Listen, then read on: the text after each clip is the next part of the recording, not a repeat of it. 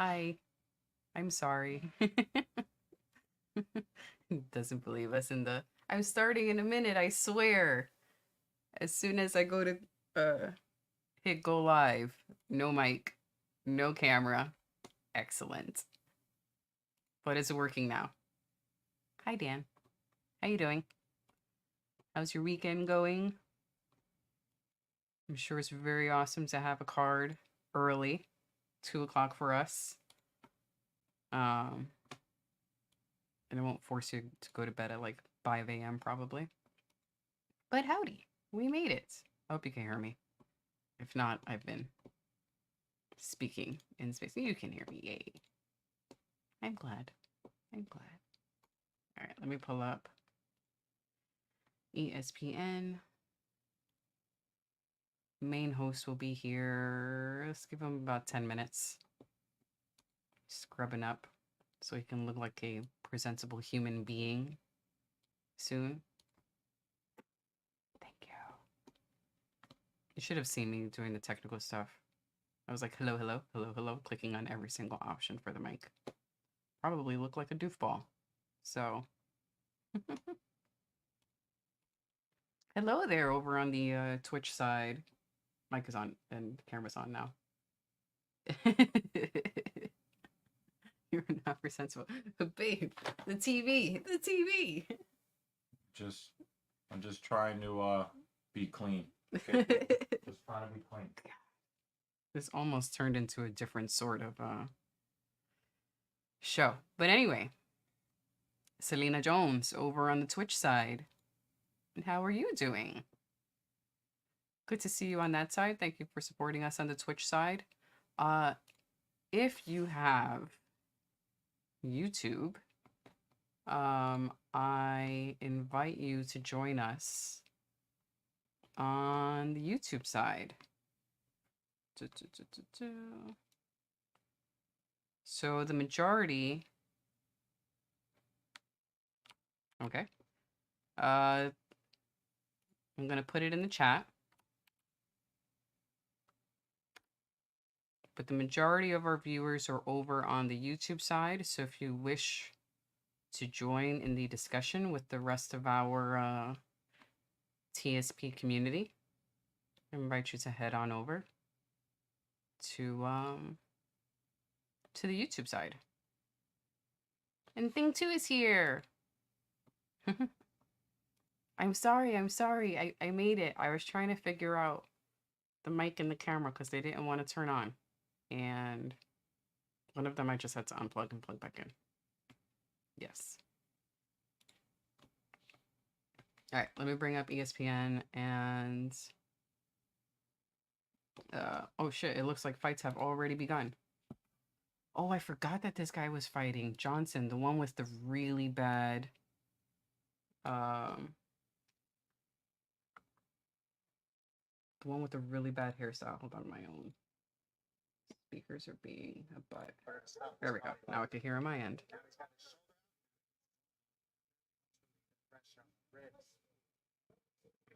Did he dye his hair again?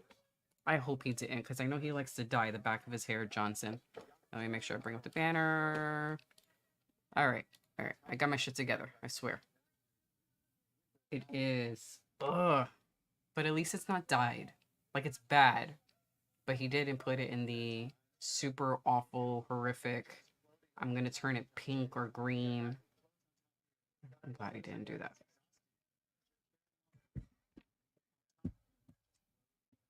Like they were super scrappy already in the beginning.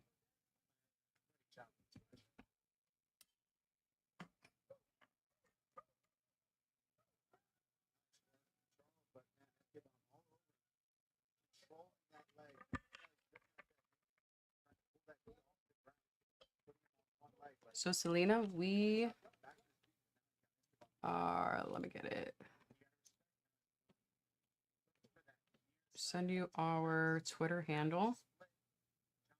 For anyone else listening, chatting with Selena over on the Twitch side, she is a professional animator and has some ideas for a logo and banner and avatar. So I put in the Twitch chat or Twitter. And there you go. Also, other than logos and animations, if you're into UFC, that's what we're watching now. So you're welcome to join the conversation with that. It's streaming right now on ESPN Plus. All right, no problem. I do not manage the Twitter account. The other two who are part of this channel do. So when one of them see it, they'll respond.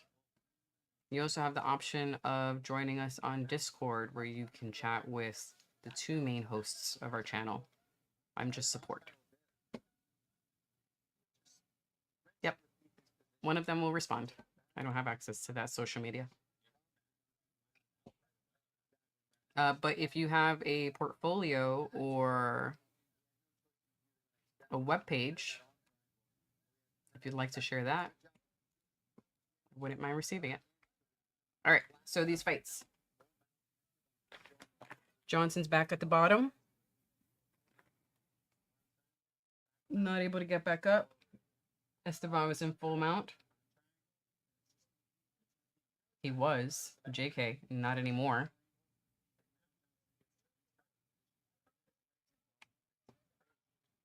Yep. Like I said, Selena, there are two other members of this channel who actually have access to that account. I do not. So when one of them see it, they'll respond. Yep. When one of them see it, they'll respond. I don't have access to the Twitter account.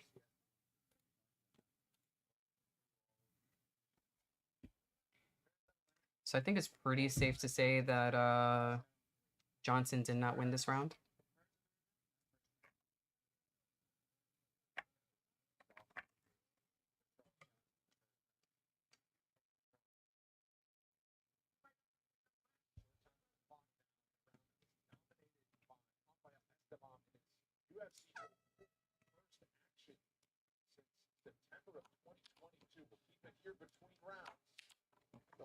Here goes our Discord channel, Selena.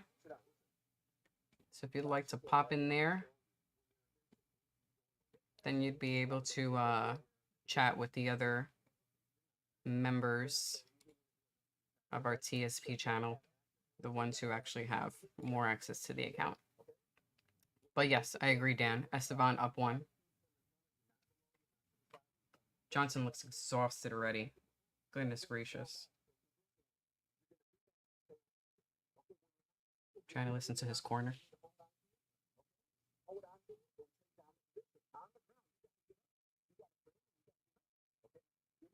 Good advice by his coach.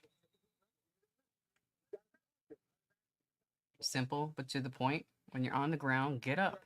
Or if you could say, get the fuck up. Don't stay on the ground. I did not, Selena, because I am in the middle of doing a watch party. But I did send you our Discord invitation link. So if you want, go ahead and click on that invitation link.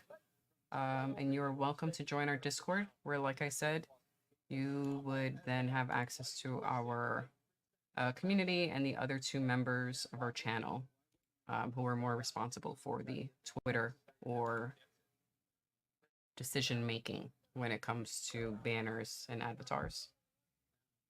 All right, round 2.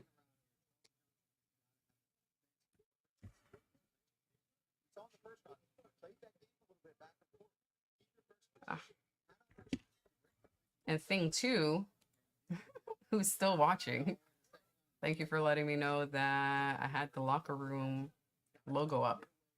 Let me put the big one. It should be the talking shit one. And I think the background is also the locker room one. Let's change that just in case I get off the screen. That's what happens when all of us share.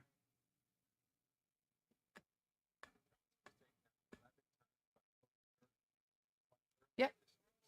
As I said before, Selena, there are 2 other people who are part of this channel who are the decision makers when it comes to banners and logos. So if you join the Discord, you'd be able to chat with them. I am not the decision maker for that. One of them will be out of the shower soon.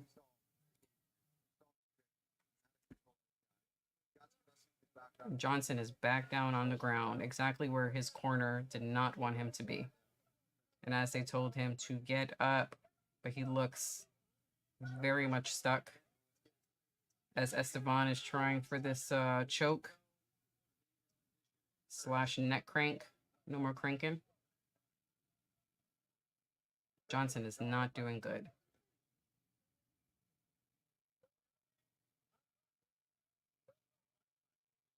I'm not very familiar with Esteban. Have we seen him before? Johnson, obviously, we've seen before. But I'm not as familiar with his opponent. Is this a new guy? He's not doing that. So the body lock gets to stay. He's got to get that left knee underneath. The left ankle. Got to step on that. And then you got a leg fight instead of hand fighting. See how he's trying to get that? There it is, right there. Now he can start working his way out of that body triangle. There, he's twisting his back to the mat. Yeah, right. Dude's not familiar. He's doing really, really well though.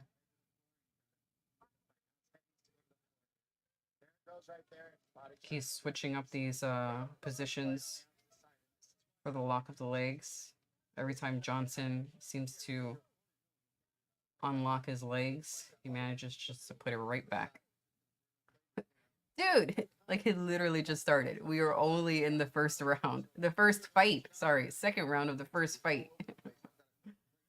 Oh boy, you're hilarious. Hi, Jeremy. How you doing, dude? Nice early channel. Early fight. So good morning on your end? Or it's still good afternoon. You're already in the afternoon, I think, on your time zone.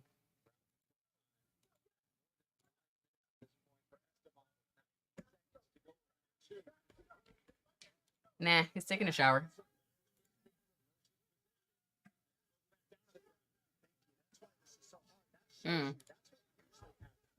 I wonder if he's I wonder if this is his UFC debut.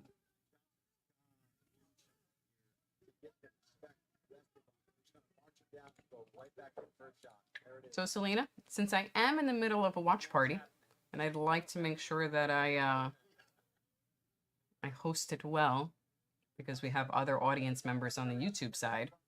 The other 2 members of this channel will be able to check that message later, okay? I won't be able to do that right this second. Jeremy, what kind of coffee? Are we sticking with Bustelo? Do you have another kind? Are we putting some flavor in? Oh. Wait, is that the name of the coffee?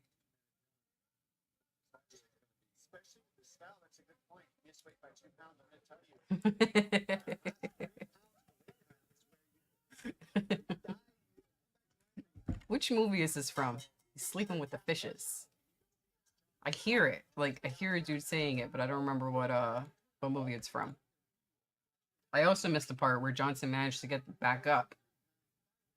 Because it looked like he was just going to stay in that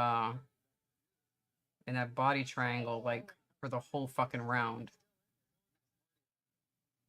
Goodness gracious. Even though Johnson was still able to get back up, I'm still going to give the round to his opponent. This man is exhausted. Exhausted and looks slightly defeated, you know? Like the slumped over, like he's already been beat. I mean, he has.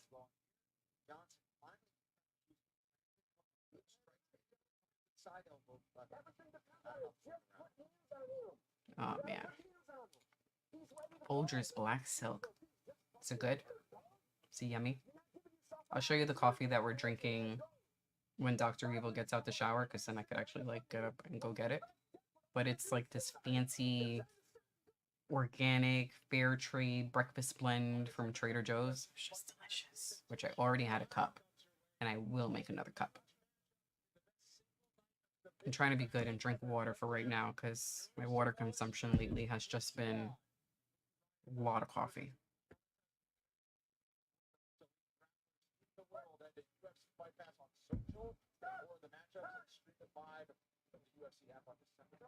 What happened? Thank you. Thank you, Dan. Thank you. Godfather. sleeping with the fishes. I mean, I know I'm not saying it in his accent, but you know what I'm talking about. Thank you, sir. I have so many bags of coffee. It's unbelievable. And when my grandmother comes over, which she did recently, she just gives me even more bags of coffee because she gets them from like the clearance section and Stop and Shop. Or like if the bag is just slightly damaged and then they'll reduce the price. It's crazy the supply of coffee I have in my kitchen. Yes, I agree. And Johnson needs a finish. But I don't know if he has the energy to finish. You see him really trying, but each punch looks labored.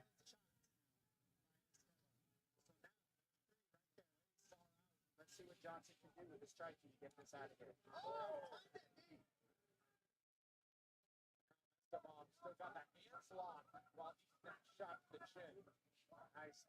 Oh, look at that cut on or more of that scraping on Esteban's leg, like right underneath the knee, and you see like just a layer of skin has come off. Ow.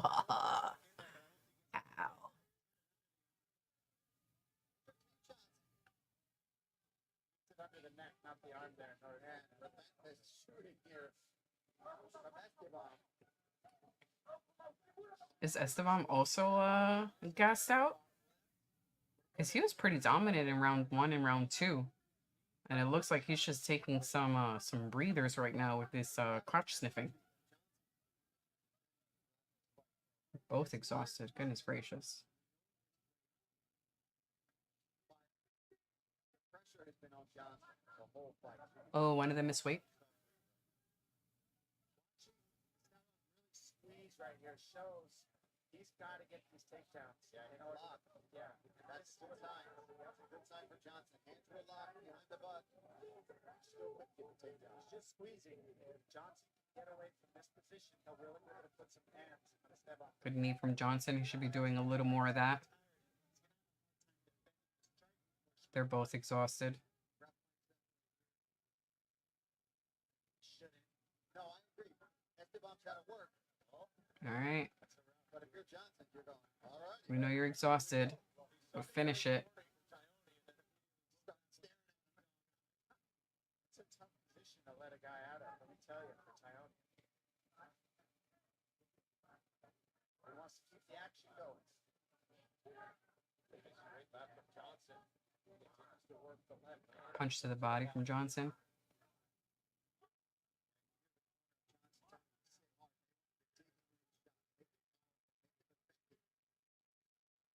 He's also tired of all the grappling, so to have that sting on the shots is harder. I mean, yeah, Johnson has more significant strikes, but he spent a lot of time being controlled on the ground. So, yeah. Oh, good body shots. Esteban is in trouble, possibly.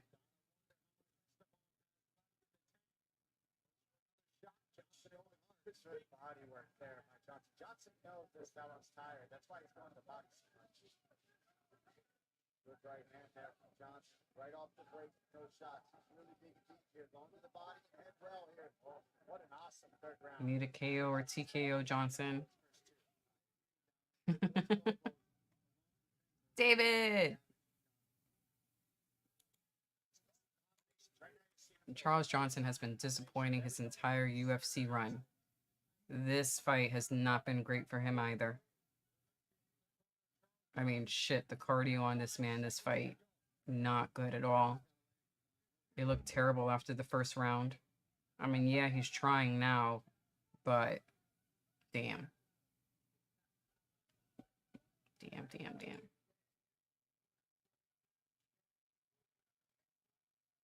Short time. Johnson got the blood in the water. Really get ahead. All right, if they finish this, 29-28, Esteban. That was nice.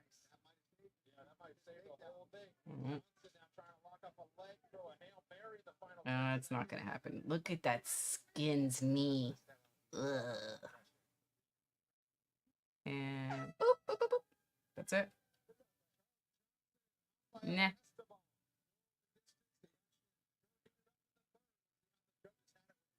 That was alright. Alright.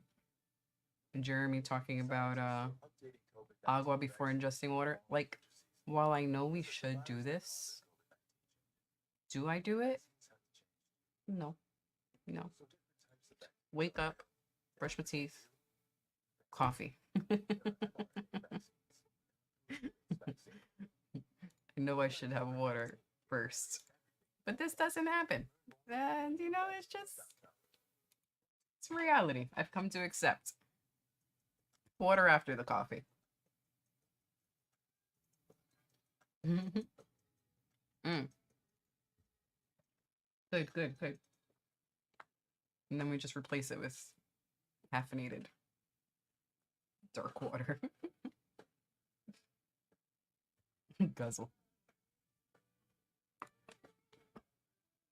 Dan Jensen doesn't drink coffee. So what's your beverage of choice, Dan? And it could be any. Coffee, tea, juice, water. For Dr. Evil, it's mainly water, and he loves orange juice, like with pulp. But what's your beverage of choice as we listen to the score? We go to the judges, and all three see it 29-28. Your winner by unanimous decision and still undefeated, Rafael Macaba Esteban. Hand raised, still undefeated. Rafael Esteban moves to 12-0. Both you and Dr. Evil. Gotta figure out the weight cut. Straight, just water. But he gets done 29, Which is good. across the board. Excellent. The Brazilian out of Rio. Sometimes get bored of just drinking water. So we have these like electrolyte tablets that I like to add to my water, and also because of the running, I'll try to consume more electrolytes than normal. So I like to put that in my water just to give me a little more. Actually, if I have one of these, as long as I have this next to me, I'm more likely to drink more water because I prefer my water a little cooler. If it's room temperature, I don't care for it. I'll drink it, but I prefer it a little cold. So I always aim to drink a full one of these, which is 32 ounces. I think like in peak training period, like if I'm training for another marathon, I'm going to consume more water. My body is craving it, so then I'm just going to drink more water. But yeah, caffeinated dark water. I mean, that's what it is. Not wrong, right? Put some lemon in it, which is good too. I like a little lemon in my water. I do that sometimes in here, but then I forget that the lemon's in there, which is not good. And kind of gross. But yeah, just a little lemon water. Not this one. Alrighty, since we have most, we don't have everyone yet, but since we have most of our normal cast of characters, you guys want to start putting in your predictions for this evening for these fights. Put them in, I'll star them. You know how we usually do. Check back as the day goes along. I keep wanting to say evening. It's not evening. Really, it's not here. It's not even 3 o'clock yet.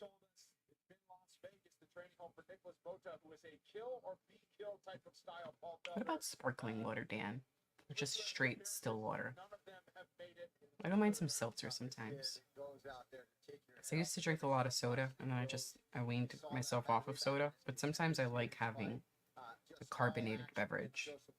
So I have like a lemon seltzer. I like it sometimes. Mentality is great. It makes for extremely exciting fights, but he's aware that he has got to dial things in and become a little bit more well-rounded if he wants to start to work his way up into the upper echelon of the lightweight division, right, Dom? We know that there's guys out there that can just do everything, also have knockout power.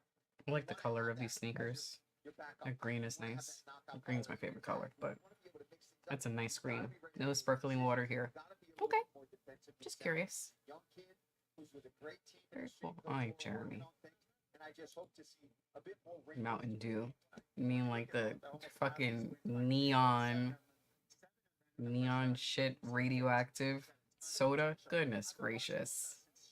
I think you need to follow Dan's lead and maybe replace the Mountain Dew with just a little lemon water. You could even make it sparkling if you want. Mountain Dew. Goodness. Even when I was drinking soda a lot, I didn't like Mountain Dew. Pepsi for me. Or ginger ale. Mike Beltran! It's my favorite ref. You're gonna turn into a mutant. It's gonna be like a news report. A mutant after drinking so much Mountain Dew / antifreeze. Just gonna transform.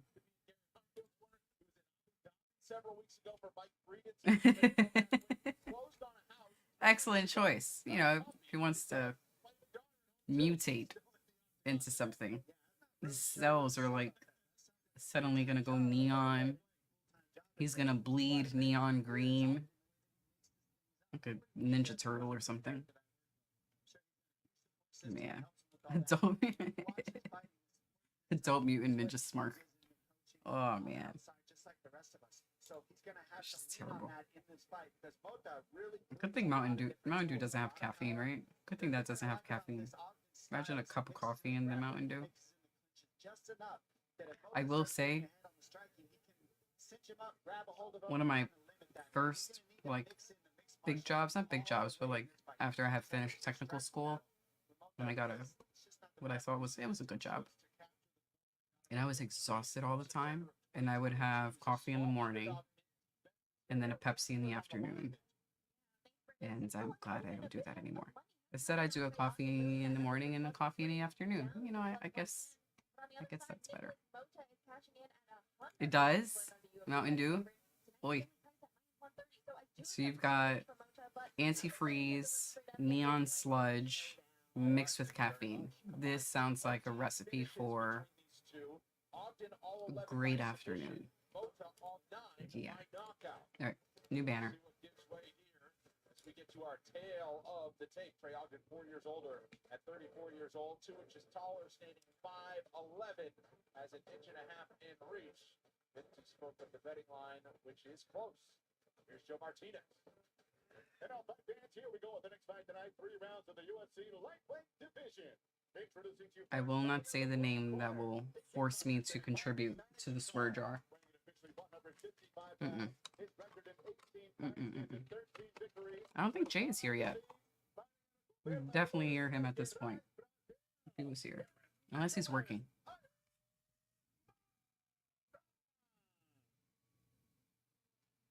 And across the octagon, his opponent in the red corner. A jiu-jitsu practitioner sitting 5 feet 11 inches. No, the sound effects. Someone's coming to work soon.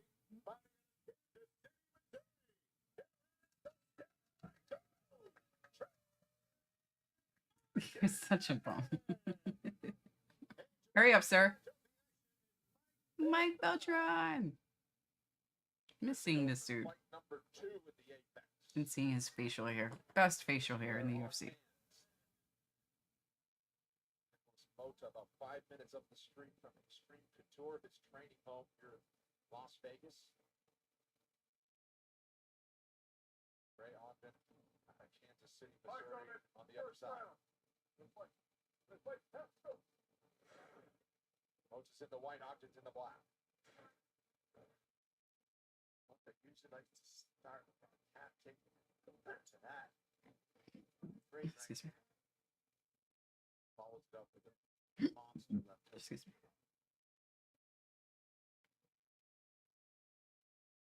Ooh. Good straight left from Ogden. Ogden? Manuel Torres gets swinging. Action heats up quickly. Both still hesitant, waiting for the other to strike first.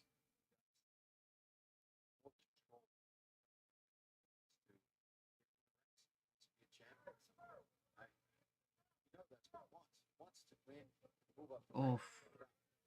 Another good left from Ogden.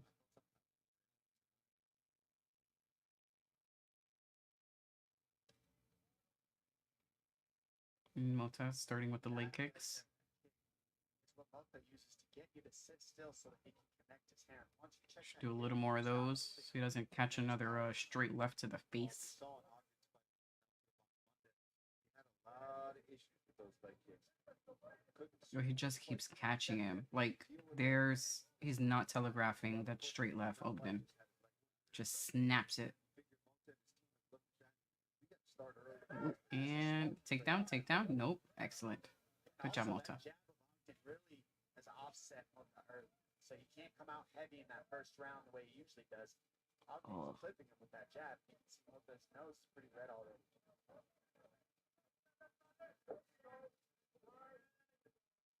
Oh, don't grab the fence. To the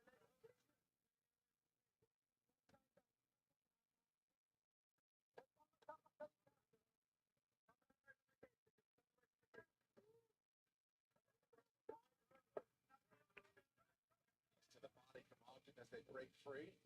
It's right back in for a takedown attack. He's still fishing for that takedown. Oh, man. Mota needs to start moving his head. He just keeps getting caught with that left every single time. Look how red his face is getting now. He's just a clear target there.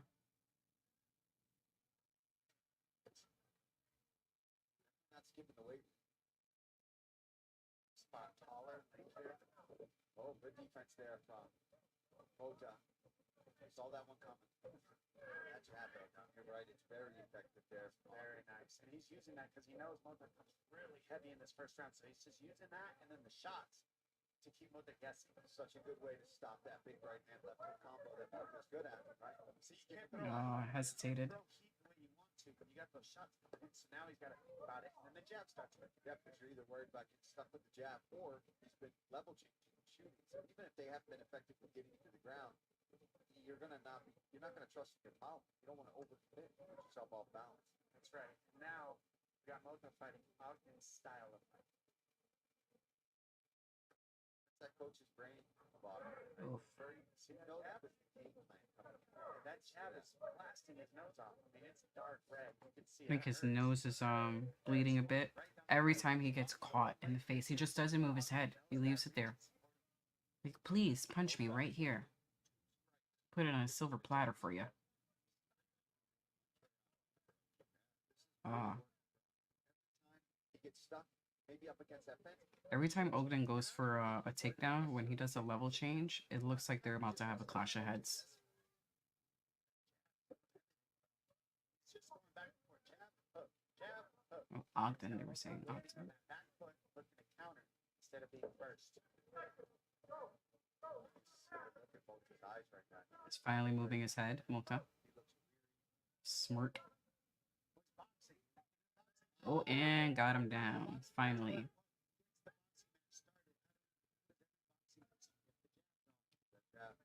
So that's putting Ogden ahead in the striking, which now allowed the opening for the grappling. Beautiful work. Is Mota's nose broken? You got a little cut on top.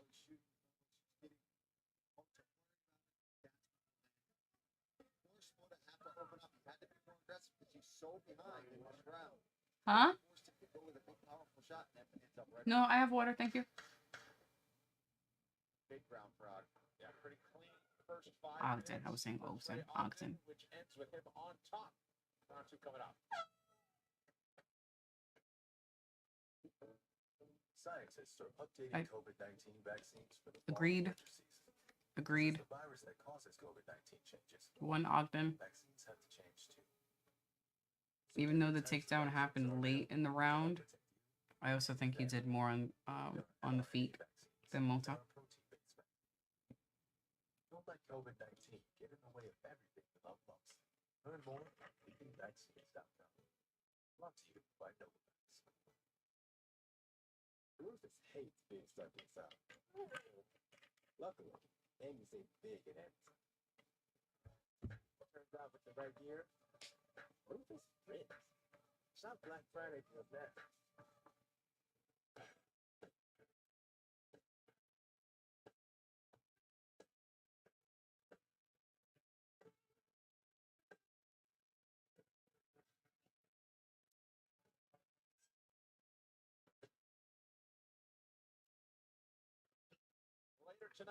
No sound effects anymore. He's coming. He's coming. I was like, oh, he'll be here in 10 minutes. I said that 36 minutes ago. He's coming.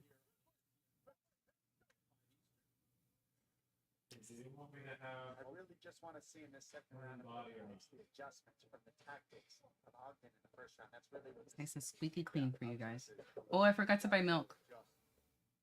I need to buy milk. level change. Shit, I want a latte too.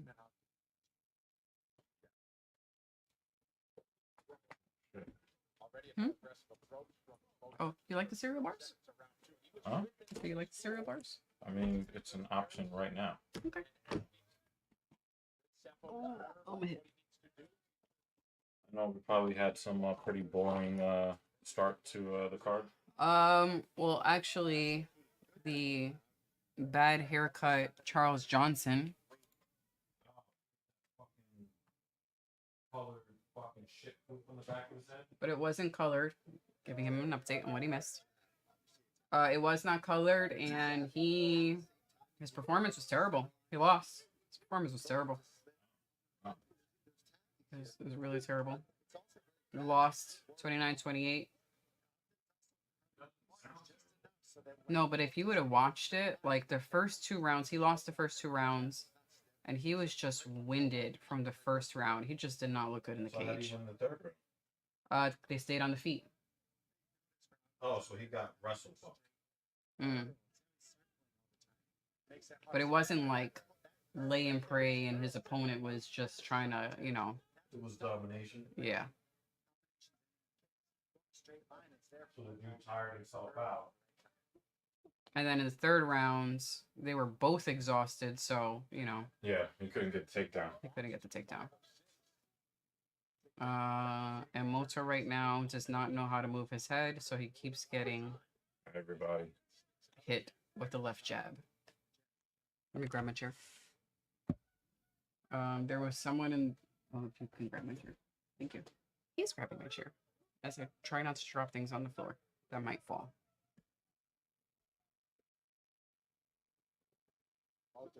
Not able to touch on strikes great movement. Oof. We talked about John. Is that circle pivot angling up? And if he pivots off and the attack is still coming, he level changes as well. Everything's on an angle. So with that one, you can't go straight back. He can knock you out if you do. He's got it hurt right now. This is the danger that Nicholas Mota brings. Mm. He takes chances, but if it lands, he can swing the fight quickly. You got it?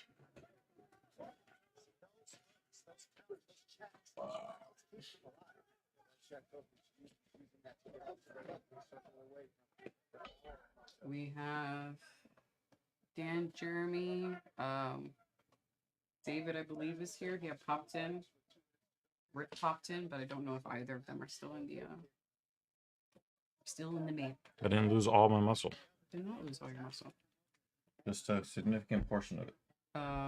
One person came in on the Twitch side to Yep. promote their services, so tried to gently guide them to Discord. Yep. Let them know I can't really manage that right now. In the Yep. middle of a show. Nope. So we'll check their messages later. We have antifreeze infused Mountain Dew. Not a fan. Good afternoon, mofos.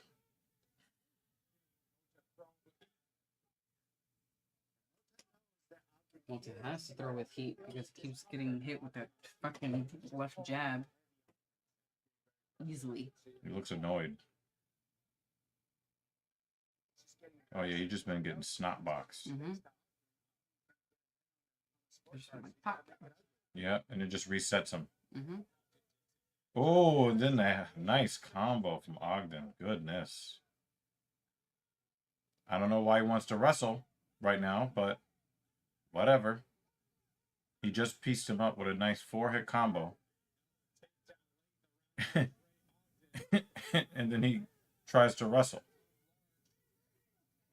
Nice knee. Nice. Jeremy Lewis. Jeremy Lewis is setting up for his new YouTube channel, so Oh, he had me look As a matter of fact, check this out real quick. He's got like these ideas those are for.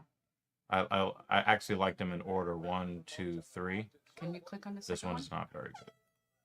Just so it's That's a little. yeah, it's like a Oh. little wrestling outline. I like It's a little hard to make out. yeah, the what they're ring. doing. Yeah, the ring looks better. That's what I was saying. I think I like this one best. Then, you know, the suplex guy. And then this here, I don't like the boxes, but you know, kayfabe killer. Well, I mean, if they made the background like silver, or you know, inverted the colors the way he has on the other one, where it's a black backgrounds with everything else being silver, Yeah. that would be cool. I didn't like this one at all. So. Yeah, agreed. So that's what I said in that order: upper left, upper right, lower left. Yeah. That's it. Jeremy, my vote is that lower left. If you had inverted colors with a dark background, maybe, and everything perhaps else still silver. Or if it was still white with the black but without the grid. Right, maybe. Um. But something to make that ring pop out, actually, because that ring is the same color as the background. Yeah. So your eye focuses on the lion's face and not so much the ring. Like, I don't immediately make out that that's a ring as a crown. Right. But then if you look closely, like the thing is, there's enough like going on there that it makes you want to look closer. Right. So that's why I don't have a problem with that design at all. Yeah. The two on the left are cool. I agree with Dr. Evil. The upper left. First favorite, the one with the person doing the suplex on the upper right, I think will be better if it was clear that that's what's happening. Right, it almost looks like a prancing horse. Yeah, the lines kind of yeah. But the ring is the most direct and the most, you know, the clean. Right. And the smart one, you said the grid pattern will go away. Mm-hmm. Yeah. Then you know that would elevate that one. Mm-hmm. Make sure that that ring pops out. Yeah. Yeah. But the two left, great. Upper right, if you can get the wrestlers for it to be clearer to the viewer at first glance that that's what it is. Yeah. Because it's not immediately. I also think that you know, clear. even I love like silvers and grays and stuff. It makes it hard to see kayfabe killer at the bottom. True, yeah. But at the same time, you know, he uses proper capitalization, so we know that it's mid Montana smart, right? With the crown one, it's like because they're you're right. Mark. If you changed up the case. Yeah. Yeah. But but the other one looks like it was made by an iron. Let's have options. Yeah. So just not that option. Right. So Ogden's in full mount here. So do we want to just say 30-27 at this point? Looks like it. Unless he can get him to turn over for a rear naked. I said Montana, my bad. The other end. Yeah. Hannah. Triangle is one of the submission record. 7 of them. Rear naked choke. So if you see turn his back. Yeah, he definitely wants him to turn his back. Yeah. Yeah, we got you, Jeremy. If you were anybody else, we'd be like, fuck that shit. It just sucks. No, I'm just kidding. Oh, they're cool. Simple. Nice, clean, and simple. Is he trying to set up a head and arm here? Or is he trying to put kind of like a trap to get him to turn over and give his back? Moda's doing a good job just keeping both arms through. But this is, and then he fucked it up. And, yeah, it's over. And he's just going to step over. And that's the end of the show.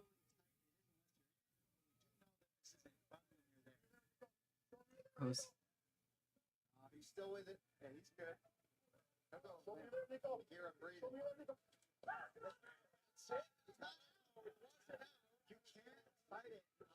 Yeah, that was a mistake, Beltron.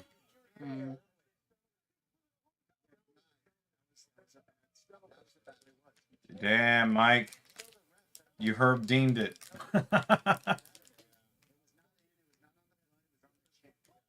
Beltran, I think, was looking for a thumbs up, but a thumbs up. Nah, thumbs up would have fucking sunk in the choke. Yeah. That thumbs up would have turned into a thumbs loose. Let's take a look again here. Yeah, just dominant for as long as the fight went. Absolutely, but he had Mota a chance to fight out of this. He tried to pull his hand and he couldn't pull the hand. That's because it's still active. Yeah. Come on, Mike.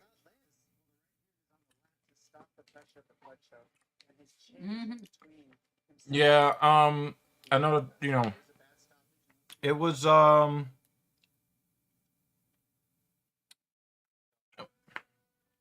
it's real easy for me to want to shit on Ronda Rousey.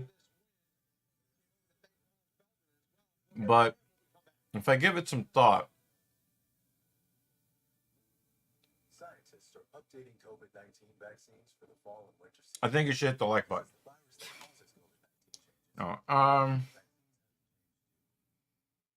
different types of Ronda has a chance to present a different human being in the cage, in the ring, excuse me, than she did in WWE when she, you know, it almost like she was really excited when she got to WWE, and then after a while, the they call it the biological clock started ticking, and I want to do my family thing and my marriage thing. And she lost a lot of, you had, Triple H running things, and then Vince snuck his way back in and back to Triple H. And, there wasn't a whole lot of stability there, just like we don't have stability in announcing today. Don't say the name because you'll have to put it in the swear jar. Hey, man, I'm the one that created the fucking policy. Listen, just making sure. That's fucked up. Yo, Ogden, I feel bad for you, man, because you won the fight. And they turned it into a no contest.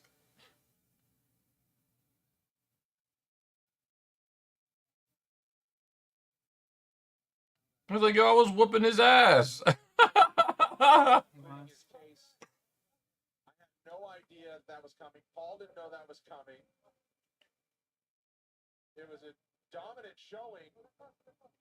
That is the worst no contest I've ever seen. Here we go. A bit of controversy there, Trey. I'm not sure exactly how that call came to fruition here, but let's talk about your performance before we even get into that. Dominant. I mean, was that the strategy coming in here? Sticking with the jab, use your level changes to neutralize his power. Pressure, jab, and wrestle. So I did that. And listen, you had that arm triangle locked up. We talked about They usually don't do a change up like that. Like whatever the call was, even if it was a bad one, they go with it. Commit to it. But that was a really bad call in a fight where Ogden was going to win anyway.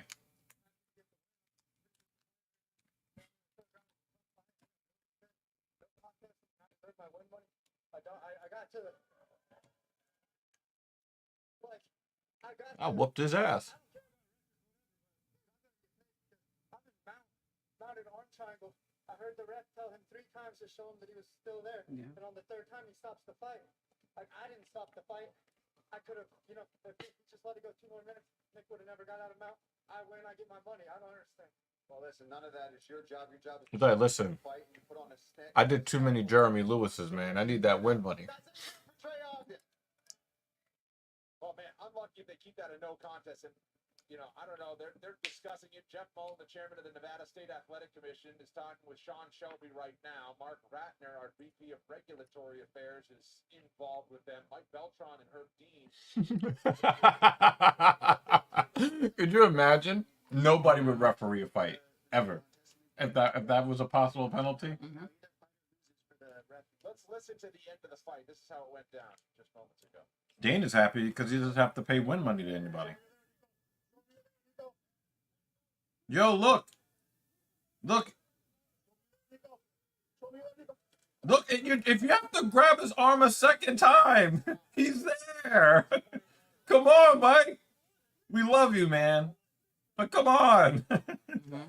Mm-hmm. Like if you grab his wrist and and you can't maintain contact because Not limp. he's not limp. Yeah. Come on, Mike. Damn. We haven't really seen him mess up that bad, No. but that's one of the worst mess ups I've ever seen. What happened to Pudilova's face? That should look like it melted. Can't punch a lot. Lucia Pudilova compiled 5 wins on the regional circuit in her native Czech Republic before returning in the summer of 2022 with a stirring second-round stoppage of Buyana. And after 3 hard rounds, Probably in how bad the call was. Because that was a bad call. That's a bad call, yo. That's a bad call. Ooh-wee. That was bad. It doesn't really get worse than that. takes on Fiona Perez. After successfully making weight yesterday, Eileen Perez looked at the cameras and yelled at Get my fans, sneak. "No one can take me." Hmm? That is Get my exactly the sneak. attitude that she brings into this fight.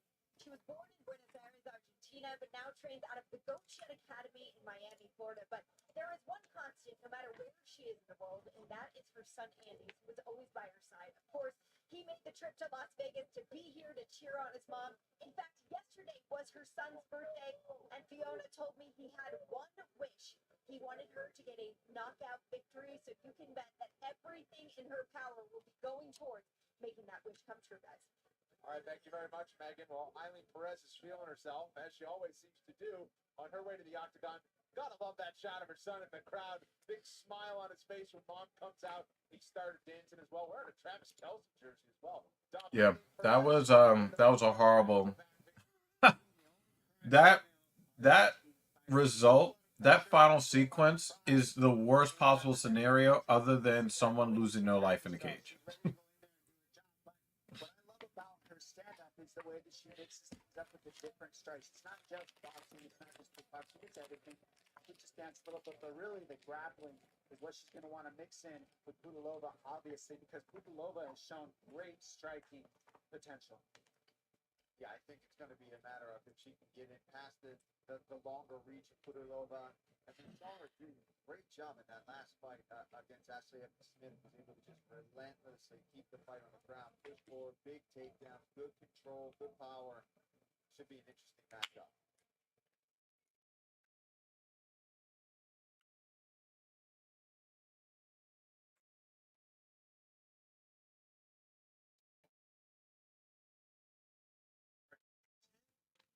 UFC appearance for the Czech Republic's Lucia Pudilova.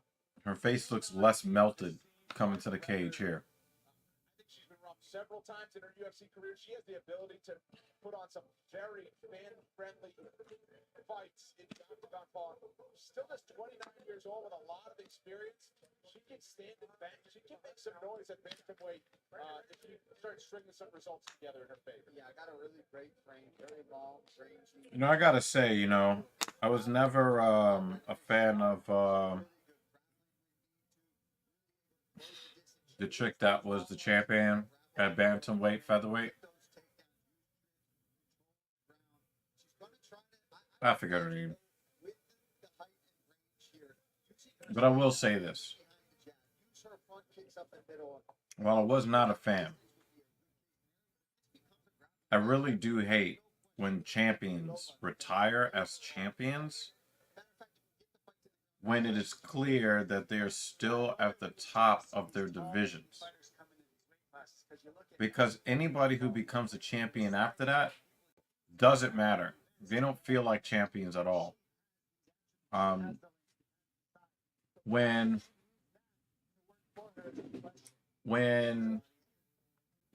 John Jones lost to Dominic Reyes and left the division after that, that was okay. I felt okay about that. Dominic Reyes took his eye off the ball because he felt like he was this uncrowned champion or whatever, which he was. but I think he let it get to his head a little bit too much, and it threw the division into chaos. So you also had Yuri Prochaska have that disgusting shoulder injury, and then the Achilles injury to Jamal Hill. And so Francis leaving the heavyweight division as the champion, and then John Jones getting injured.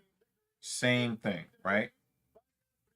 Habib at 155 vacating.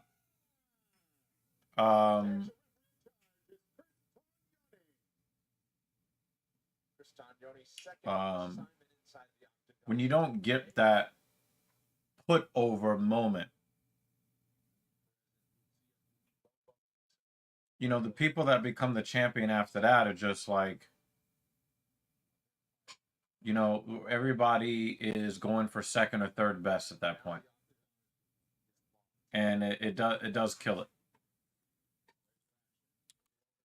But yes, the women's divisions both suck horribly, but I think if she wants to try doing something different in the business and get away from typical formulaic booking. Oh, you're talking about Ronda there. Okay.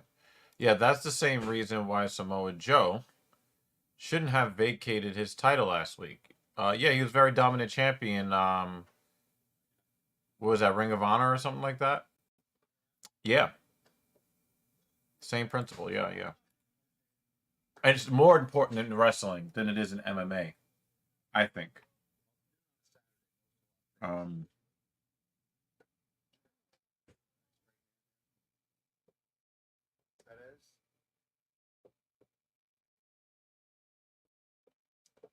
Using the kicks, being the shorter fighter, and then linking the hands to the kicks.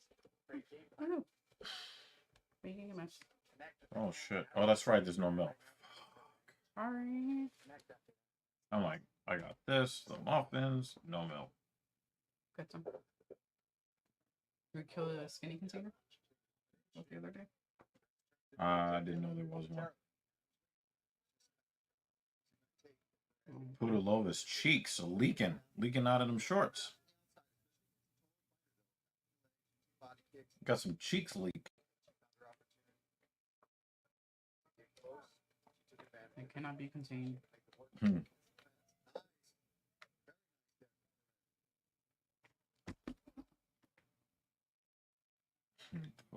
Angela Hill was just like, wait, stop. Oh, yeah. Stop. Hammer time. She did post about that on Uh-oh. her, social media. She was like, thanks to my opponent for allowing me to, like, get the fabric from between my ass crack or something like that. Yeah, that's how she rates it. Slide the knee through, either slide to mount or try to slide to the other side and obtain side control.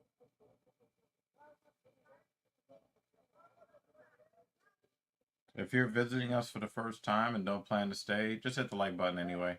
Please. We want more people to watch fights with.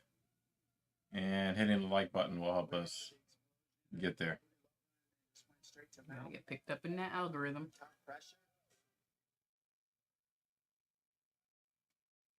See, Pudalova doesn't really have an answer for the position other than please don't hit me here. You gotta get to a hit. You gotta push a knee. You gotta try to maybe hook one of the ankles. This is a very dominant amount, though. Mm-hmm. There's so many options, but just squeezing and staying flat on your back is not going to create what you want at the bottom. Even though what Pudalova is doing here is preventing her from taking the real bad damage, the absolute nothingness of what she's doing could end up convincing a judge of a 10-8, even though that there's no real action for Pettis here. You know what I mean? Yeah. Right there, you gotta keep right now. The opportunity's still there. That's a big elbow there, forearm elbow there. And this has always been Pudalova's problem. Somebody hits her with a double or a single, and she's flat on her back. I mean, I'm pretty sure guys like her that way. Mm-hmm. but not her coach. I don't think her coach they had to hurry up and move the camera. Did you It almost was get like a boob? no, it was Pudilova's hump, her Mm. mound. Mound. It was like all in the camera. It was like producer was like, get it off the screen. It's not that type of show. shots, but also not losing the positions. Have you balance here? Yeah, because unfortunately, you can get the offense going.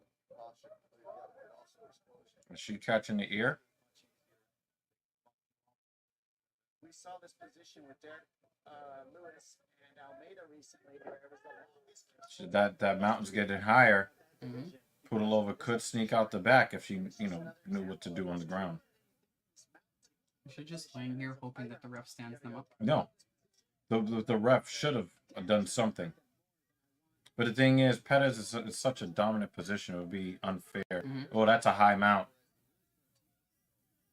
Short time, that's an opportunity, right? When you know that it's near the end of the round, that even if you get reversed, it's not going to affect your round. Big round for Eileen Perez. Second round coming up. Imagine this. A mild to moderate eczema treatment that helps. Some people want to get rid of the rounds like they used to do in the first UFC events where it was just whoever wins. There's no, Like you just keep going for until somebody gets somebody finished. actually wins. Yeah. Like you can't just lay there on your back. Yeah. Hoping for the time to finish.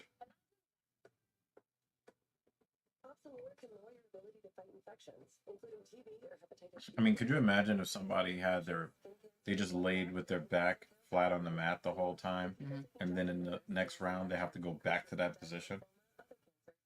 Motherfuckers will start figuring it out. Imagine an eczema treatment you can apply wherever you need it, like here and here. That's Opsilora. Relief reimagined. You're only gonna listen to this commercial like maybe one, Opsilora. like 2 more times. Just start muting.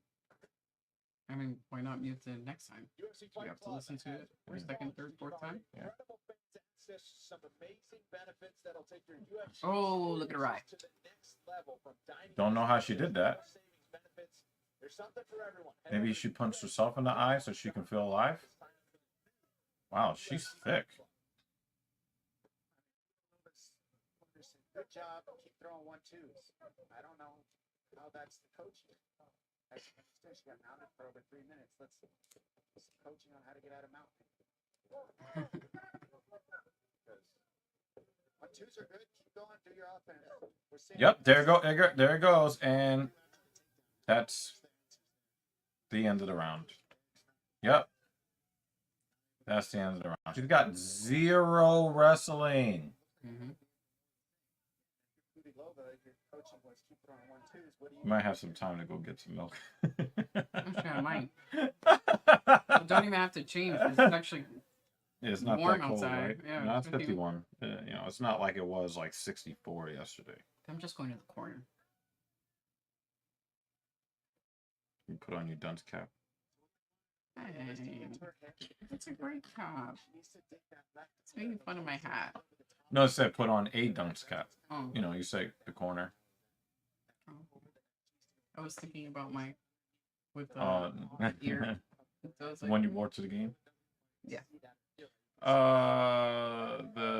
The hand with no body wants to put out the footage you took. Oh, yeah, you were talking about that On the because well, That's interesting. I told her to not put it yet because she don't have a thumbnail, and I was like, it's no rush. We don't have to put that out today. But it's gonna be a non-monetized video because there's like a bunch of music and it's hockey footage and No, the hockey footage is not the issue. If you use broadcast footage, if you use your own footage, it's not a problem. but if you There's wanna- only one copyright claim, and that's from your band.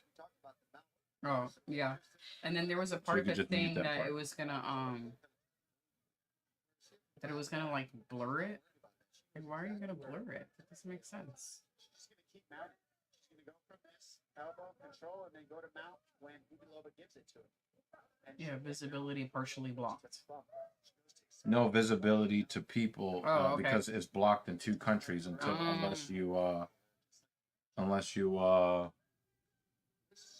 mute or cut, certain parts. But Gotcha. Okay. I could just mute that part, Okay. or I don't know, whatever.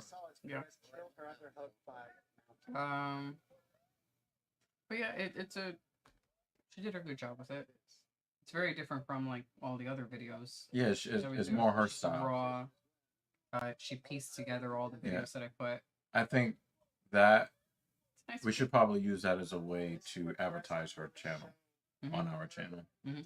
So I think that she should probably make a different version of it where she kind of points to our channel and like what she does. Well, she has the video's up, so we'll do the alterations or whatever. Or maybe something in the description. Yeah, we'll do the title in the description. But yeah, no, there's no thumbnail, and I told her she was on her way out. I was like, that does not need to happen right now. Do it when you come back. You might be able to be back here before the start of the next fight, because this is a fight pack. This is not even a fight pack. This is a softcore Skinamax. Alright guys, in case you haven't already noticed, this is a bathroom break, or a snack break, or a lemon water break. I'm gonna go buy milk. That's it. Oh, look, she's humping her. Oh, let's go. She looked like she was trying to rub her win button. BRB.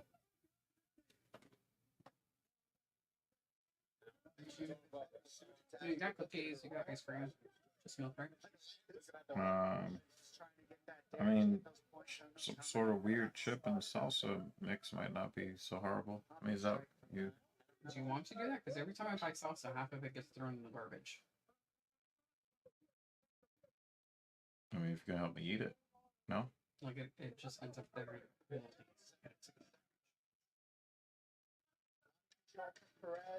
That's why an interesting chip that doesn't require salsa. That's also an option.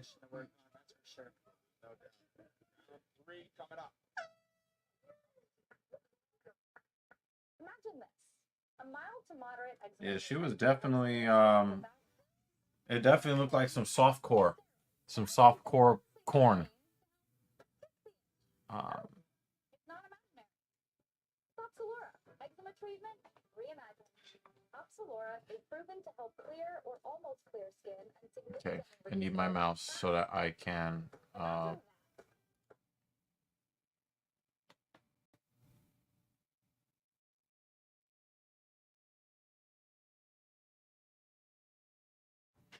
yeah. So yeah, this is not the greatest start to a fight card.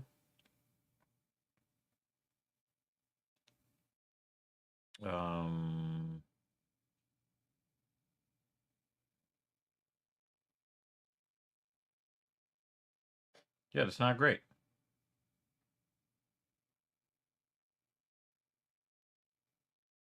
Selena Jones 07.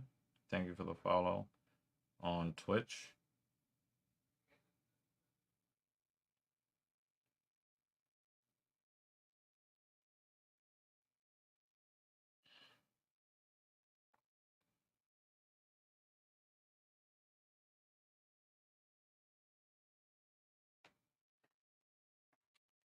All right. And the first thing she does is grab her leg. She's been dominating the whole fight. Now it's a matter of, okay, you felt her defense on the ground. You know that it's pretty much non-existent for being able to escape. And here we go. Oh, what a head kick. What a head kick.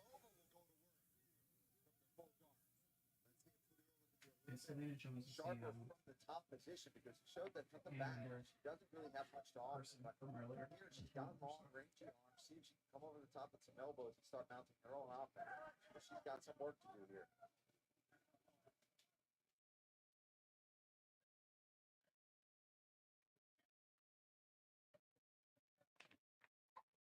Nova gets a break in that early exchange, finds her way on top, but it'll take a lot more than ground control time for the next 3.5 minutes if she wants to get a victory. And similar to Level we're seeing out of Perez, she's over the top, she's pulling the head down. She's trying to get up, but she's able to use her athleticism to explode up, whereas Perez was able to move forward from half guard to mount. A little bit better positioning on top of Perez over Pudilova than we witnessed there.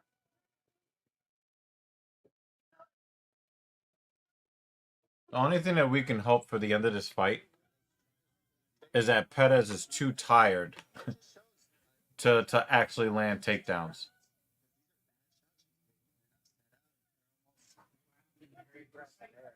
Type of shots. Ah, yeah. Turn the tables on a comeback. She's trying to move to mount by turning that chin. So she's got the chin turned. Perez, that's pressure with the shoulder in the position. Pudilova is in full mount right now. And she lost it. Oh, these are all oh, I get yeah, those look close to illegal. Pudilova, you're not getting anything done in side control with 2.5 minutes left after you laid on your back like an S worker for 10 minutes.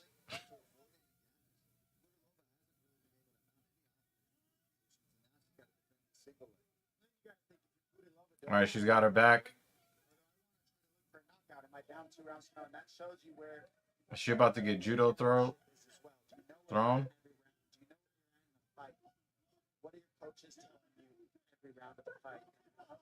This all matters.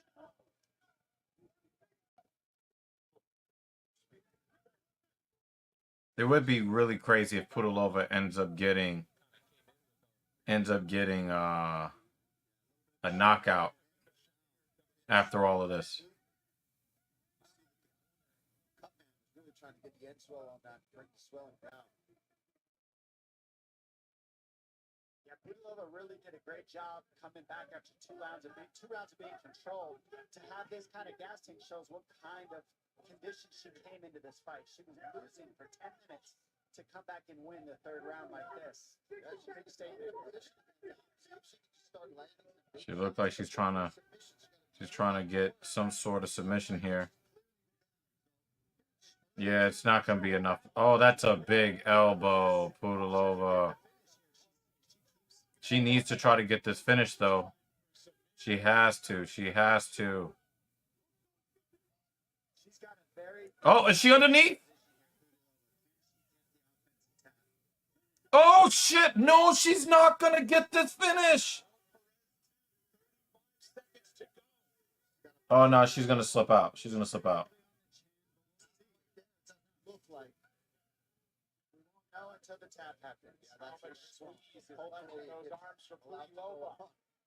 Nah, she's out of there. She's out of there. She's safe. She's safe. They're so tired that it might still be choking her. You got to remember the heart rate is up at probably 160 beats per minute. This still strangles you a little bit. Final 10 seconds to go. And she got out. She got out. She got out.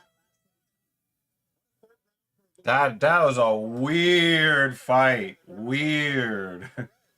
Weird. That's a weird fight, man.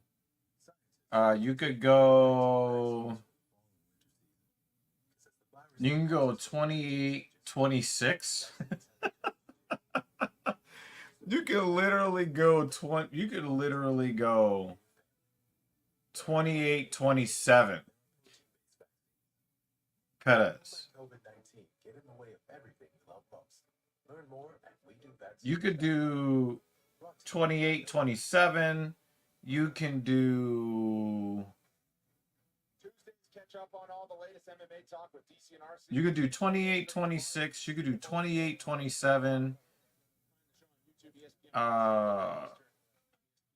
Literally anything from 29-28 to 29, 27, 28, 27, 28, 26, 29, 26. After a great showing the first 2 rounds and great determination to not tap from the submission threat for Lucia Pudilova in the 3rd and final round. Any scorecard that I see that's not 30-27, literally anything that's not 30-27. 29-27,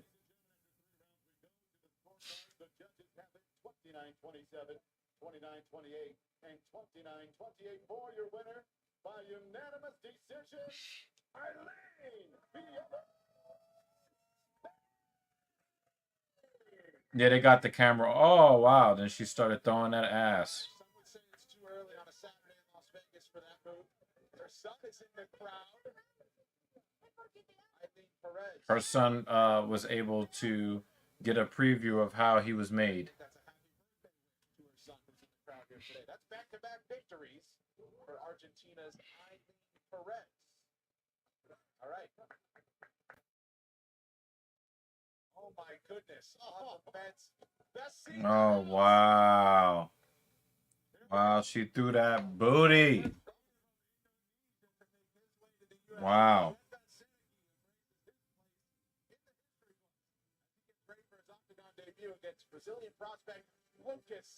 She was really flopping them cheeks around.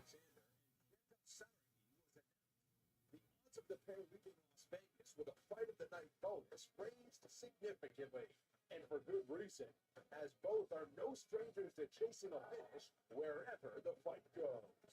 Brazil's Alexander didn't get the knockout in his last visit to the octagon, but it wasn't from a lack of trying, as he showed off an aggressive striking attack in defeating Steven Peterson in March. And now we'll try to put it on Indonesia's Sergey, a road to UFC finalist who has finished 12. If Pudilova would have gotten that finish, Dan, I would have lost my fucking mind. Squares off against Lucas, the Lion, Alexander.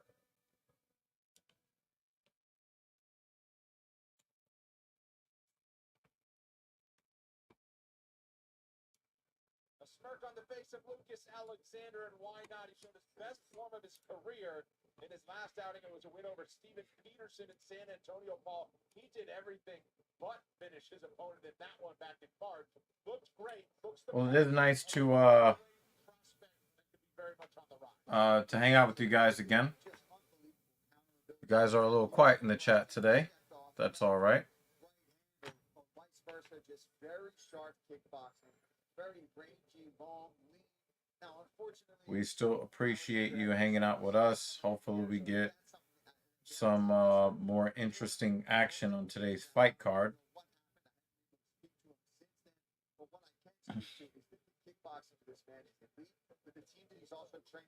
If you do not plan to hang out with us the whole stream, we're still happy that you clicked on us, but please hit the like button on the way out. That would be really helpful.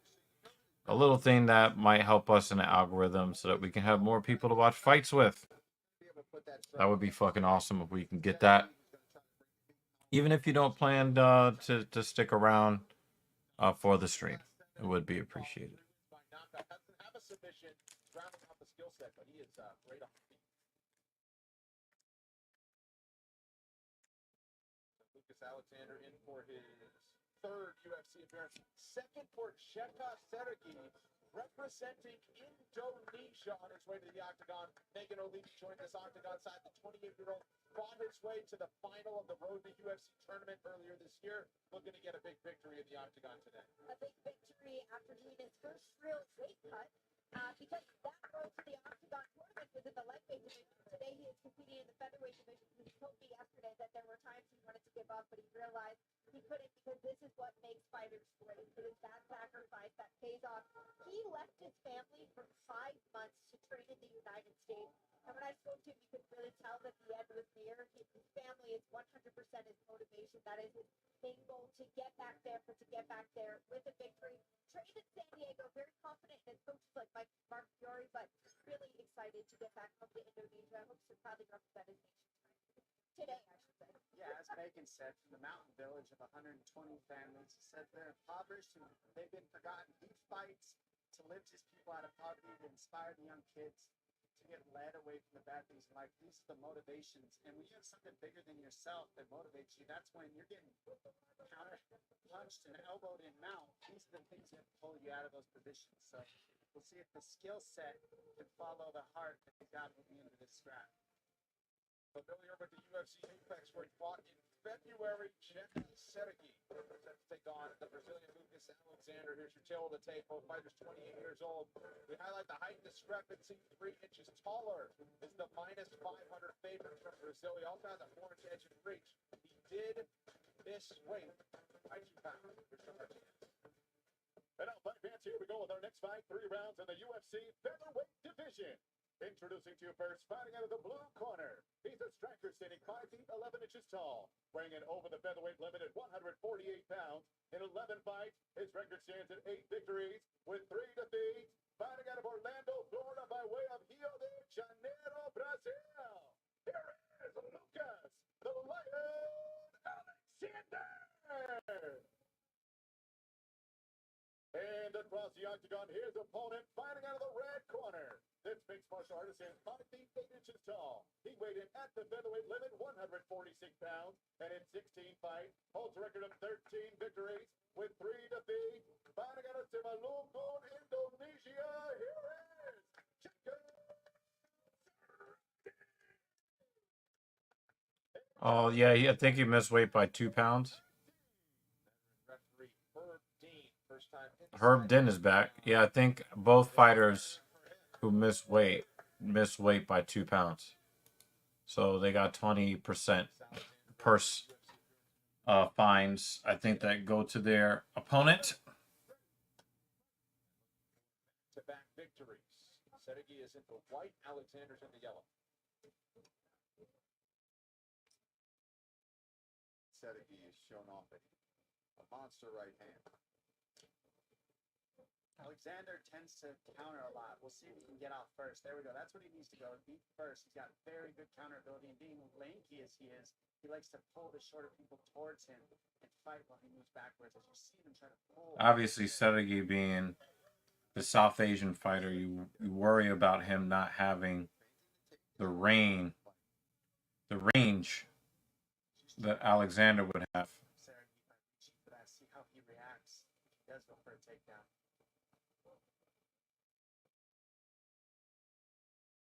He looks like he has like a kickboxer's background.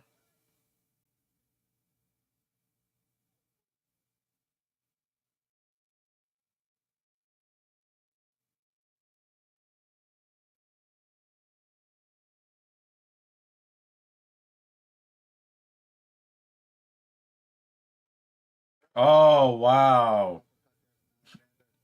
That was like a little shovel uppercut with the left hand. This is where he's comfortable on the feet as he spills to his back after landing the kick. And use that. Oh my God! No, he didn't! No! Just put it on display. This is why, no matter what the technique looks like, if the power is there, anybody can go to sleep with 4 ounce gloves. Oh my. Yo! Personified for Sheka Sedegui, who used that scramble to his advantage. Alexander was off balance. Yo! To knock him out the first. Oh. Let's take a look at this. Right? That was insane! 2, 3. I mean, heavy overhand. Oh, man! Oh, man! Gives the fighter a chance to get it to get. Nope. Not enough. Not happening. Oh, man! Gets the ankle. Boom. Overhand right. When you have that angle, you gotta explode the way Sergey did, and that's Well, Sheka Sedegui is a fight finisher from Indonesia. He's finished 13 of 14 wins. It's his first in the UFC today.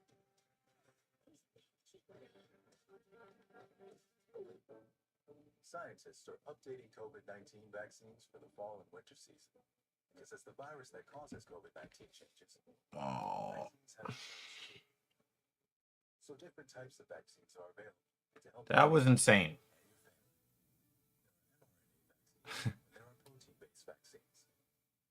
Don't let Hey man, when you knock somebody out like that, you could do all the weird ass dancing you want.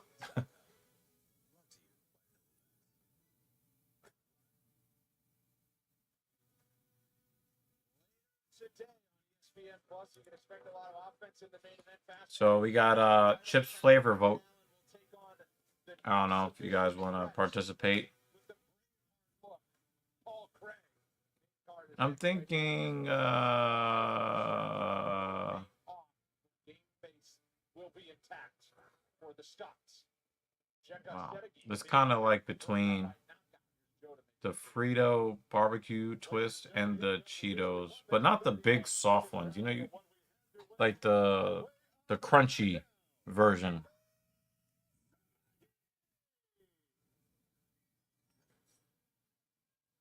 I'm here with the winner, Jekka Sergey. First of all, congratulations on an unbelievable debut, an unbelievable knockout.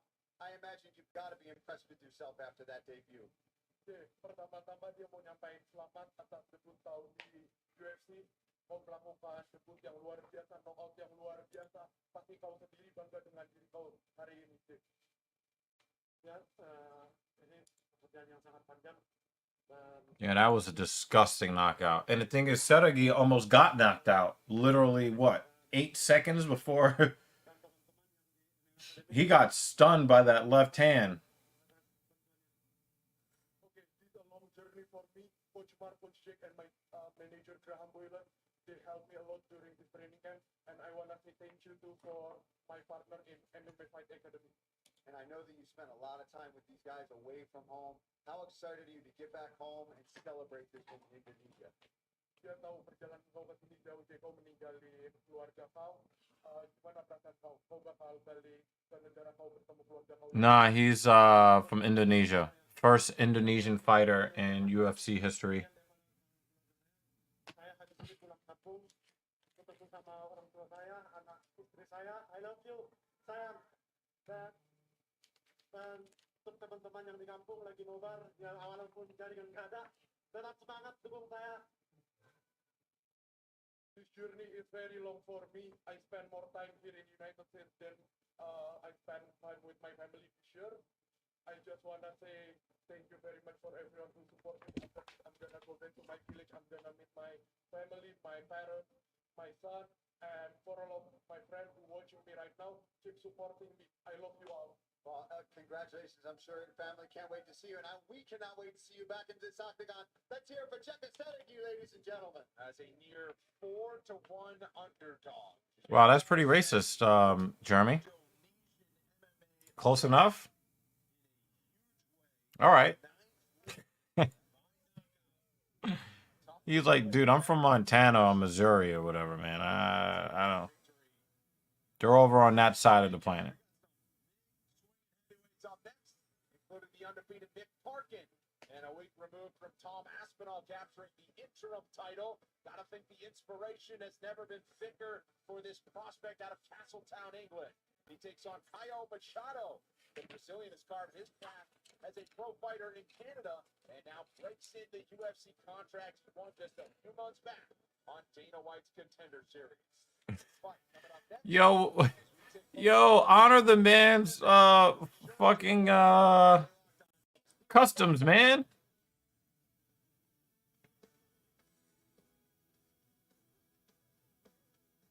Honor the man's customs.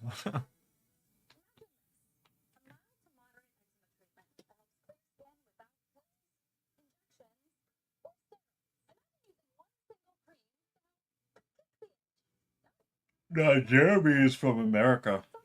One of the few American viewers we have.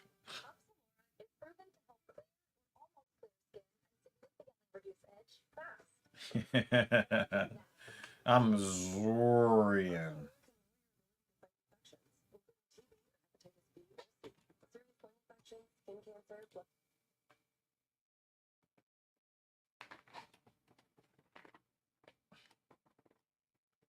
He said close enough. Yeah, see, you don't like that, do you, Jeremy? That close enough shit.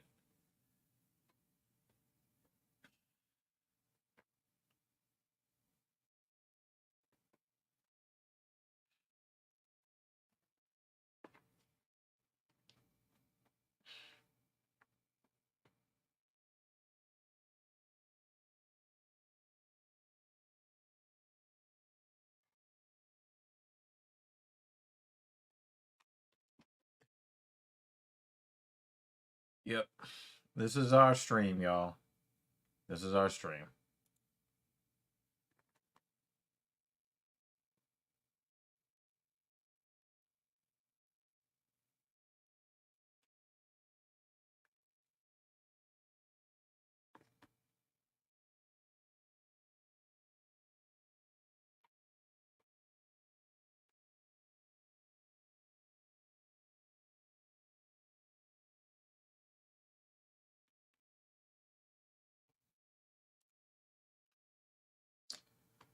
All right. I mean, even when you get something really exciting that happens, it just leaves you with a bunch of commercials and fight packs. Like, come on, guys.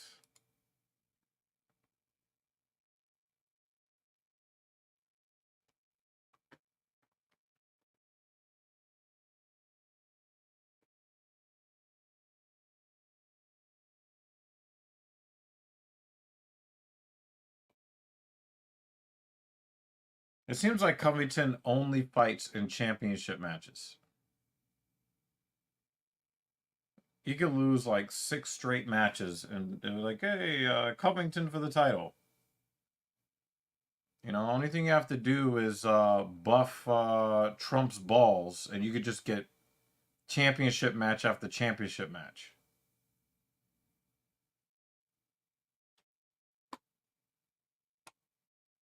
Oh, these are heavyweights. I'm about to say these.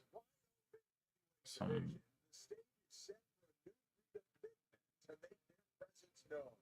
Yeah, I don't understand it, man. I don't understand it.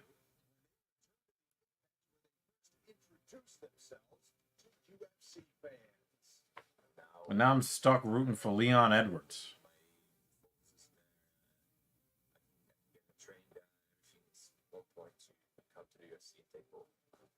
Mission when I stepped inside Octagon is just be better. The last time I was there, I think I did a pretty good job last time, but I think I made it better this time going in. Improved a lot.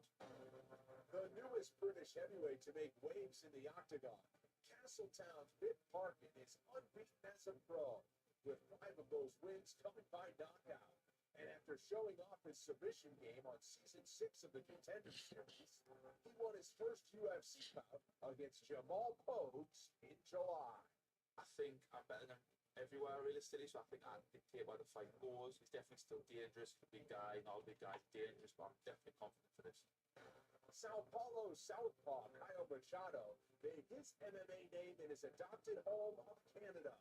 And after 6 consecutive wins, earned him a spot on Dana White's Contender Series in August, Bigfoot punched his ticket to the UFC with a win over Kevin Saplarski that landed him back in Vegas tonight. The message to heavyweights around there, it's Bigfoot here, it's Bigfoot time, and all right, well, let's see what these guys got.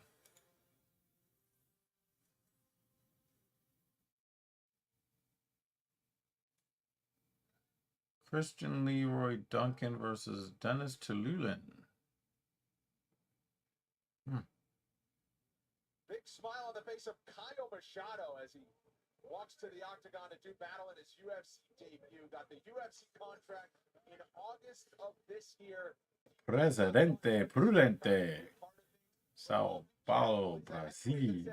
I need to get punched in the face to get going. I do better as the fight goes on. Loves when the action gets hot and heavy in the second round. But you're taking your chances in this division, especially with an undefeated big puncher like Vic Parkin on the other side. But he's happy to be here, that's for sure. Vic's famous last words to the heavyweight, right? Saying that you like to get punched in the face a few times to get warmed up.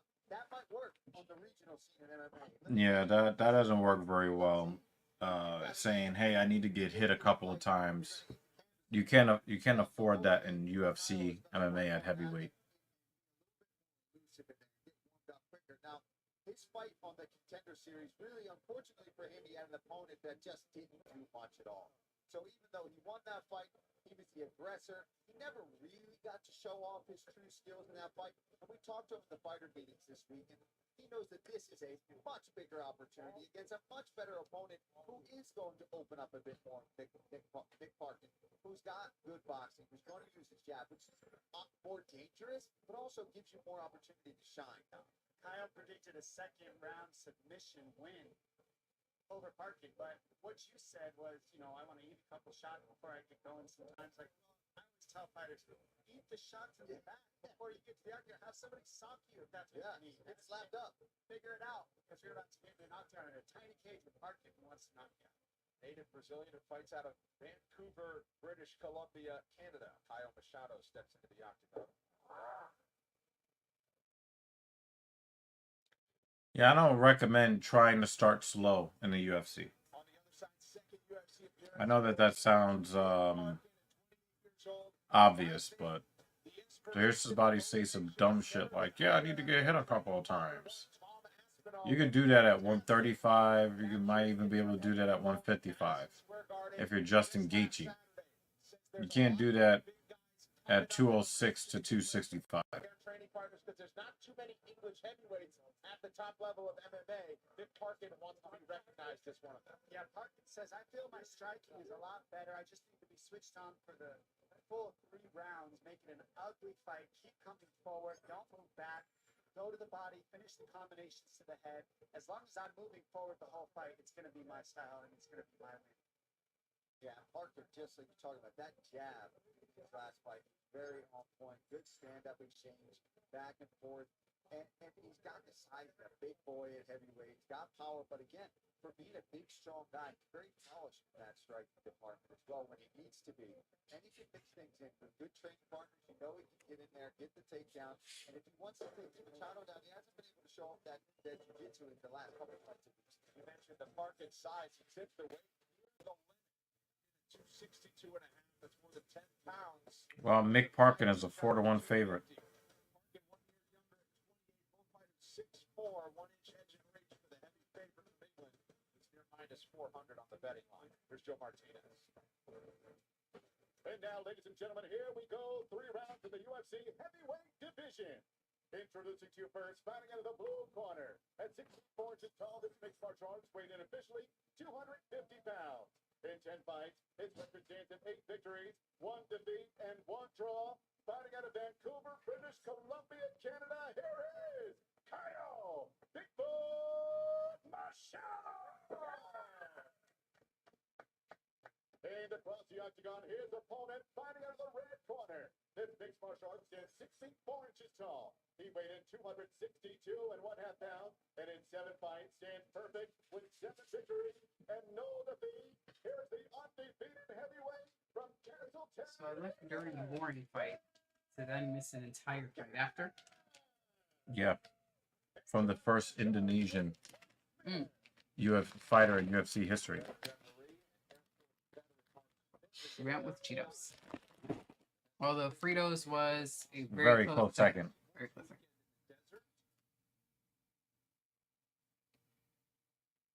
Thank you for participating in the vote.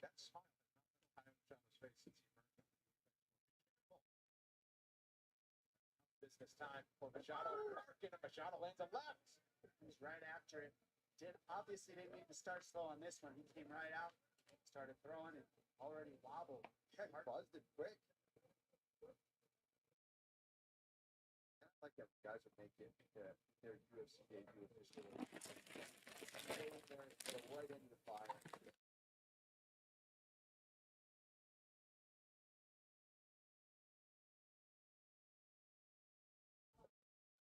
Fought their way into the UFC on the Contender Series for Parkin. This is a good balance, right? To a victory in the first An round. apple and a Cheeto. Perhaps.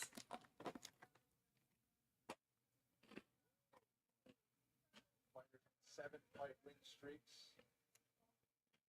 Machado in his 11th pro fight. Parkin a perfect 7-0 to start his career. They're long for Parkin. Takes it for a ride.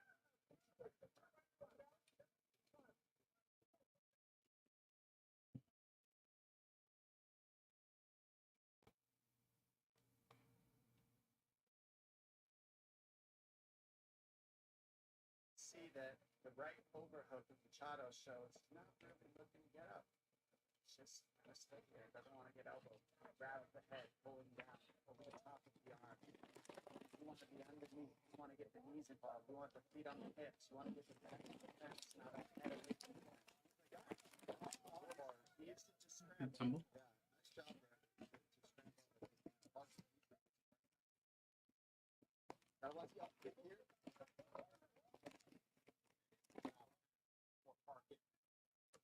So you try to keep that fence to go for an armbar, which created a scramble to get back up. So you got to give it to Machado there.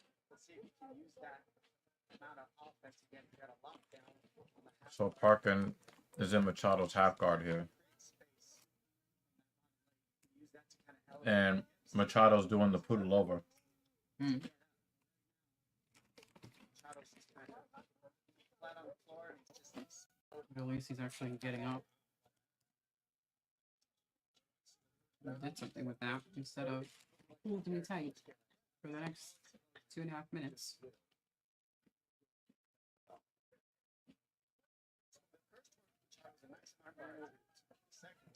It was about to be a Rock'em Sock'em Robots moment right there.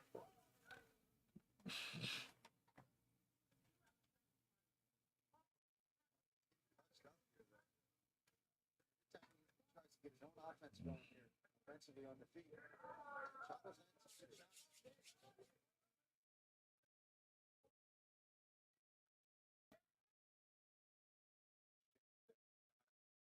Wearing that smile as he gives him a nod. And claps a big kick to the body. Marvin loppers forward. And again, in the clinch along the fence. Now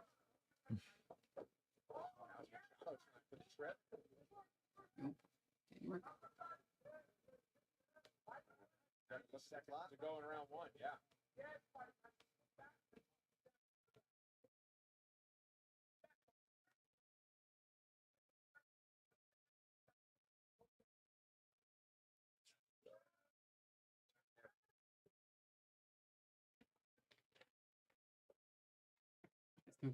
Machado the one who needs to be punched a few times? Yeah.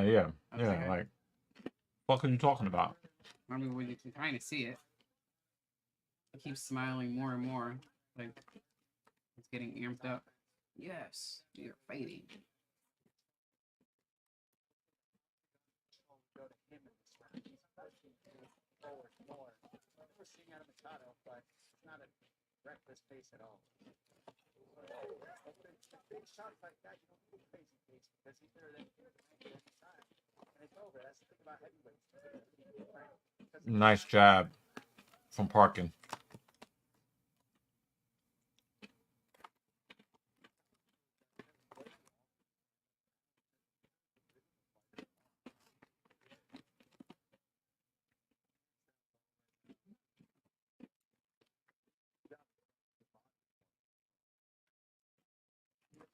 Who's 7-0 and 8-1. These are up and coming in the heavyweight division.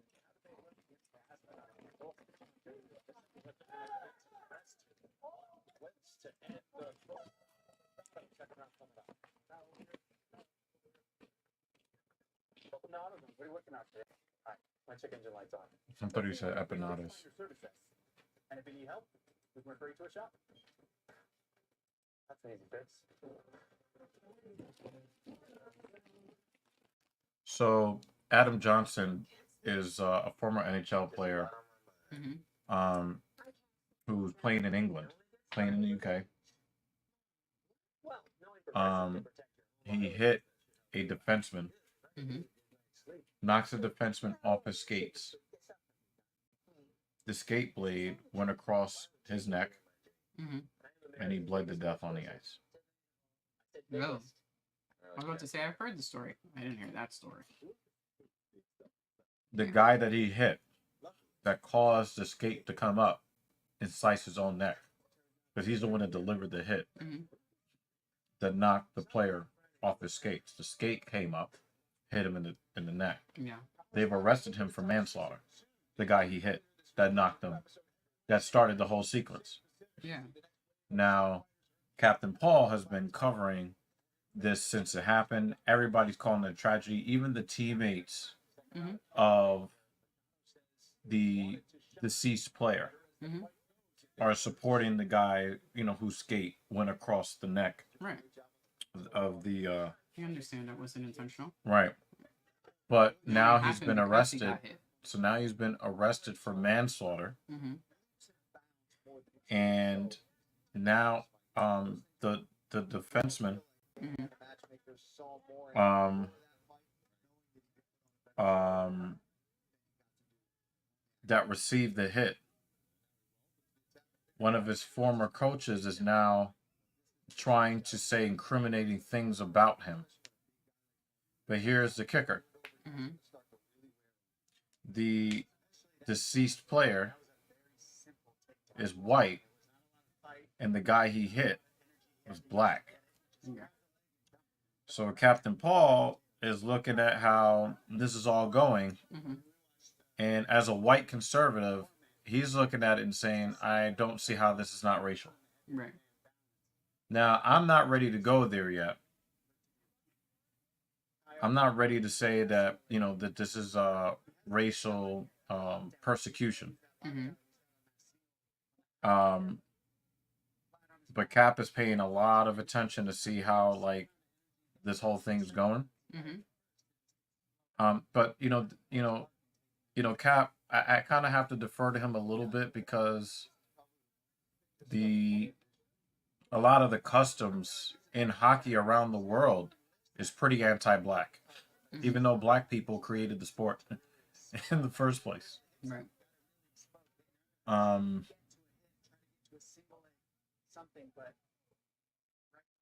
So yeah, I'm not ready to say that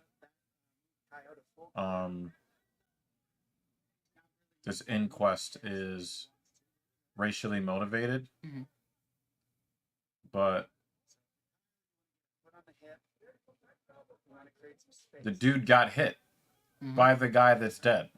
Right. The guy that died started the freak accident. Mhm. And That's exactly what it was, a freak accident. but the laws in the UK regarding manslaughter,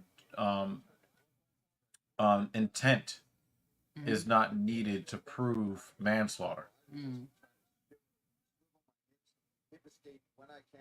So I'm thinking theoretically, if somebody tried to fight me and then tripped over a soda can and fell and hit their head, Mhm. I can be charged even though that guy is attacking me. That's Mhm. what it seems like to me. Right. If somebody tries to harm you and they kill themselves in the process of trying to harm you, you're guilty of manslaughter. That's what it looks like to me. Mhm. Because Adam Johnson laid the hit Mhm. that lifted the skate. Mhm.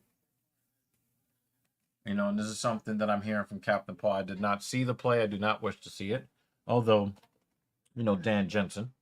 I don't know why Dan Jensen doesn't watch bare knuckle boxing, bare knuckle fighting, BKFC. I don't know why you're not watching it.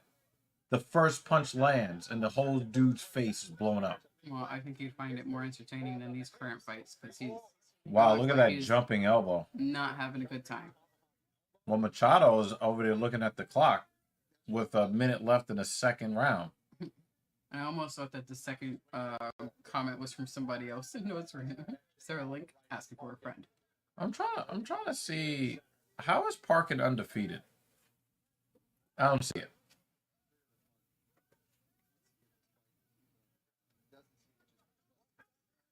You watch that brutality, Jeremy? Bare knuckle fighting? Wow. Yeah. It's hard for me to watch. I could probably, wow, that was funny. I could probably adjust to it, but seeing people punching with bare hands, Mhm. the only thing I can think about is broken hands. Mhm. And broken faces. I mean, we've seen that here. It's probably going to happen more often. In bare knuckle fighting. Is he trying to get a crucifix here? Oh, he flipped on him! That was crazy! He said there's blood. Fuck yes, I watch it. Yeah, Dan, why are you not watching it? That reversal was insane. Yeah. And from a heavyweight. Yeah. Yeah. Which is one of the things that made it so insane. Uh-oh.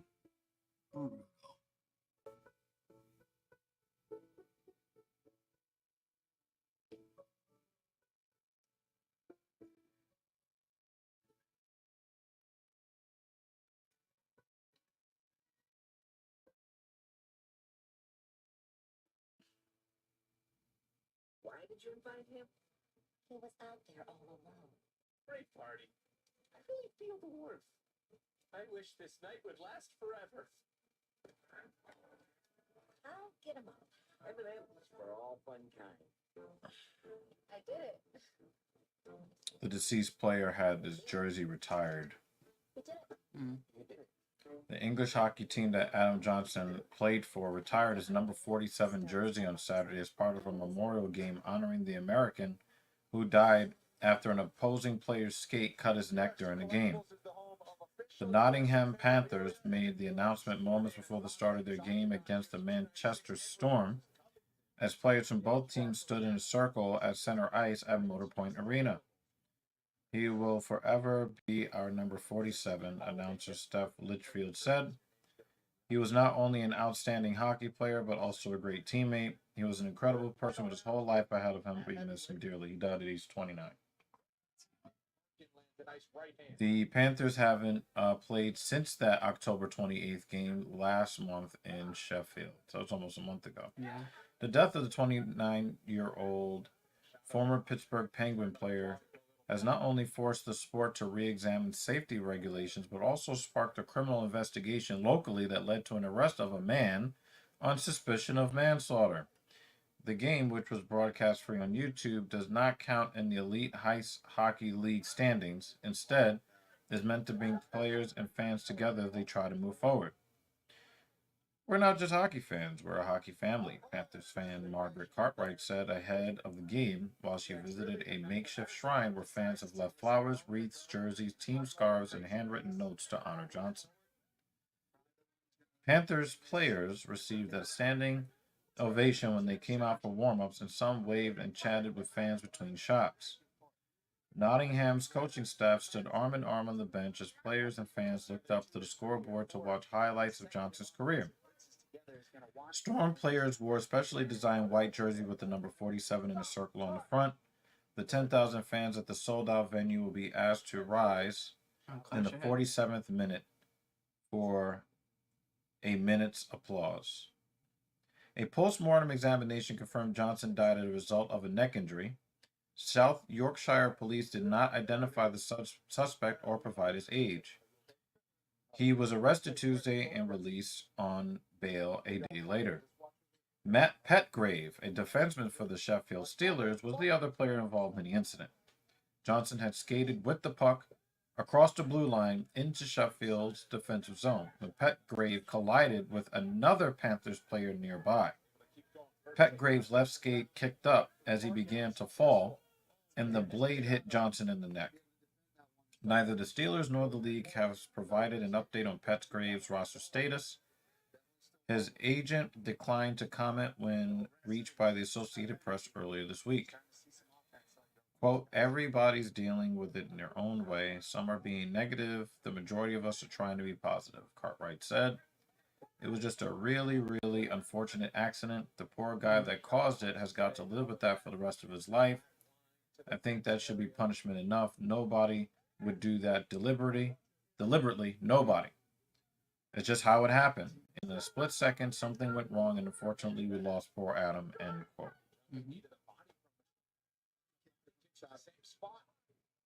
So, yeah. It's crazy because, and this is more to Captain Paul's point, if the roles were reversed and it was Petgrave who lost his life to Adam Johnson's skate, would there be this kind of criminal inquest? I don't know. Jeremy. Oh, Excuse me, having he sent. sign in the background. He sent a picture. Look. Oh. I did not watch that stream. Let me see the photo. And we get to see Jeremy. Look at him. Looking With young his as fuck. bling bling. Yeah, he's got that AEW title. Aw. Looking Looking young. at it now. Looking young as fuck. See him with this bling bling? Look at him. Every He's time I about come to- around, you say, bling, bling. About to release a rap album. That's awesome, Jeremy. It's another look, Ma. I'm on TV. I'm on YouTube TV. Agreed, Dan. I'm Or also you mean both fighters should lose, right? not entertained. UFC Fight Night. He's on the mic with us all afternoon. Oh, wow. He's close to our age. Yeah. Between our age. See, you're older than me. Mm-hmm. Pace in his third round is who wins it in the last 30 seconds, right? Listen, it's only one more than me, so I'm gonna say young, because if you're not that young, that means I'm not that young, and I like to continue saying I'm that young for as long as possible. Mhm. Look at Dan. No one is allowed to say that they're getting old.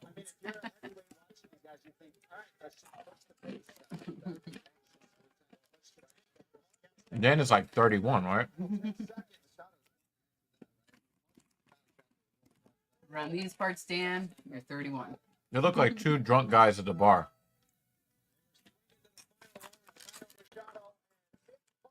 Go the distance at heavyweight. Judges will be needed to decide. There's a little bit of blood on his face. I love this one. Just you wait until you're over 60. You just become more bloodthirsty, I guess? Oh, Jeremy, I picked up a Chobani coffee creamer. Have you tried You it? got that from Bloodthirsty? No, he said refill. Refill time. It's refilling coffee. Okay. Okay. I'm gonna.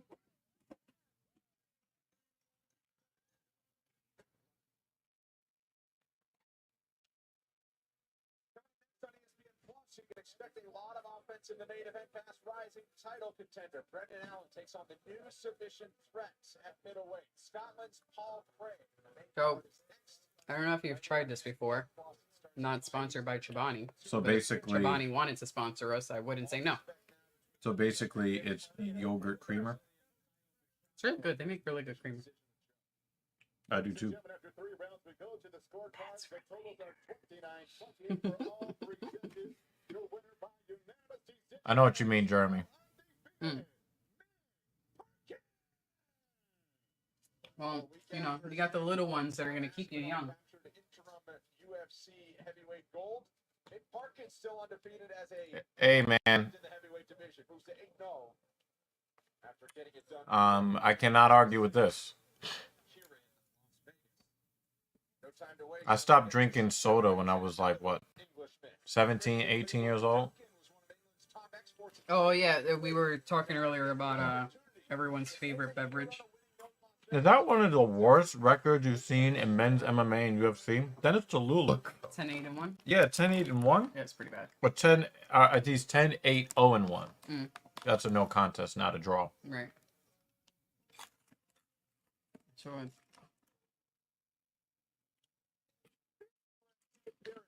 For Dennis Tallulah, who's looking for the magic touchdown. The results have not been where he wants them to be. The excitement certainly I has. think if he loses his fight, he gets cut. The other two have ended in the first round. Whether he wins or loses, it's an exciting matchup. That's what he expects to have against a striker like Christian Leroy Duncan. Yeah, Tallulah's going to want to really push the pressure forward because if you watch Duncan, he's really good at keeping the range and kicking. I almost hit this button right here. Leads the punches to that. So Tallulah's going to want to high do low, like make sure the rest like of Cap the did. boxing. Try to Alright, get it was like, Yeah. this is my show. Cut. realistically, Tallulah's going to want to be a full mixed martial artist, and I would say definitely put Duncan up on the fence and use tactics to win this battle. 9 of his 10 wins have come by knockout. See if he's got a big shot in on as he steps into the octagon this afternoon.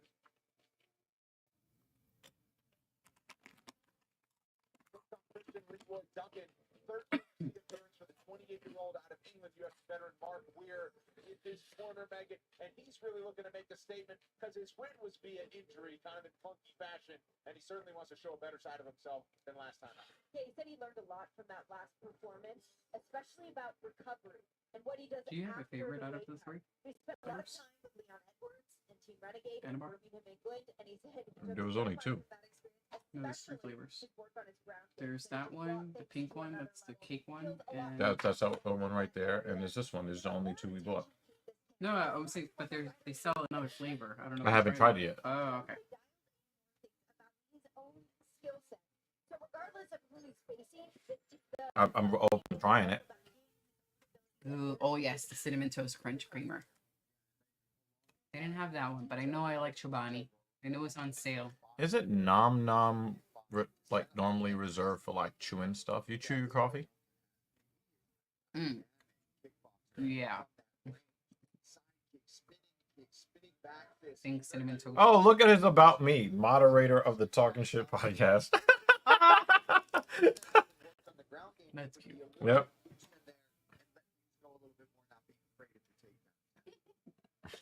I can't get over the bling bling. Every time I come around, you say bling bling. That was before Now he needs a pinky ring. Piggy Ring was about 50 bling bling. Every time I buy no right. That was back when I didn't hate Lil Wayne.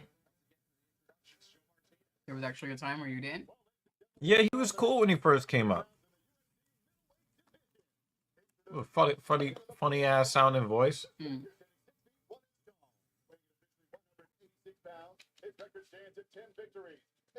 Discord.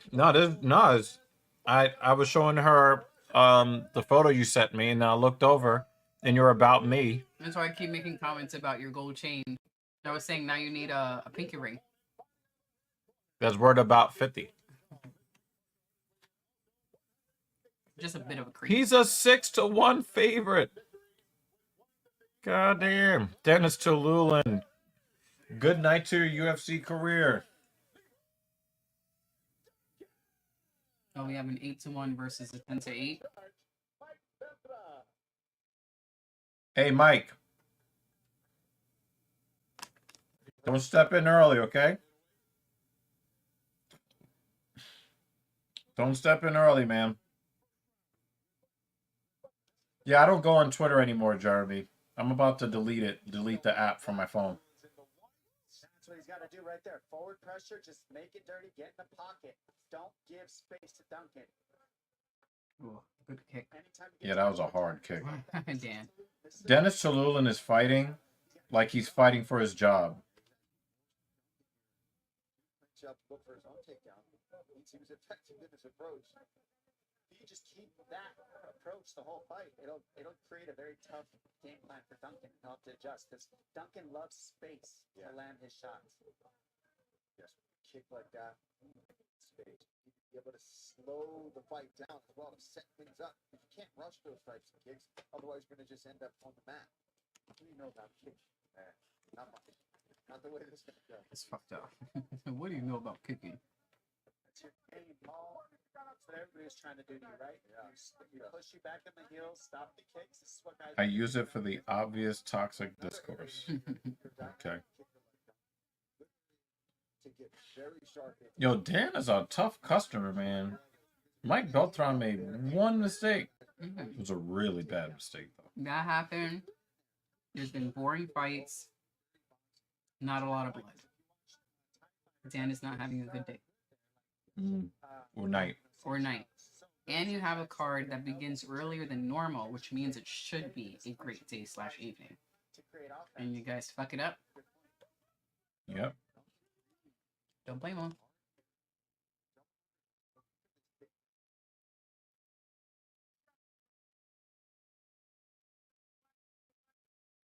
And it's interesting, right? The world of fighting, sometimes your mind just does things that's what you've been trained to do.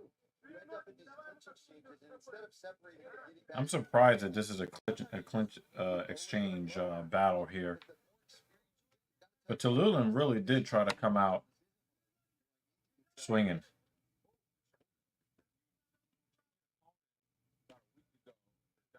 Set to face Cesar Almeida. Dennis Tulin steps in. Look at that shoulder strike. I like this. I like that he's working on better head position here. Get the takedown with his outside grip, or he can start looking for the elbow in that. Because the way his head position is, he's got the space. Full gear AEW. Mm-hmm. It's one of their premium events. Mhm. So they were supposed normally they have the show called Collision Right. on Saturdays, but they moved it to Friday. Right. You were telling me that yesterday. Yeah. Hunched over. He needs to get that left arm punched, Yeah. not lifted up. That's Yeah. That was That was hilarious. Yeah, we're and in then the car. chicken.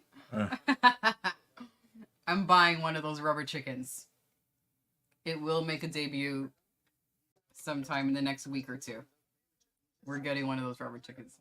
Its name is Clucky. I wish she had did that more often. He was like, "Don't disrespect Clucky." Yeah, it was hilarious. that big elbow. It's not giving Duncan a reason to move from here. No, not at all. You're right. It's okay. Like, if you're Duncan, just keep beating him up, softening him up, and then when the space comes, use it. that was a nice elbow in the clinch from Duncan there. Dig under. It needs to be pummeling. Right now, he's just squeezing. It's similar to when your back's on the floor. When you're looking for the hooks, when you're grabbing over the top of the shoulders, you're stuck on the floor. This is the same position, but you're standing. What should we name ours, Jeremy? Still up against I really am gonna buy one, but we can't name it Clucky because Justin No, you has name already. no. You gotta name him Cucky. Name is Clucky. All right, Big elbows and everything. I will purchase it this week. Serving it. Stop really rushing to try to get the takedown. He's still squeezing a bit. Now he's starting to work a little bit more for it. Has this entire round just been spent Not the entire round, but on the fence? for several minutes now. It's got to be like 2.5, 3 minutes here. Practically the entire. So Tululin got the underhook here. I'm only rooting for Tululin because I don't want him to lose his job. Mm. But if he loses a boring 29-28, he still might lose his job. Until 5 seconds left to get free. Second round coming up. Cuckoo. Cuckoo, could you?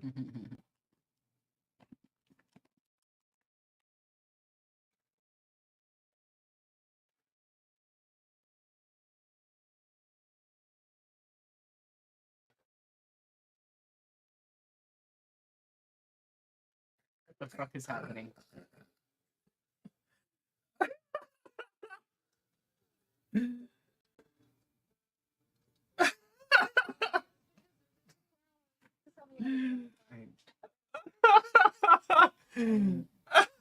I didn't get it.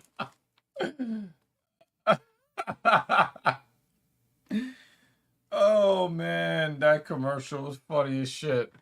Oh man. Good job. What was that, Ocean Spray?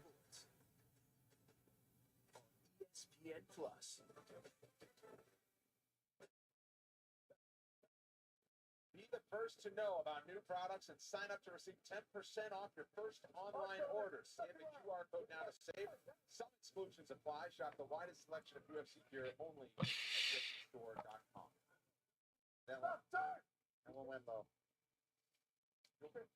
Yes. Rubs it off. Let's get At least Beltran didn't end the fight there. Yeah. Happens when you give him space. Look, he's already walked into a spinning. Oh, look at that left hand, that left straight, man. Oh! And then the left hook. Yep. Duncan's on the attack. And the beginning of the end. And oh, just switch knee.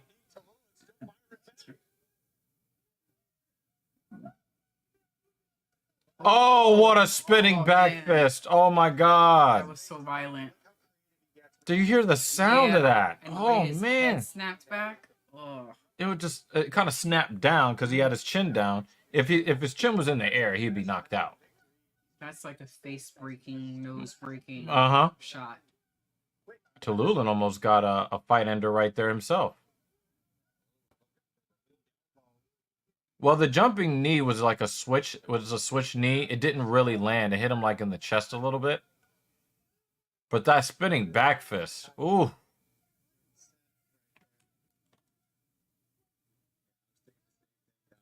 Setting up the inside kick, the team kick. See southpaw, watch that back leg. Right now he's got his right leg set up.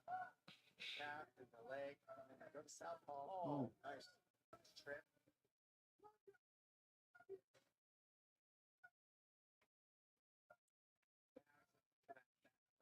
See southpaw, watch that back leg. Conventional, he's going to look to attack the lead leg with that back leg. Yeah, if he would have landed that knee, it would have been something.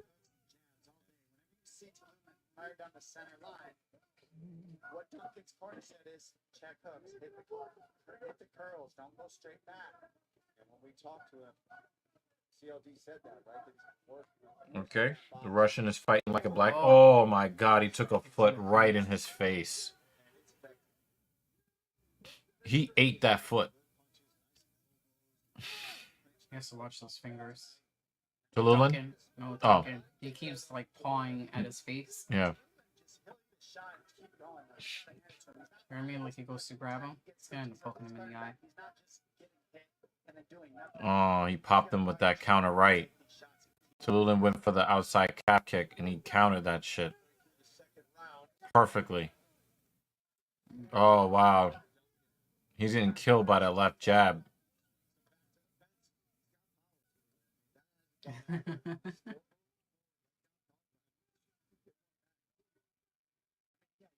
the way he's eating those hooks and those shots. These shots are not small shots. They're big. It's moving so tough to keep in this fight right now.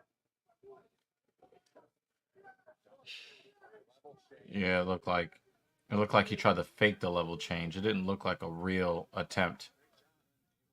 We saw him stay on the fence the entire first round. So there's an adjustment right there. Wow, the hook kick. Spinning.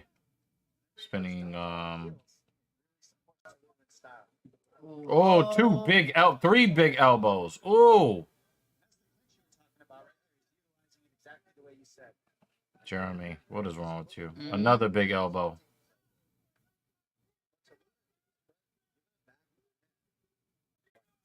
He's like, oh, the right side of my face hurts. Don't hit me on that side anymore. Oh, nice elbow on the ear there for Tallulah. Oh, he counters that calf kick every time with the right hand. And then he delivers a calf kick of his own, to which Tallulah does not. The way he's eating these shots is as if they power him up. Yeah. I mean, like Tallulah. That's what I'm saying. Yeah, I know what you mean. And you know And it's over. There you go. It is the end of Dennis Tallulah in the UFC. That was a stoppage. Finally able to put the striking skills on display in the octagon. Second round knockout. What a beautiful combination. Damn, man. Tallulah knows it. Tallulah knows it. Mm-hmm. It's the end of his career in the UFC. Oh. Uppercut. 2-3 uppercut and then elbow, double elbow, and then the finish. I mean, that was an I thought Tallulah withstood a lot of damage, man. But I love that this dude went in for the kill. Not like a 1-2 reset. He's like, I got you. Recognized it. That second elbow came from his knees. Him up. Ow. Is back on the upswing after an impressive victory, his biggest to date in his career. We'll make it official. Yeah, that was that's the end of Dennis Tallulah in the UFC. 10-9, 0-1. And if you need help, we can refer you to a shop. That's an easy fix. Buyers travel far and wide to hustle the best deals on amazing holiday gifts. Mm. So you don't have to. just had a tough chin and a tough nose and a tough forehead until he didn't. The UFC welterweight title headlines the final UFC card of 2023. Reigning title holder Leon Edwards takes on former interim champ Colby Covington. Plus, newly minted flyweight champ Alexandre Pantoja defends against the contender Brandon Royval. UFC 296, December 16th from T-Mobile Arena here in Vegas. You can purchase it now on ESPN Plus pay-per-view. Let's make this win for CLD official with Joe Martinez. Ladies and gentlemen, the end comes officially 4 minutes, 24 seconds. Round number 2. Referee Mike Beltran puts a halt to the fight. Your winner by TK. Christian.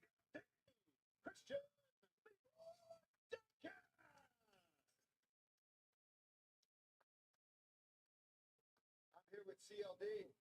Christian Oh, Leavitt. look at his cheek. Congratulations on a beautiful Oy, oy, oy. performance. Now, listen, when we talked to you this week, we talked a lot about adding the boxing. So it didn't look back like to the whole he game so that just wanted that to stop, so he went down. He clearly had the chin to take more. But dude, he was getting pieced up with like fucking elbows and forearms. That's just... And the uppercut. Like, I think he was like, my face hurt. And he also like kept covering up on the right hand side. Ugh. Face hurts looking at that. Yeah, and what does that look like for you? What is momentum going forward? How busy do you want to stay?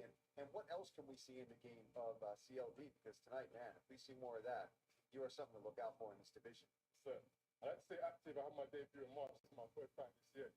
I feel like I'm progressing fast, especially fighting the kind of caliber guys we got here. So the more I can get in, the more I can grow, get my experience, and strive in the get. Oh, we can't wait to see you back in here. Congratulations again. Let's hear it for CLD, ladies and gentlemen. Christian Leroy Duncan. Well, that's why people put him on the map as a middleweight prospect to watch. He had a big spotlight in March in London in his UFC debut, but he won because of an injury to his opponent.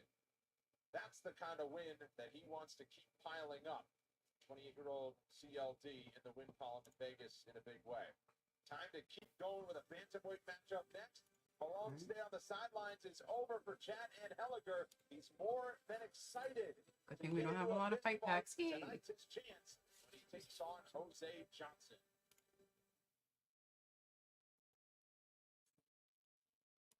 Okay, we'll be here. But also let us know what you're making. What's for dinner?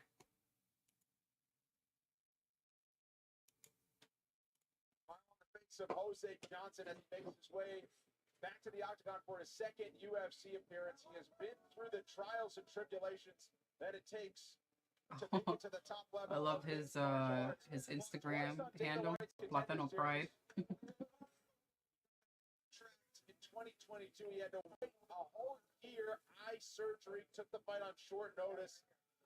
His first words when he got the call for his UFC debut was, "Man, I'm fat. I got to get on the scale in a week." And did go his way. But now he's got full preparation. He's got a full fight camp. Feels better than ever and more prepared than ever to get a victory. Yeah, you know, in his last fight, got caught into some grappling situations. I think the gap Okay, that babe. we're looking to see filled for Jose Johnson, if I'm his team, is stop the takedown. Just stop some of these takedowns. He's been taking down so much. We just fill that gap, stuff some takedowns. I think we can see a real fight. The good thing is he's facing Chad and Helliger, who likes to stay standing. He'll make takedowns, but he likes to stay standing.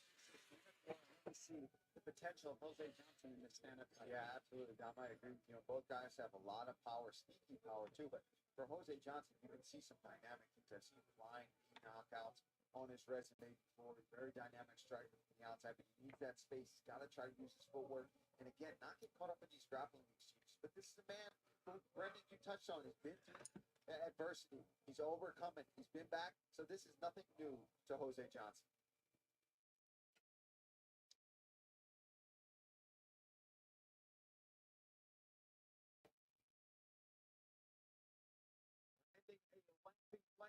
It's the Canadian Chad and Helliger fighting out of Calgary, Alberta, Canada. His third UFC appearance comes today. Megan O'Leary octagon side. Safe to say that dusting it off after more than a year on the shelf is something Chad Hellinger's been waiting to do. No, absolutely. He suffered an injury in his last fight. He broke his nose because the nose break happened in the middle of the fight. So we knew that he could battle through adversity to get to the end of the fight. He has since opened his own gym over the summer. And this has really given him a perspective of just focusing on fighting, no longer working a different job. He's a gym owner and a professional Feeling fighter. nerve pain? That is where his sights are set. So he believes he can dictate. You want to stand the desk up and stand for a bit? Well, we've seen that power Okay. absolutely on display. When Ann Hellinger knocked out Jesse Strader, my goodness, it was epic. Beautiful power on display, good movement. He's just a scrappy fighter, and if he feels he's got that grappling advantage, this would definitely be the fight and a good time to try to put that on display. Dom, you touched on it a little bit, how for Jose Johnson, that we've seen that's been a hole in his game, right? That he definitely got exposed with a twister in his last outing. That's something that, Chad Henry, got to be looking at that and thinking, all right, let me at least test the waters in the grappling department and try to just wear on Jose Johnson and take away some of that speed from his opponent. Well, he won his way to the UFC as a pretty sizable underdog on Season 5 of Dana White's Contender Series over fellow UFC fighter and prospect at this point, Lee Gafarov. Chad and Hellinger getting set to go. The oldest fighter on the card at 36 years old. Still very young. The tape for this bantamweight matchup looks like this, and Hellinger out of Canada is 8 years older than Jose Johnson, fights out of Texas. We highlight the height discrepancy. Johnson way taller, 6 inches taller, at 6 feet even for the bantamweight division, and Jose Johnson Crazy reach. in reach. Here's Joe Martinez. We are set to go with the next fight, 3 rounds in the UFC bantamweight division. Introducing you first, fighting out of the blue corner, a mixed martial artist standing 6 feet even. He weighed in 136 pounds and holds a record of 15 victories with 8 defeats. Fighting out of Conference Cove, Texas, by way of La Romana, Dominican Republic. Here is Jose El Lobo Solitario Jackson. And across the octagon, his opponent, fighting out of the red corner, a freestyle fighter standing 5 feet 6 inches tall. Officially 134. Well, Latino power makes sense now. It's from Dominican Republic. 12 victories with 6 defeats. Fighting out of Calgary, Alberta, Canada. Here is Chad, the Monster. And your referee in charge is Tony. Toyota staying busy inside the octagon today. Our trip was almost a month ago. Yeah. It's nuts. As we go, we are advancing with Chad and Hellinger. Last in action, UFC 279. For reference, that was the Tony Ferguson Nate Diaz. So it's been a while since the gloves and we're underway. Jose Johnson's in white. His second appearance of 2023.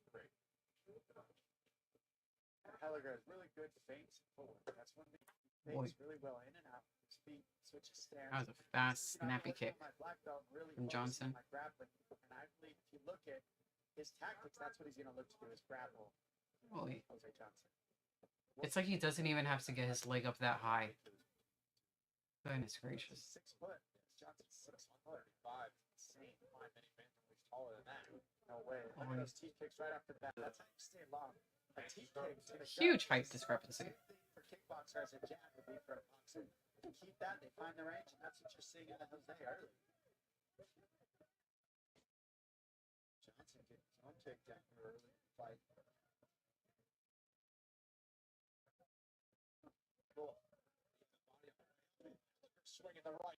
That's when Hellinger is dangerous with this big right. And Gallagher's trying to go for them knees, but he might end up getting kneeing him in the family jewels by accident. Did he get into the clinch?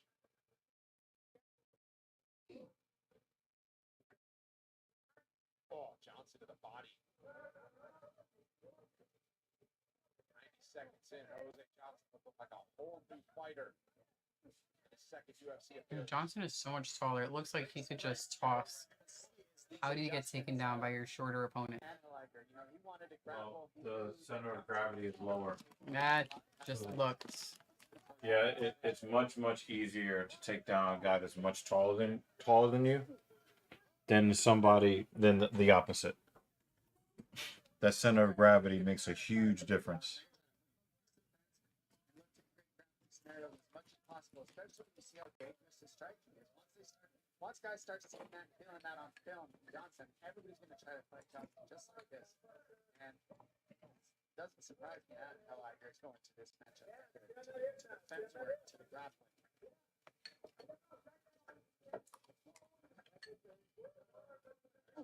Johnson returns that first. But if I'm him, get separation. Get that reversal. Don't give Van Helger a chance to do exactly that. He wants to stay stuck to you. So even if you reverse the position, he's still not. That's a nasty knee. Mm-hmm. Oh, see, he doesn't have to go that far up to land it.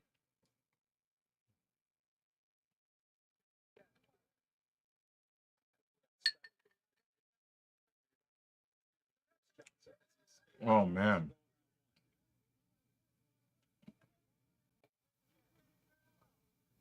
Well, these are the 135ers. Mm-hmm. The looseness, it really helps with the energy for him. You can't tell where his punches are coming from. Johnson, very strategic with using his height and range right now. He is falling into his punches. And Helliger. Giving Helliger a chance. Now he's leaning into his punches. There, like that. He's got good power. A shorter fighter like Helliger to really get these clinch scenarios. If Johnson stays on the outside, stays long, stays tall, doesn't lean over his front knee, these opportunities aren't here for the clinch for Helliger to stay alive. That was a very Thai boxing type knee that he just threw. Mm-hmm.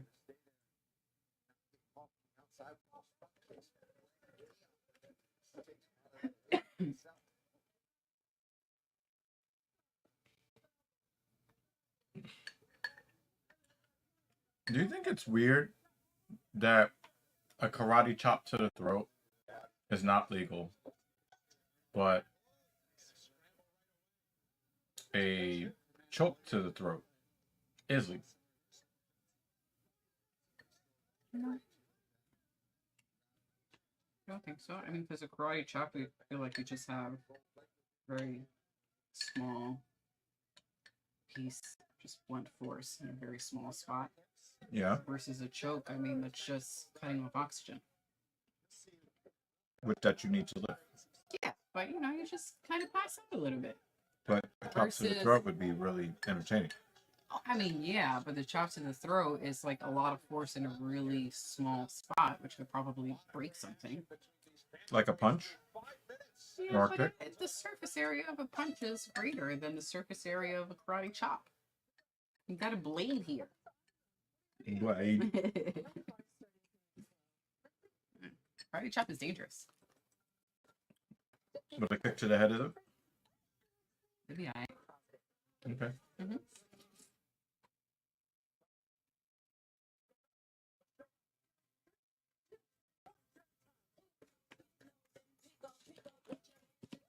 Sorry.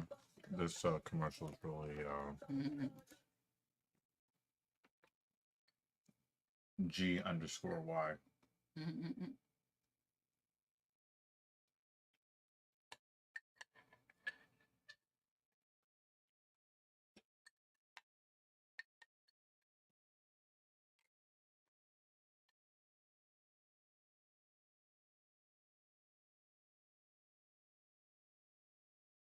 Oh no. No. Nope. Nope. Notice how I left that, right? Jamal Hill, the light heavyweight game, top contenders in the building today. Why does Jamal Hill look like he has a beer belly? Jamal Hill. Because he hasn't been able to work out at all. He has a torn Achilles. And he made some champion money.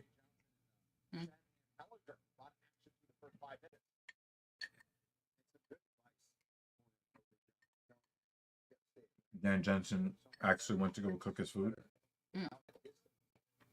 close that distance. And he comes back. I hope he tells us what he You cooks. see how he falls My forward on those punches? That's how he gets in those scenarios. What does dinner for Dan look like? A poke in the eye. Oh, that'd be really bad.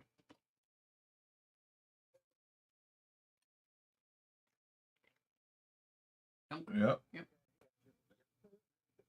Yep. Johnson, one of the reasons why his UFC debut was backed up was eye surgery. Yeah. Yeah. That's what I was saying. It looked like he had a beer belly.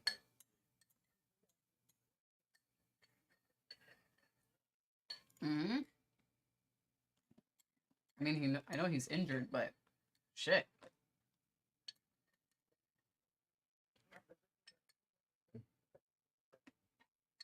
The way we ate on that boat, he eats like that every day. Seconds in round 2.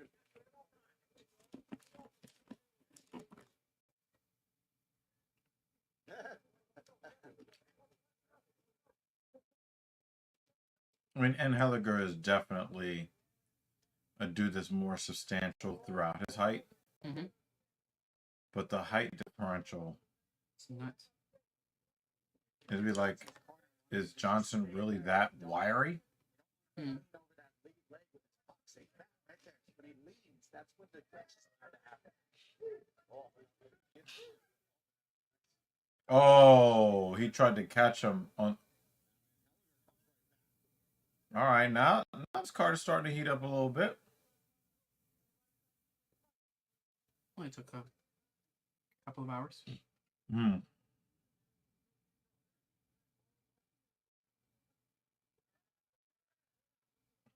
That was a nice disguised elbow that he just threw. Yeah, I think he's got to be a Muay Thai practitioner or Thai boxing. Johnson? Yeah, he's got to be. What is David Banner saying? Oh yeah. Yeah. Yeah, we don't really want to say puffy here, man. We might get accused of some stuff, you know. Nice takedown there. How do you go from puffy to Diddy? How much is stand-ups there? I don't want to use daddy anymore. He was making that woman call him dad. Oh, look at the reversal! Yo, that was crazy.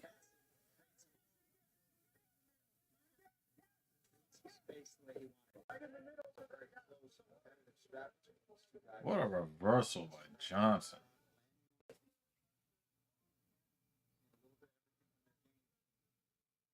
Well, his ability to do that reversal, you're like, how was he able to take you down to begin with if you got skills like that? Mm-hmm. I know there's this whole, it's the center of gravity thing, but Yeah. still, the way he's been taken down. Come on. No, but also the way he just fucking, the way that he reversed that was impressive. Goodness. You know how many fighters are gonna be running that tape and their coaches are gonna be running this tape over and over and over again? Mm-hmm. Oh my Way god. climbed on Yeah. it. It was like a child. No disrespect to Ann Helliger.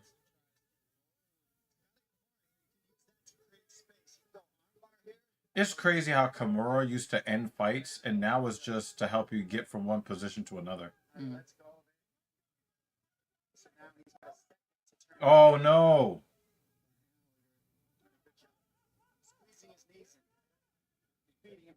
Oh, he pulled guillotine.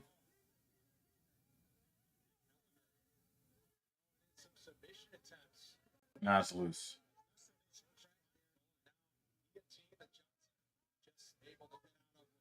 Oh, he was trying to corral him to get in the mount. All right, looks like he's got one hook in. He got... This fight is much better than the previous fights, Jeremy. Much, much better. Remember when that one guy did a spin Rooney to get out of bottom position? Are you talking about And did he do the 5 Why times can't I after? remember his name? Yeah. What was his name? Booker T.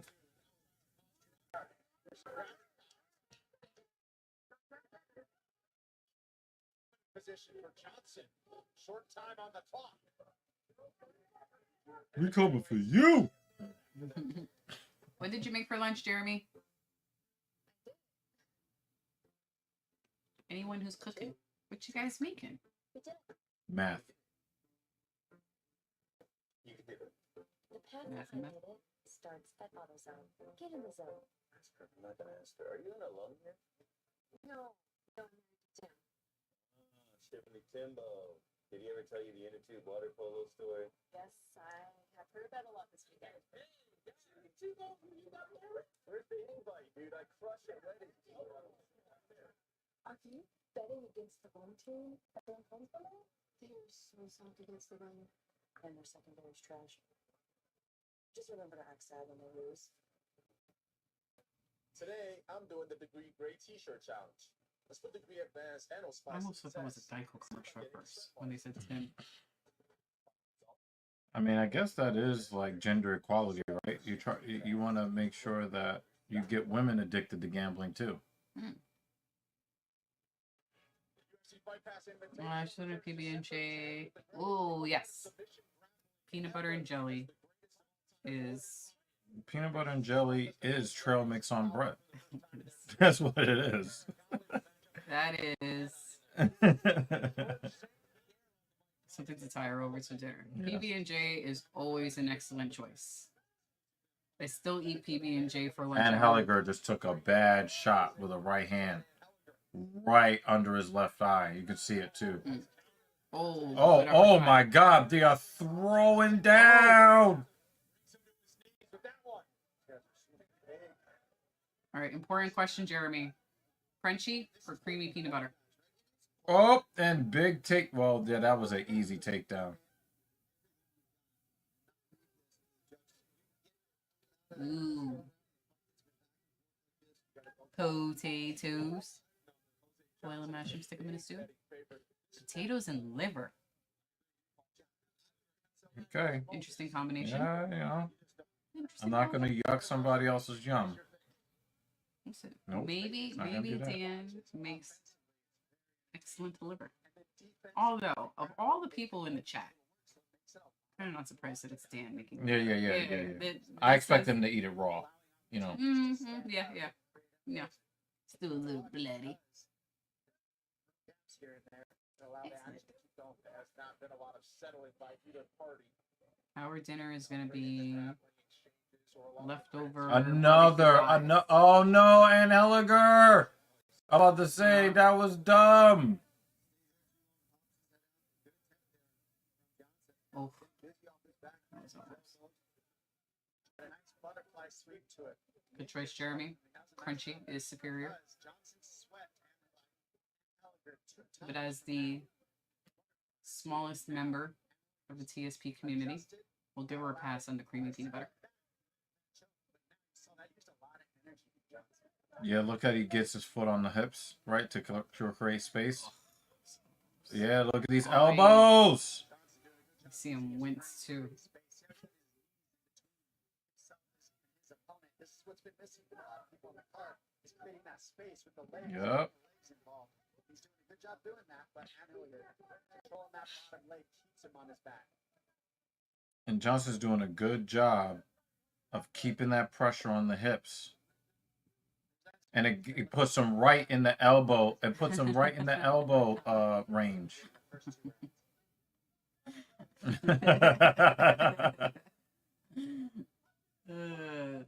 I just don't know how you could ever make an organ that processes poo. How you can make that taste good. I just... Ew.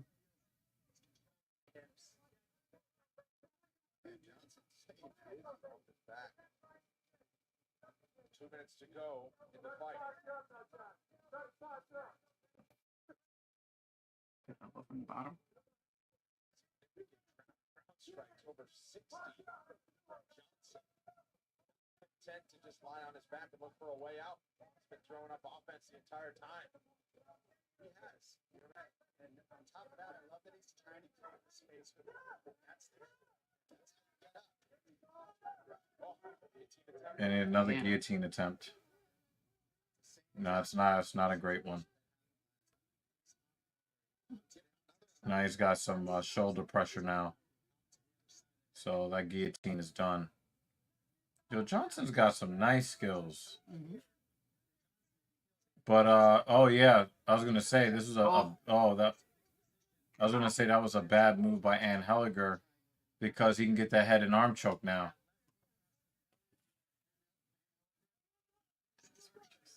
See if he just slides over. Oh, now he's got his back. One hook in.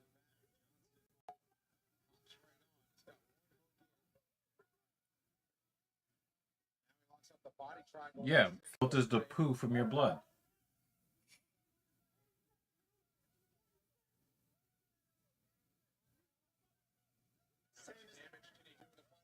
Same as the second round, man. Oh, body triangle.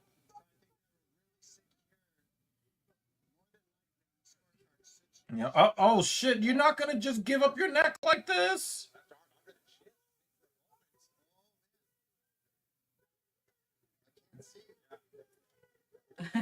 And he tapped.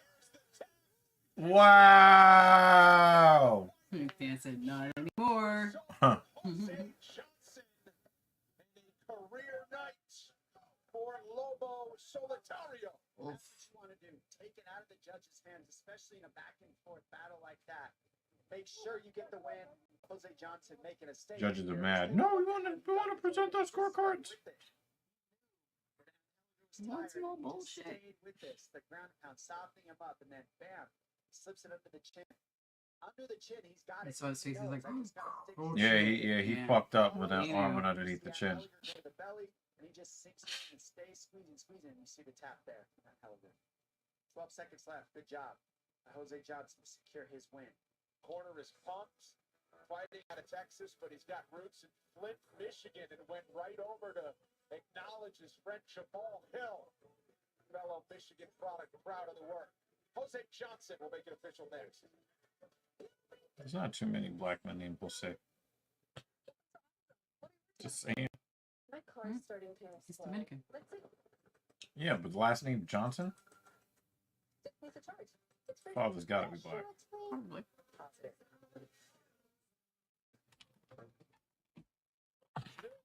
These expensive little nightmares?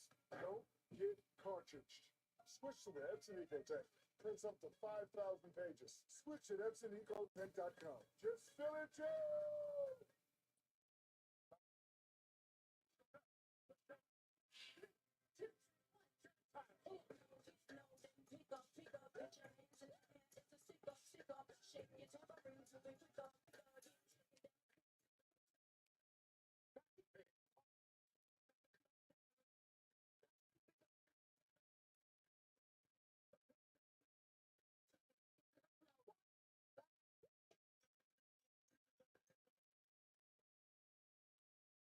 Tuesdays, catch up on all the latest MMA talk with DC and RC. Daniel Cormier trades barbs with Super Bowl champ Ryan Clark. You can find the show on YouTube, ESPN Plus, and at midnight Eastern on ESPN2. Biggest win in the career of Jose Johnson. Here's Joe. Ladies and gentlemen, the rear naked choke submission comes officially 4 minutes, 49 seconds. Round number 3. Your winner, El Lobo Solitario, Jose Johnson! Benito, I love you. I can't do the hard these gloves, but you know what I mean. I'm here with your winner, Jose Said I can't do the hard in these gloves, but you know what I mean. Victory inside the UFC octagon. Now listen, you're no stranger to overcome adversity, but how special and how good does it feel to get your hand raised here today? I first and foremost want to thank God. Yeah, come on. He's more black than. Mm. Yeah. It's something called blood sausage. No, I'm good. Hmm? Nah. No, I'm good. Thing too, sometimes gets blood sausages. That's also a Korean thing. He goes, maybe that's why I like blood. Mm. Yeah, she gets it sometimes at the Korean supermarket. Stellar victory. Jose Johnson, ladies and gentlemen. That's a great moment for Jose Johnson. If you know him, you know what kind of guy he is. Jamal Hill showing support. Oh, he might be forced to go to heavyweight. Texas. Mission accomplished. Yeah, we're gonna let that. We're gonna leave that alone, Dan. On we go to our featured Freeland, determined to reclaim his place among the featherweight elite after nearly a year-and-a-half layoff. Jonathan Pierce is back, and he jumps into the fire against Joe Anderson Brito. Is it Brito or Brito? It's fucking Portuguese, man. Who the fuck knows?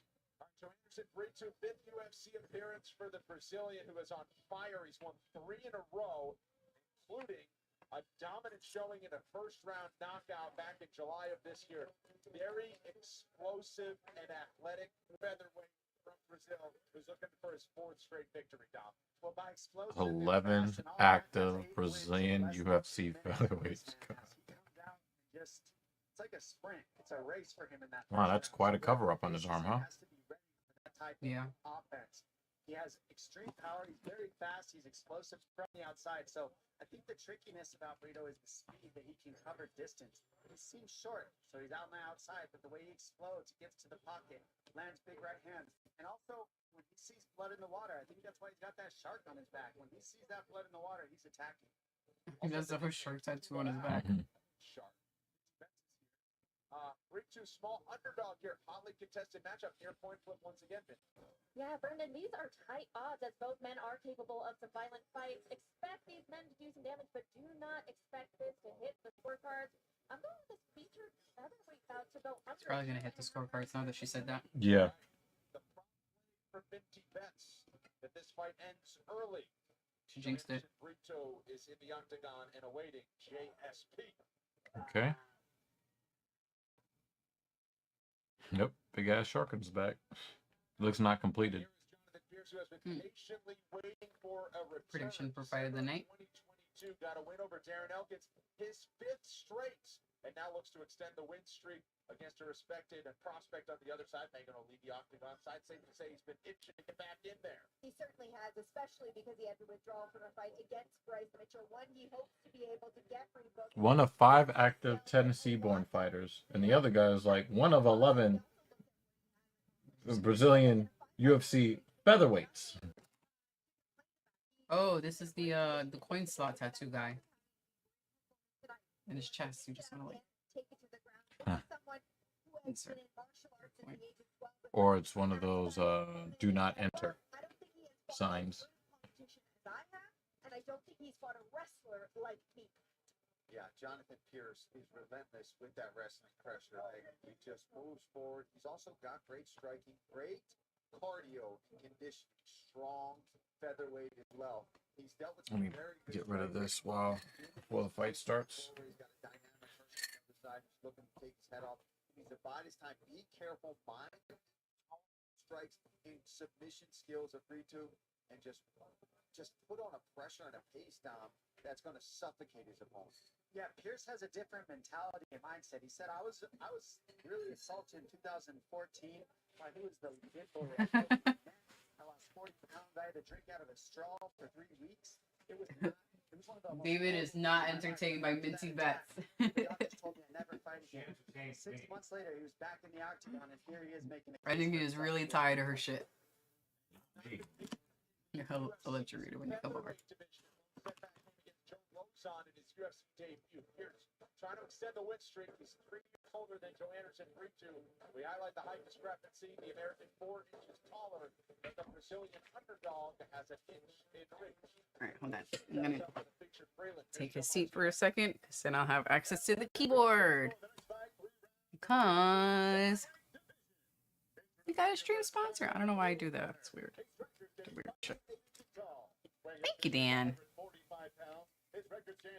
Let me update our banner.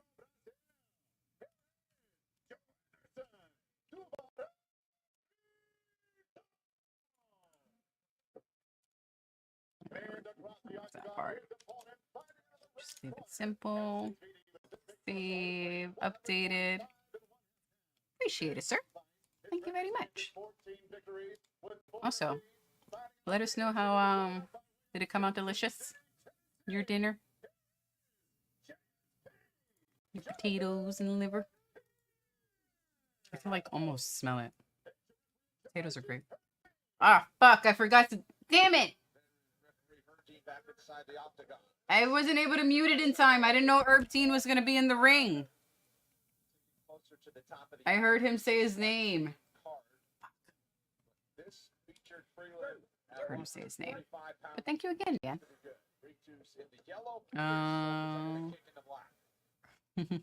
Herbden. Straight to the grappling. Guillotine attempt here to defend the double. Well, yeah, I think because Mincy said that it's not going to go to the judges, it's going to go to the judges now. Full guard, that's how you know. I blame her. Now he's using it to defend this double leg onslaught. Gets the underhooks.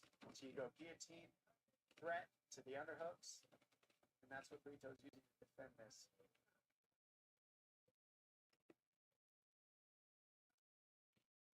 I'm looking forward to seeing when Brito's back tattoo is done. It's a pretty cool looking shark so far. 7 wins by knockout, 6 by submission in his 15 pro victories. He's finished all 3 of his UFC wins. 3 of those are guillotines, 3 are rear naked chokes. So Not finished yet. Okay. You sure you don't want to stand the desk up? We could do like 20 minutes standing. That's fine. Just take a break when I need to. Deal for Brito. You got a parallel with the fence. Thank you, Dan. Stand up. Appreciate you. Just down a great hand control there. Ugh.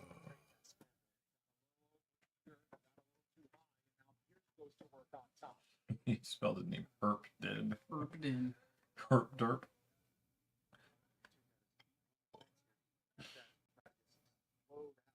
Side control for Jonathan Pierce. Alright, so work back in the half guard.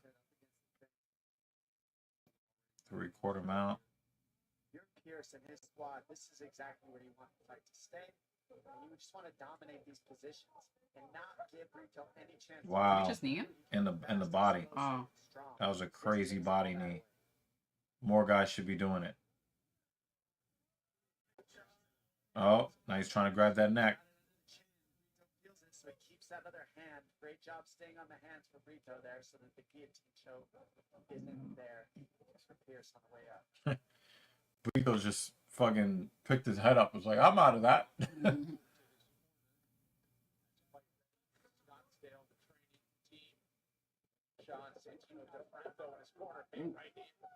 Went for it. This is what he does. Oh, wow. He tried to take Jonathan Pierce's chin into the grave. That was a very powerful takedown attempt. good job. So he's throwing shots like he doesn't want We're doing foot round stomp. 2. Step over the grip. Another. Successful. But what you're seeing out of Johannesson here is his strength. Like, that's all power that he's defending with. He's making good technical moves, but he's having to be very strong. And because Pierce is in good fundamentally position, in good fundamental position is what I'm trying to say. So he's got the body lock, he's got the hip position inside, he keeps trying to knee fight. Brito doing such a good job pummeling up against the fence to get these underhooks and then do damage. Doing that shoulder work. Those underhooks are what are stopping Pierce completely right there. That's how Brito's staying on his feet this whole time. Doing a great job pummeling, staying in these positions where he prevents Pierce's onslaught. Get back up.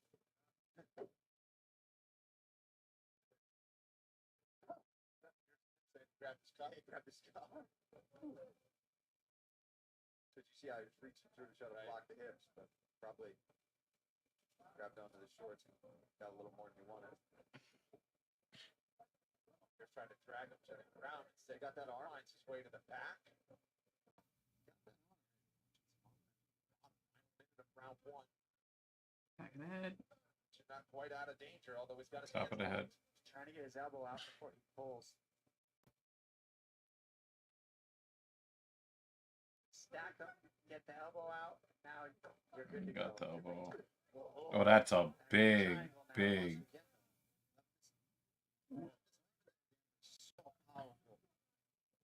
Little hammer fist. Right back in on the takedown attempt. Kind of hard for me to choose a winner to this round because Pierce was so strong in the first part. Burritos.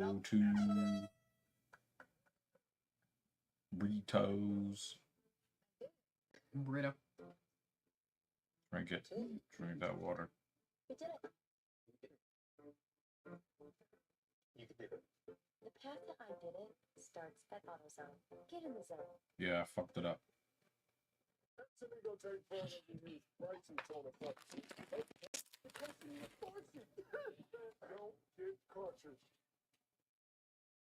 Switch to Epson EcoTank Pro. Instead of expensive color tone, EcoTank comes with bottles that ain't wow. The bottle snap in place, then you just fill and chill. Turn color all you want. Ow! You get out. Oh, switch at EpsonEcoTank.com. Just fill it, Joe! This isn't just a box of Plan B.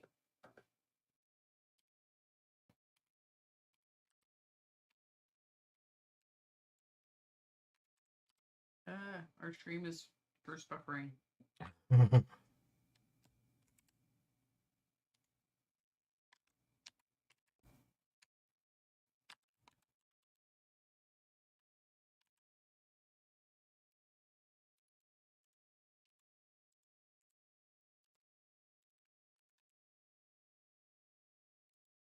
To refresh the browser.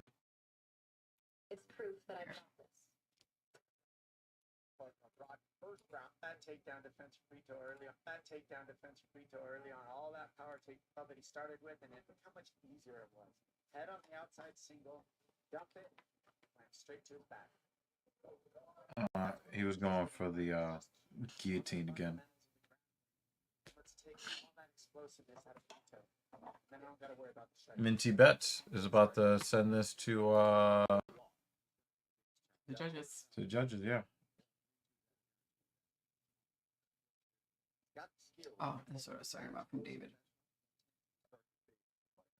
Especially if you're facing a guy like Pierce, who just doesn't stop. He knows what his strategy is. He's not Yeah, I get what you're saying, David. You know, but they're trying to get everybody addicted to gambling to move the American economy, I guess. I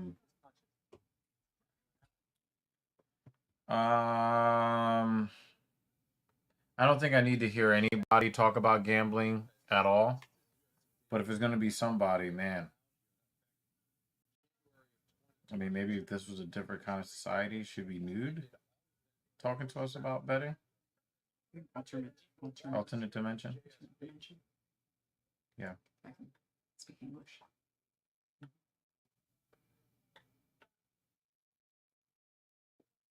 This is what Pierce will bring to the table, just a grimy style. Just wear on, not gonna go away. Ideally, this is how you have to fight Brito. I mean, this isn't going to be the only time Brito's going to foul. Yeah, this isn't the only time Brito's going to get faced with this type of tactics. So you got a guy that's good with Brazilian Jiu-Jitsu and another guy who's good with wrestling. A lot of times he's go to the scorecards. You force a guy to fight your style of fight, and that's what we're seeing at a Pierce might have been able to get a submission victory by now over some other type of fighter under these circumstances. I think he would have gotten submission if Mincy did not make her prediction.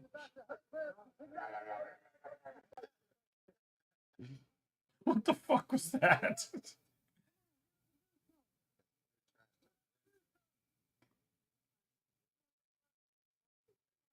I like how he's yelling at him to get up and do something while he's holding him down on the ground. Like, I could get up and do something if... Read my mind just now. I could get up and do something if you, like, let me get up. I mean, you got to think how many hours Pierce has spent in this position alone that he's like, look, I'm good. Do whatever you want. I'm confident. Needed a chest there. That was legal. The amount of energy that Brito has to use to get out of this, Jonathan knows if I can get him to explode out of this, not only will I have some openings for myself, but he's going to use more energy. Yeah, burning those matches.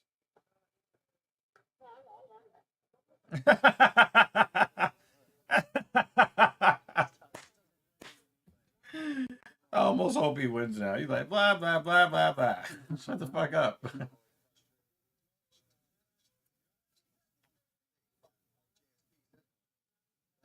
is. He's got his elbow between himself and Pierce. He can use that elbow in between them to get up.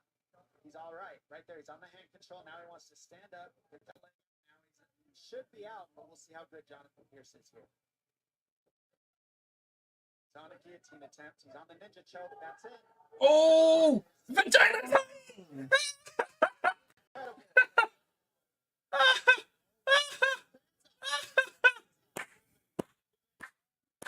He said, blah, blah, blah, blah, blah. Choked him out. Yo, that was funny as shit. That was funny as fuck. He said, blah, blah, blah, blah. Oh, wow. Look at that. I mean, great job on him for recognizing that it's there. He just Oh, presented the his way, head for him, yeah. and he said, "Thank you for the Yep. opportunity." And then look at the crane when he fell on top of him. He Yeah. craned that neck.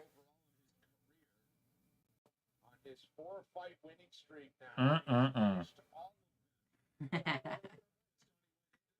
Huh. Yeah, his balls might be hot.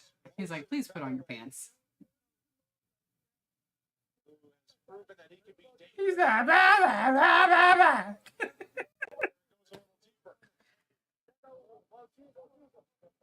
I really wish I had that on the soundboard now. His balls was hot. No, I think he threw his mouthpiece. He threw his mouthpiece. Ladies and gentlemen, the ninja choke submission comes officially 3 The minutes. ninja choke. Second round number 2. For your winner, Joe Anderson. 2 out of 3.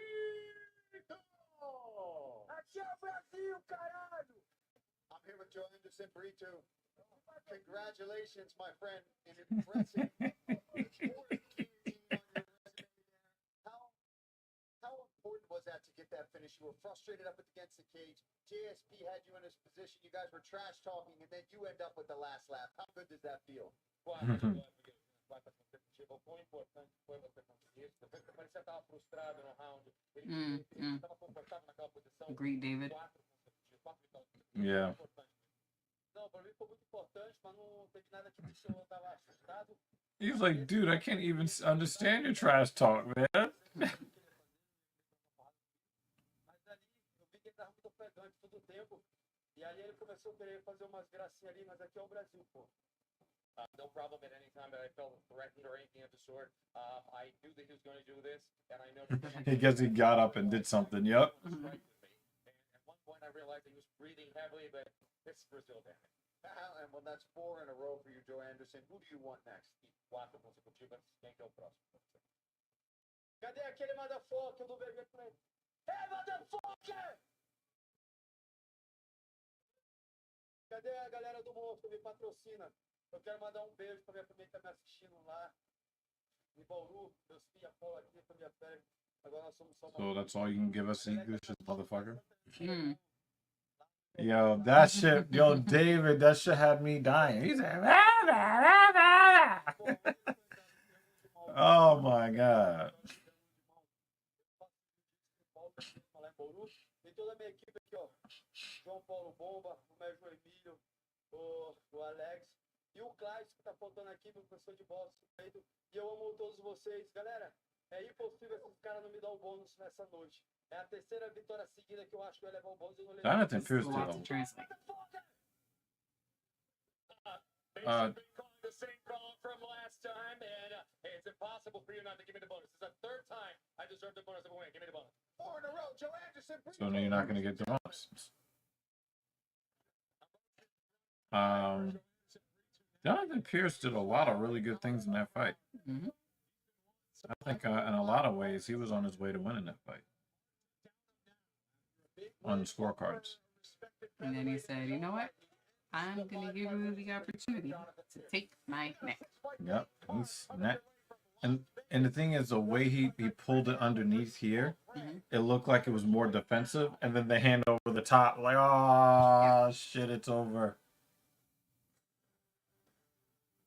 Well, I'm gonna go get my refill.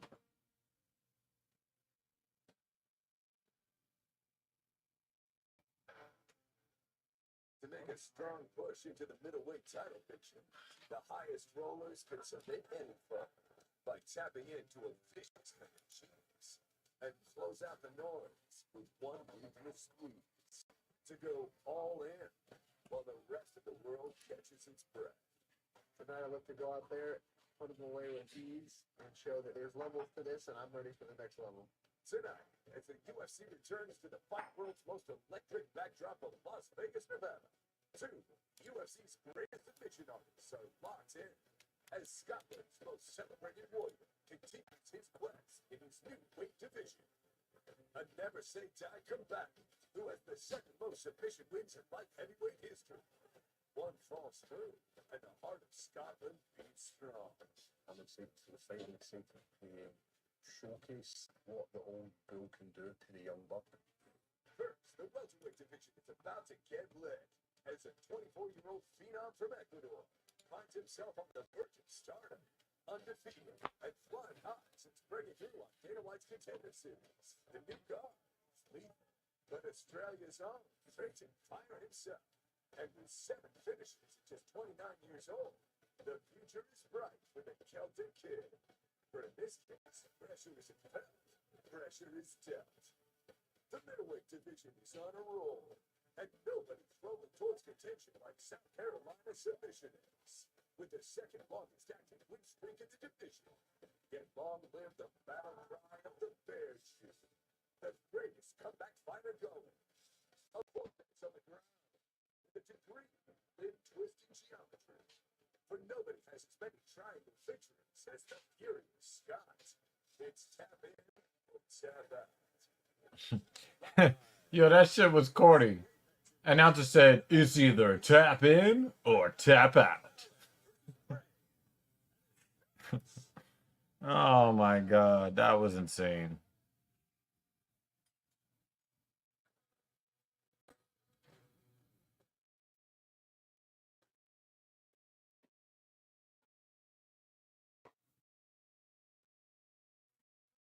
From Las Vegas, the fight capital, busy again tonight. And before Sin City gives way to Formula One race cars on the strip, modern-day gladiators octagon on the marquee, can't miss middleweights. Fight finishers in the top 15 who want to make clear just how much they'll be in the title race come 2024. Live inside the UFC Apex, you're watching UFC Fight Night, Allen versus Craig. Closed captioning is available for tonight's telecast, and you can watch the broadcast in Spanish on ESPN+. Good evening, fight fans. Happy to be with you Octagon side with the former champion Dominic Cruz and Paul Felder. I am Brendan Fitzgerald. Thanksgiving break coming up next week. Hungry fighters are on the docket today. 6 great fights coming on our main card, and what a great main event we have. Expect some highlights. Oh yeah, definitely. Brendan Allen versus Craig. I mean, Craig has been able to out-grapple everybody, but Brendan Allen's been filling the gaps in his striking so much, and he already had the grappling, but that's why this fight's happening, especially in a small octagon. Yeah, absolutely. Both these guys are finishers. Both these guys want to keep their trajectory going towards that middleweight title. I'm excited for this one, guys. Respected welterweights in our co-main event, including the Ecuadorian who was undefeated, Michael Morales, entering this fight at 15-0. But let's look at the rankings and what's at stake at middleweight. Fighter rankings. Damn, Paul Craig fell all the way to 13th. Goodness. Yeah, he has. But he was looking at a title shot. Recently, I mean, he's gone on Yeah. a kind of a significant losing streak. So Because Brent Yeah. Allen riding an impressive 5-fight win streak yeah. to a headlining spot in Las Vegas, Dom. And the way he got that win streak started was really filling the gap in the striking. We've seen him submit people. We've seen him ground and pound with elbows in top control and really wear people out with these chokes. Look at what he did to Sam Alvey. He gets these chokes a lot of times without even having both of his hooks in. He's just so strong at reading when the finish is there for him. Look, no hooks again. And over he gets this rear naked choke. He bottlenecks you into these submissions. But first, before that, he brutalizes you with the power, the pressure, Brutalizes the forward you. movement that he never stops relentlessly With pushing. that hat. Yeah, Dom,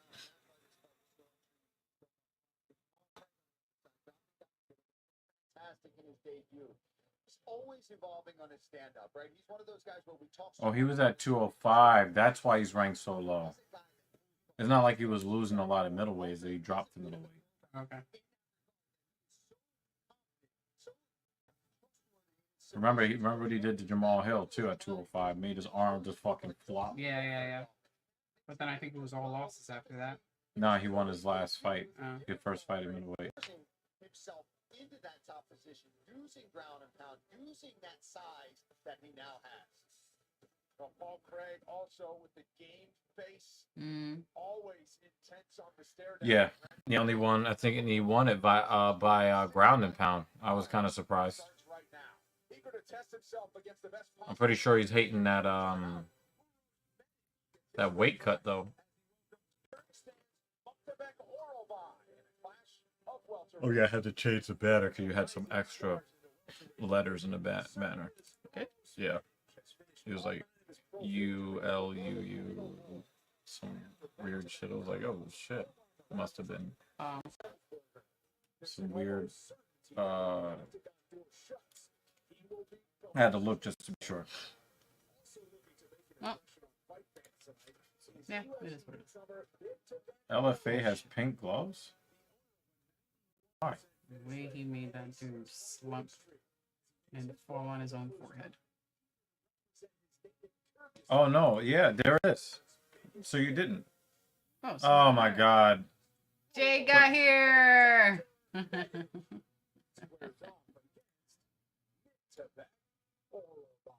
So they changed it because I know you got it from there, Yeah. right? I got it from Wiki. So I deleted it because I looked and it wasn't here anymore. So Oh. somebody changed it. But that Ulu thing, actually is. I thought you just kind of stomped on the keyboard a little bit. But it was on the back of his shorts in one of his other fights. But we'll leave it. Yeah, that's that. Wow. All right. Well, you leave it though. So someone did put money in the swear jar.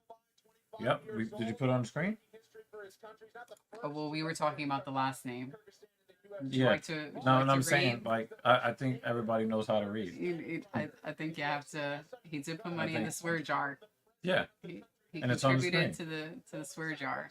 Thank you for the super chat in Canadian. I appreciate you, Jay. I'll have you know that she said she let the Herb Dean I did not mute it, she didn't mute it, so but you made it! Yay! yeah, I'll say JL's name out loud. How you doing, JL? Actually, it hasn't been that great of a card. No, he wants to know about the announcer's performance. Welcome. It was as enjoyable as trying to eat okra out of a can. Ugh, that's hard. Stomach hurts thinking about that.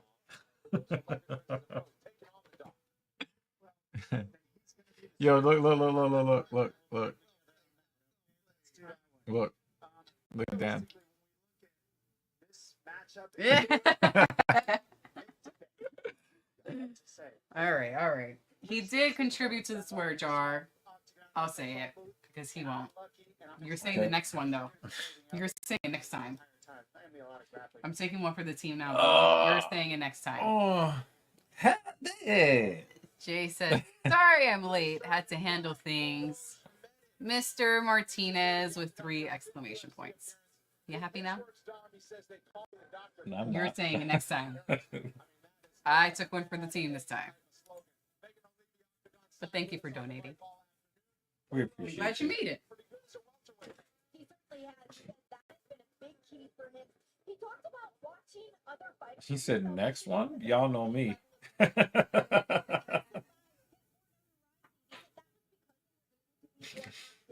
he realized, listen, I cannot have these long weight cuts at 155. I can have more activity at 170 and feel more comfortable in the weight class as well in terms of weight cuts. But Dominic, you mentioned when Orabai was walking out that maybe we won't see a lot of grappling. Guys, keep this in mind. Medic has been wrestling and grappling almost every day with Camille Carey. Said that has really given him a next level to those skills on the canvas as well. If we look at the matchup and how they go together, that's what he has to do is grapple. I think that we're going to see the defense. It's either grappler versus striker, and I think that usually makes the striking battle. But if he gets that takedown the way Megan's talking with all that wrestling advantage, we know that this is going to be nothing but... Thank you for watching the Filthy Casual MMA Watch Party, episode 101. Thank you for checking us out. It'd be great if you hung out in our chat, but if you are just kind of popping your head in, just throw that like button out there for us to help us with the algorithm. It would really be appreciated if you guys did that. Even if you choose to not stick around, it would still be it would be welcome if you were able to do that, because we want to get into the recommended for more people. So, yeah. Orabai. Dancing. Mrs. Evil saves the day. Yeah, she saves a lot of my days. Jeremy, I got round 2. But this time I made it hot. Hot. Yum, with a little bit of foam. Hey, don't make the same mistake don't make the doing same it this mistake way. I made. It is kind of hot. Hot. That would be a tragic mistake. And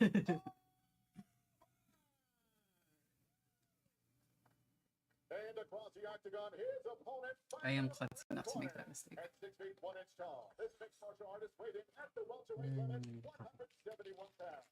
In 10 fights, his record stands at 9 victories with 1 defeat. Fighting out of Anchorage, Alaska by way of Novi Sad, Serbia.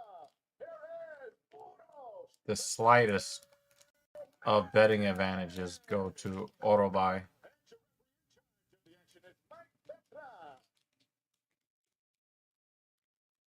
He looks a little less muscular than he used to be. Yeah, same. I think it was somewhere. You are two. What a fight card we have upcoming. ESPN Plus. This fight clock is brought to you by Modelo. Uros Medic is in the black. Uzbek Orabai is in the white. And the southpaw stance, Medic, no question. He's going to keep that range. He's going to make it it's a little tougher to shoot on southpaw because that range is so much farther.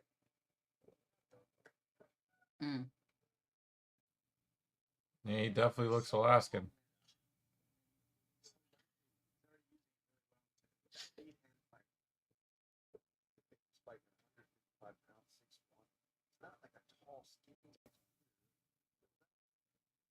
His training partner is Grizzly. Neighborhood Grizzly Bear. He's his training partner. This card is free on Fight Pass, not just the prelims. Man, this card must be dry. Oh, man. Yeah, I saw people wearing the Fight Pass patch on their shirt, too. So it might be a sales play. Oh, that was a big left hand from Medic. Another one. And Orabai is just eating it. That would scare the shit out of me. He was giving him the business. Oh! Nice takedown. He's all cut up now, too. Just a little trickle of blood. Nothing significant. Yeah, but the dude just like, none of this affects me. a little paper cut. No, I'm talking about the left hands he was getting. Oh, we have a prediction for main event. All right. Well, Thank you. save that for later. Mm-hmm. Both takedowns, he had hand control, and that's what's really kept Medic on his back. I would be very, very afraid. I would be very, very, very afraid if this guy, Otobai, is going to stick around in the UFC, because Medic gave him the business with them left hands. You're just like, you're wasting your time.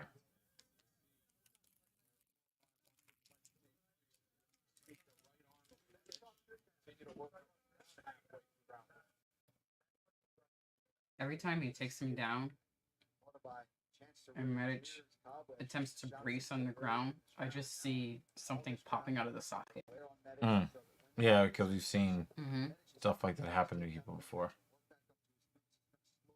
He's on a single leg again. Have you seen the posters that Chase Hooper has been posting, David?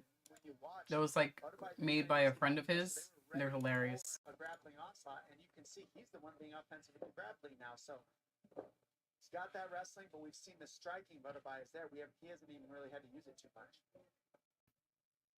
And this isn't necessarily Utterby if you look on paper, and he's really dominating so far with it. Everybody at this level can grapple For the main event, but I vote Paul all you Craig. do is look at the habits and see what's Nah, Because of Paul Craig. Hooper is way more skilled than he used to be. Way more. Mm. I got Chase Hooper winning actually pretty convincingly See if I can find it. over back up to his feet and see that it's just Mm. or Jordan Suss. The Oh. poster was he chose a photo, or not he, but I think a friend of his chose a sus photo of Leavitt. And the photo of Hooper is like very dorky. Well, Chase Hooper's gonna Hooper, you know. Yep, Chase Hooper's gonna. It was a very Hooper post. getting takedowns, the more you're doing. Strickland's been saying he has better technique than Valentina. His 1 in a million performance against Adesanya is getting to his head. Hooper didn't take any damage in his last fight. He just fucking stomped his opponent out on the feet. You don't think that guy is continuing to still train striking? I heard it. Takedown itself isn't enough, right? You've got to do something with it. But if you're I'm gonna put it in the chat. I'm gonna put it in the chat. until they quit, and that's literally it. And that's what we're seeing. Share, right, here we go. Share. Attempting that game. Thank- Rufus hates being stuck inside. Luckily, Amy's a big and ends. Yeah, Hooper. Alright. Hooper's been really, really nasty I put lately. the link in the YouTube chat so you can see the poster that I'm talking about from Yeah, Tony Ferguson, you know, working out with the weirdo guy. You know, I get why he's doing it, but if David Goggins was like, you know, such a, oh my God, my mind is like a steel trap and I could do anything, that he'd be in the UFC too and he'd be undefeated, Mhm. you know? But he's not. So, I don't know. I don't know how well that works for Tony Ferguson in the long term. Yeah, that shit was crazy, David. That shit was crazy. That shit was crazy. That shit really built up my mood, too. That shit made me happy.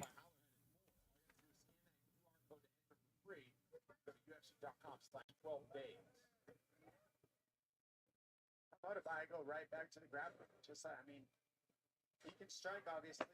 I didn't know if that was going to be the tactic. I figured that Bennett would be able to. But Tony is just trying to Tony is trying to do anything to get a win. And you can't be mad at him for wanting to do what he thinks is necessary to condition himself for victory.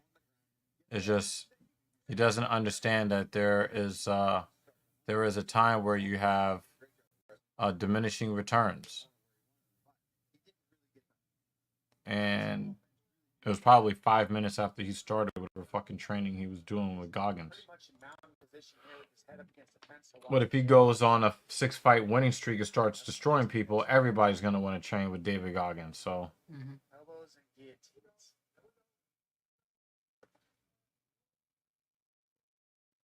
nobody's entering their prime on a 6-fight losing streak. Sorry.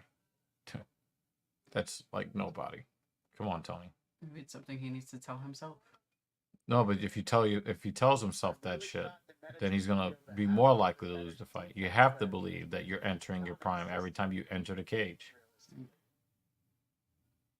know, we talk about it in the weight room too. You know, if you talk about what you're doing in the affirmative, you'll have a much easier time with it. Yeah. So, but yeah, I just hope that Tony Ferguson doesn't take any more fucking damage. You know. Because I think if he loses his fight, it's the end of his tenure in the UFC. And you'll see him do some weird-ass bare-knuckle boxing shit or whatever. Is he going Dagestani handcuff? Okay. Yep. Got his hand behind his back. Yeah, and he can't. Oh, no, he got it out. All right, now he's trying to get these hooks in. Yep. He's got the hooks. Oh, he's got one. He lost one. Oh, now he's got... Is Medic starting to melt here? Does Medic need a medic?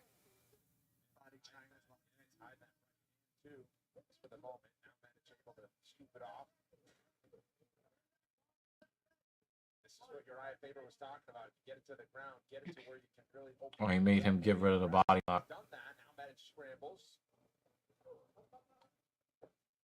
But Autobody did a good job of recognizing the situation and trying to maintain that advantageous position. Or maintain an advantageous position. It didn't need to be that one. Wow. This is some fucking Habib shit right here. Medic hasn't defended one thing. Nothing. It just looks like complete outclassed grappling realistically. Hand control, position over submission, and I think what Faber is asking for is, all right, we've got the position, let's start doing some damage with elbows, let's start doing some damage with the punches, let's create blood and damage rather than squeezing and holding. And that's what their squad's known for, so this is what they want, this is what Faber's asking for right here, is let's get some blood, let's get some cuts. Well, Autobody is the one that's bleeding. That little slow ball there. What's that? It's a little slow ball, kind of held it out. Yeah, I did. Oh, he's trying to get the hand out. Uh-oh. He switched hands. And good night. Oh, no, it's over the jaw. So Medic was able to keep that. Oh, look at that neck crank. Oh, he's cranking on that neck. Oh, that's painful. And he's... Oh, that's painful. That's some Habib shit. That's Habib Connor. Modified rear naked choke, bulldog choke mixed together. Just I'm gonna rip your head off. How about that? Yeah. On just a few days, Medic needs a medic. 7 takedowns against Uros Medic, who was off to back-to-back TKO victories, and a new... Give me my hat. Now Dan Jensen's gonna say some racist shit about his hat. Dan Jensen is busy with dinner. Yo, that dude might be the next Habib, man.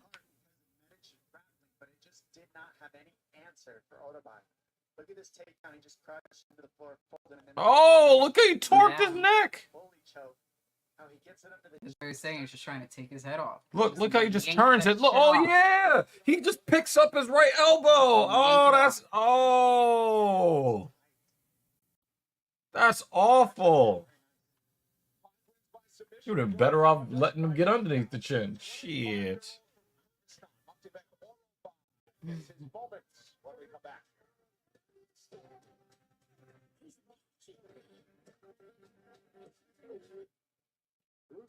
Damn. That might be the next Nurmagomedov.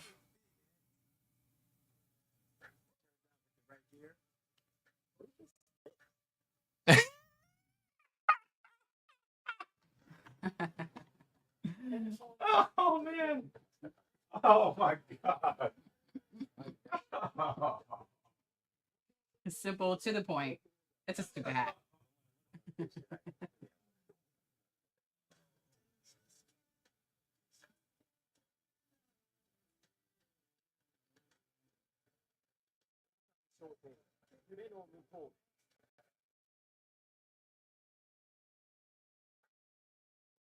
Exclusive articles and tools. Top leagues and tournaments. Best stories in sports. ESPN Plus.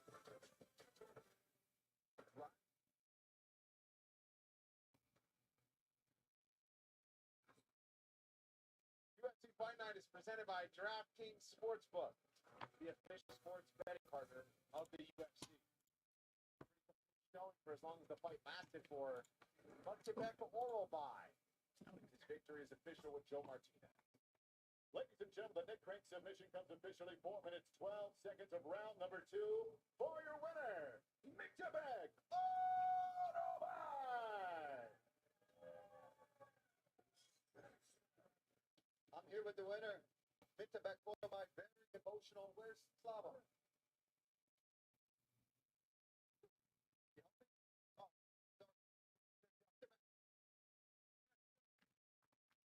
Time on camera. First of all, congratulations on an absolute epic debut by Neck Crank coming out here. Got hurt early on in the fight, but then I mean, the hat is not bad for hiding snacks, though, Dan.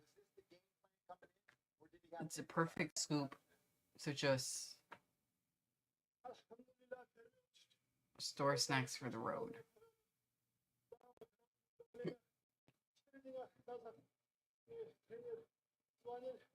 замена центра. Я его тренер, я принял бой, потом короткое давление, мы геймплан делаем, соперник, у него стойка хорошо, потом мы только акцент на борьбах. Алхамдулилlah, сегодня слышно дал мне победу. First of all, I want to thank God. We got 4 days ago, we got a call. Coach Uriah called us and asked us if he can step in the UFC to fight this weekend. He took the fight in a 4-day short notice. Came in, the game plan was to do exactly what we did right now. And thank God for everything that God gave me the win tonight. And you know, for everybody that hasn't seen you fight yet, you've also got vicious knockout power. So what can we expect to see more of you inside of the octagon? You want to come in here at welterweight? I know there was talks before you made to the UFC of going to 55. What weight class can we see you in this distance? Да, следующий бой у меня 3 мой контракт 70 килограмм. Да, иншаллах, следующий бой покажем. Стойки, борьба без разницы. Иншаллах, хороший подготовленный потом. Я покажу еще хороший бой. Это только начало. Алхамдулилlah. This is just the beginning for me. I'm going to be fighting at 155. I can take only at 170 a short notice, but my next fight I'll show much more striking, and this is only the beginning for me. Listen, the 55-pound weight class is on notice. Let's hear it for your winner, Quebec oral bye, ladies and gentlemen. Quebec oral bye. Well, we'll have more moments in the future. A victory made even more impressive. Yeah, not a very overall not so exciting this evening. I mean, that was a good match, you know, that one. But Korean Zombie. But all in all, yeah, no. Not the worst card of the year. But I'm glad this is early enough where I'm not falling asleep in the middle of it. But next week might be more exciting. It should be more exciting next week. Fight Night, Dariush versus Armand. I'm not going to try to pronounce his last name. Hooker versus Green. Rob Fonts versus Davison Figueiredo. Next week should be way more exciting. fight with Roundtree's fighting. on the line. Stay with us. Thanksgiving week Yeah, I is think it's gonna upon us be. here in the desert. Don't go I'm sorry, it's not next week. It's the week after, in 2 weeks. December 2nd is the next one. Clay Guida. So, just have to survive this one. Jay says, let Islam fight him. I like to see him. I wouldn't mind seeing him fight again. Like I said, this hasn't been like the best card in the world, but that was a good fight. The very last one. Chasing the mic. It's like, sorry, no. You can't do that. Nope. No mic for you. Because it looked like he'd probably be there for about 10 minutes talking. Skin cancer, blood clots, and low blood cell counts occurred with Opzelura. In people taking JAK inhibitors, serious infections, increased risk of death, lymphoma, other cancers, and major cardiovascular events. Got ladies coming up next. Imagine an eczema treatment you can apply wherever you need it, like here and here. That's Opzelura. Relief reimagined. Ask your doctor about reducing eczema itch fast with Opzelura. Here they come. All right, get to it. Okay, I want a quarter pounder with cheese and no onions. Cheese makes an extra pickle. Can I get medium fries? Oh, I'm ordering for Okay, Tim. Whenever you want something special, order ahead in the app to save time.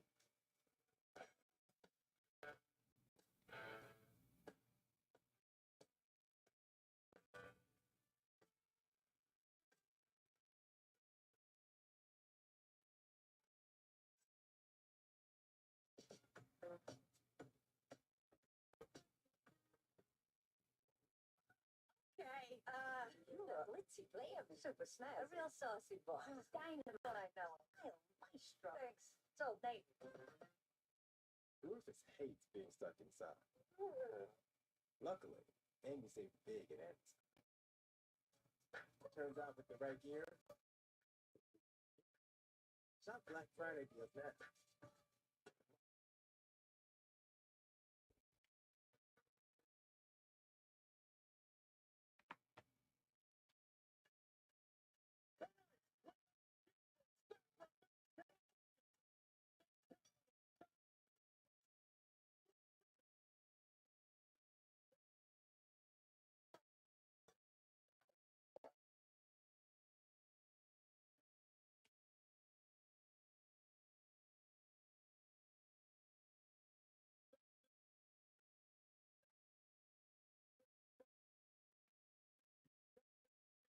JL.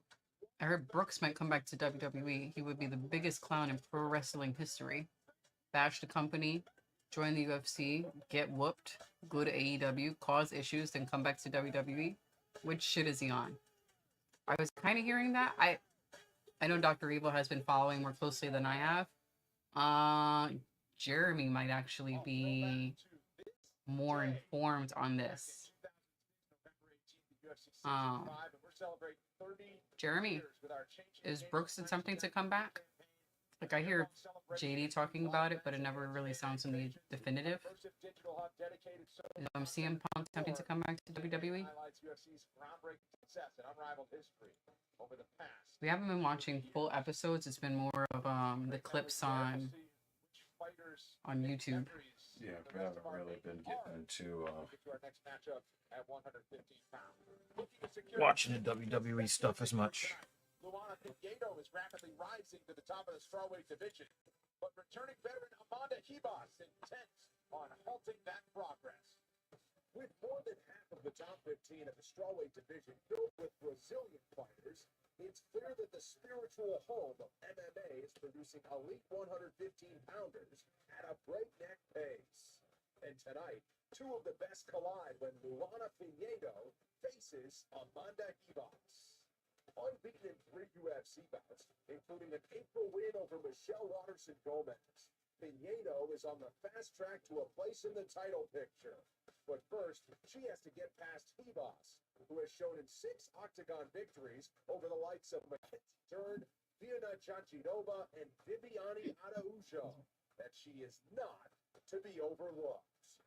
Coming up next, Luana Pinheiro takes on Amanda Ribas.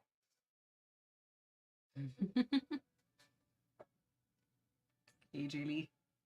Haven't they been together for a Yeah, while it's been now? a long time. I, Remember that when Brooks and AJ Lee got together, Brooks was at the height of his dominance in WWE.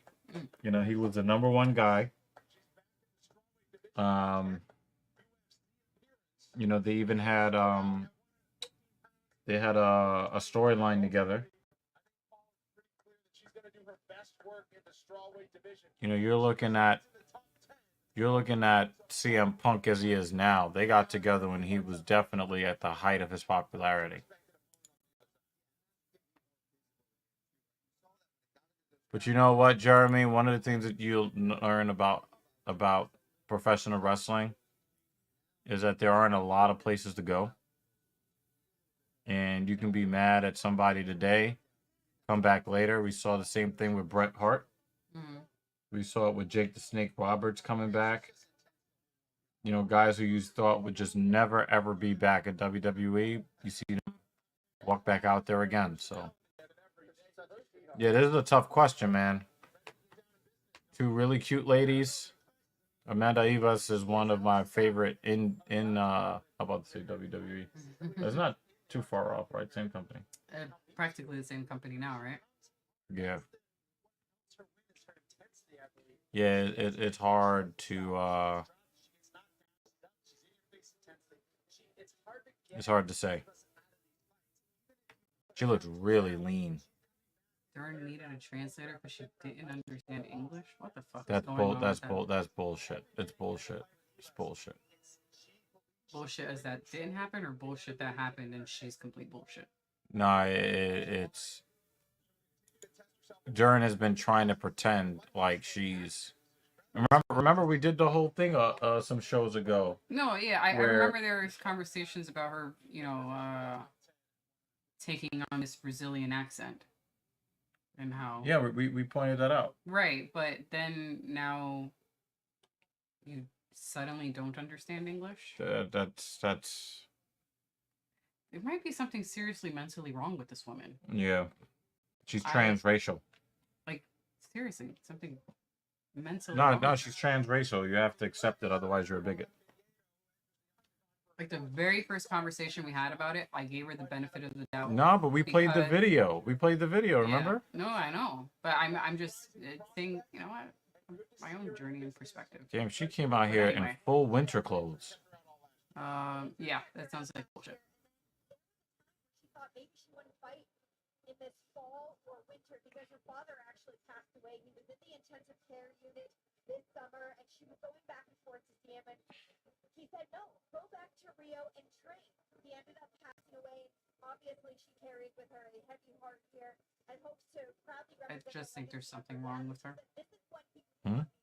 Responding to Jay. It's definitely an act. It's definitely an act. I'm not saying that I still would not glaze her face, but that is a really annoying thing about her, in my opinion. Balm. That's a funny word. Balm. That's really good stuff. If there's a spot that's especially dry, Balm. balm is great. ALM together. It's just weird. Alm. You've seen women with the name Alma. Alma. Oh yeah, well, I mean, the last person I know with a similar name was well, part of the reason why I don't work at that place I think anymore. that's what makes it that way. It's history. They've been roommates before, so judging from my own self, once I've trained with Well, somebody, it said dry patches, so I put it so much more here. intense to fight them. Yeah, no, that's exactly what you should do. That stuff is great. I think I have about 2 or 3 of those. I try to keep one in each backpack. Just If you want, I'll buy you one. So you balm. can just keep it in the car or something. Brooks started beef telling people to find him if they have an issue with him. It resulted in buying someone and throwing a chair. Yeah, I mean we've heard the stories. You know the thing is, he's a guy that draws, and the you know, sometimes you get guys that think that because they're at the top, they are more important than other people. You start to believe your own hype. Mhm. It's a problem.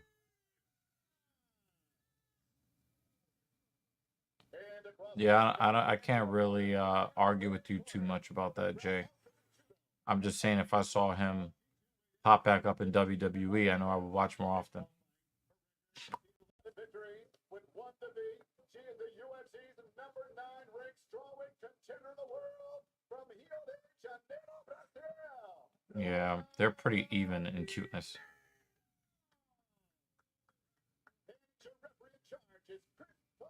And you know, they both look less cute than they normally would because they are dehydrated from the process of weight cutting. Mhm. Vegas for a holiday break. Tito and Amanda. Wow, JL is really stretching right now. The former roommates. Who would love to be a fly on the wall there? This is for not washing the dishes. Oh, what That's for drinking the milk. wow, look at this. She just came out and said, you know what, I'm just gonna Yo, they are swanging and banging. I told you to do your own laundry. Did he just say Formel 1? I heard that they had to stop something with it because of some loose drain cover or something. That's not good.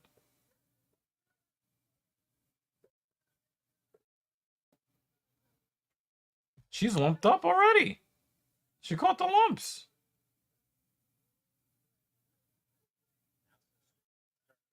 Damn. Look. She's looking lumpy. Oh, big right hook. head stays right on the center line for Eva, so it's not hard to find it. That's why it just stays right there. She's got a big black eye on her left eye already. But this is what Eva does. She takes these shots. She's been behind. She's been in these types of fights and find a way to come forward. It's very early in the fight. BJ Penn. Oh my God. He also says that CTE isn't real, so nice combo for Ibas. She countered that calf kick, immediately went to the head.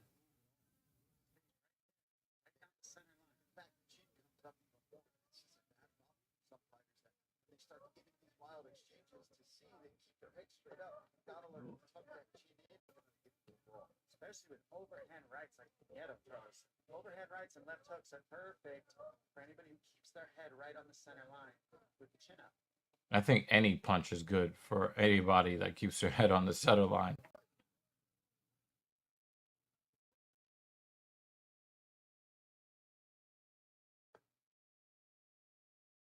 Both their feet and calves are going to be hurting tomorrow.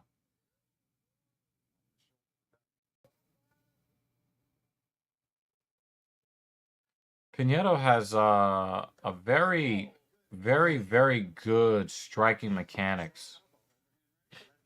Someone's crying blood. Jesus wept.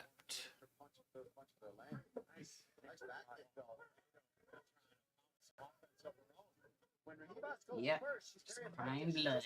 Oh. Oh, wow. Nice right hook from Ibas.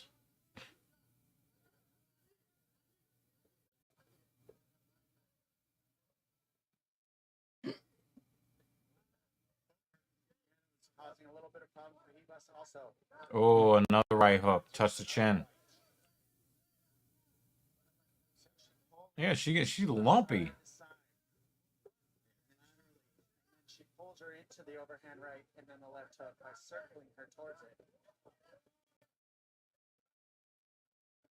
Oh, left hook. That's a... Yo, I'm falling in love with her striking. Oh.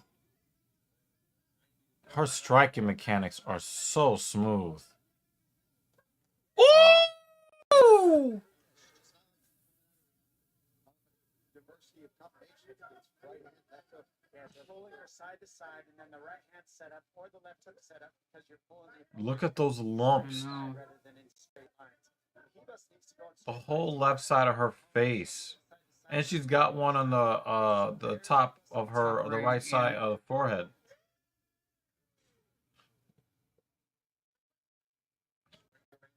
There, he was trying to hold on, and there's the answer to overhand rights, left hooks.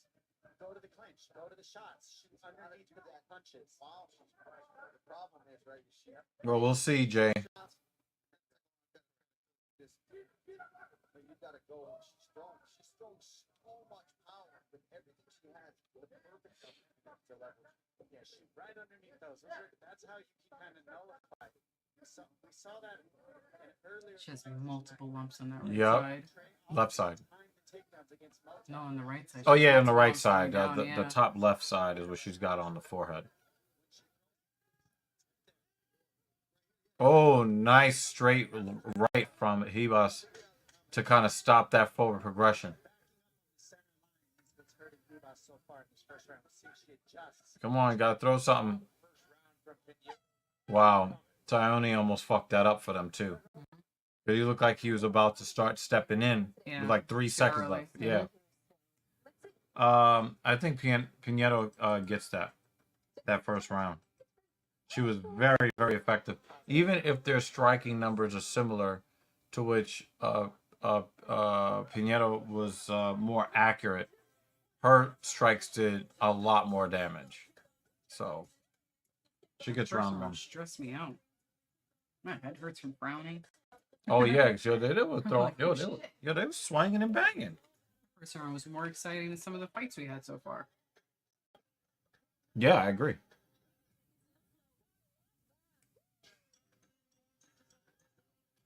Ready for new Black Friday deals? Get 10-inch Squishmallows for $5. It's on 43-inch TV for $98. And so many more amazing deals. New deals drop online Wednesday. Shop Walmart's Black Friday deals.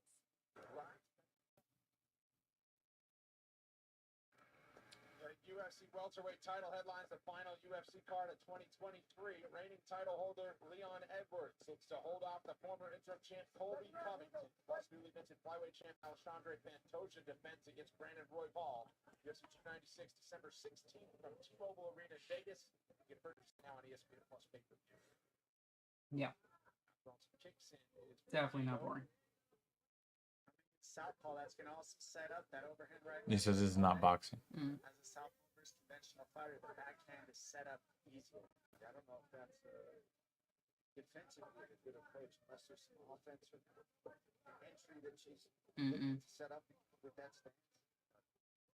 Certainly not going to stop the overhand right. Just trying to get a different look. Oh. Wow. That right hook over the overhand. She's just landing it. It's the side-to-side movement. It's keeping Ibas from being able to set her feet, grab, or land the way she wants to. The space is always moving, and she can't really. Pinedo looks like she's in a flow state.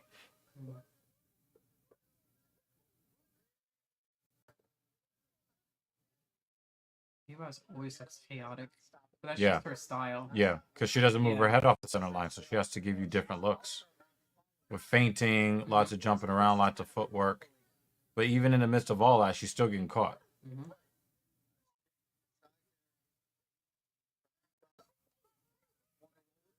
Kicks are they're good at. Adding kicks and then stemming the hands from the kicks would really help Ibas because the kicks will get Nieto to stay in the box and then connect the hands like that afterwards. Ibas is that left hand drew a reaction a moment ago. Making adjustments, and like I said, Ibas is in every fight, every single minute of every fight. Whether she's losing or not, she believes she's going to knock you out and get the win. So you got to always keep your head on a swivel fighting.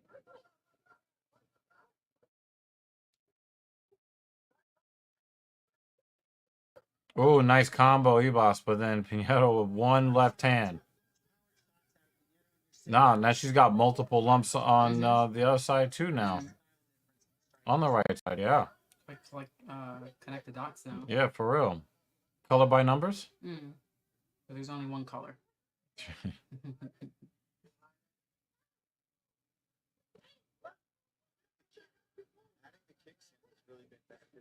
Connect the dots.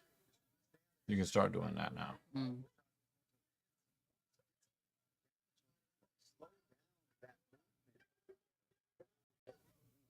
Good catch. Wow, Good that catch. is a good catch. Oh, and then Justin Ibas hit almost her kicked her head off. Oh, nice counter by Ibas.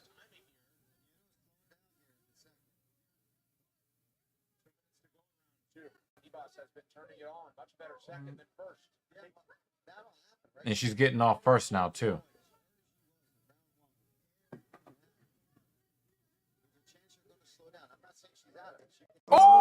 Oh!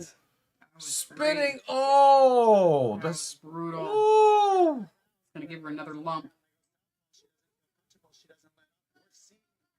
Good grief. Pinheiro, Fight yeah, ladies. Pinheiro just went for a takedown she did not intend to get.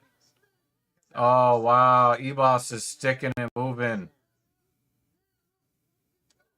Oh, defended body kick, but still a good kick nonetheless. Oh, haymaker, another haymaker. Oh. Dominic Cruz and Paul Felder, Brendan Fitzgerald, Octagon side with you. UFC Fight Night special daytime edition. Middleweight main event upcoming. Paul Craig looks to jump into the top 10 at 185 pounds. Takes on Brendan McHenry. Megan O'Leary's part of our broadcast team as well from Las Vegas. Yeah, Ibas is intense, Jay. Ooh.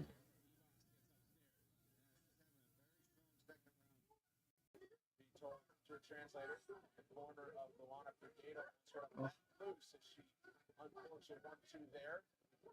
Ibas changed the range of the fight in the second round by switching the She slipped. She slipped. She's turned into a kickboxing range, and you're watching Pinheiro look for Another spinning back fist. She changed the range of the fight, essentially, and made it tougher for Pinheiro in the second round. Kick to the body has Pinheiro on the run. Really good kicks second round. Yeah, this is tied at 1. Wow. Yeah, she's not getting that takedown. But Pinheiro did not have a good second round, but she's still very composed. Yes. Let me grab the iPad. Rangers playing tonight? Next game just is about to start, and then the Rangers an hour from now.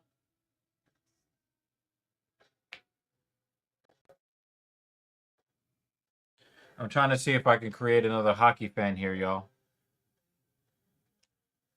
Went to my first hockey game, which a video of that experience will be coming out in a few days. Yeah, I did not expect us to be putting out any videos. It's a fun video. But yeah, it's gonna be thing 2, the disembodied, a YouTube channel called Joy Walking, and what she did is she put together a video kind of like from her personal YouTube channel. So she's gonna port some of that editing style to that video. Yeah. Gonna be very much not in the style that you guys are used to seeing from his channel normally, but it's something different. It's something fun. It's less than 10 minutes long. Fun little video. So yeah, probably like Monday, Tuesday it should have come out because she is not home right now. Defended body kick. Still very nice kick. Hey, he's exchanging leg kicks. Talked about it at the beginning of the fight, Dom, excuse me, that this is something that Ibas... Does that say slate on the ground?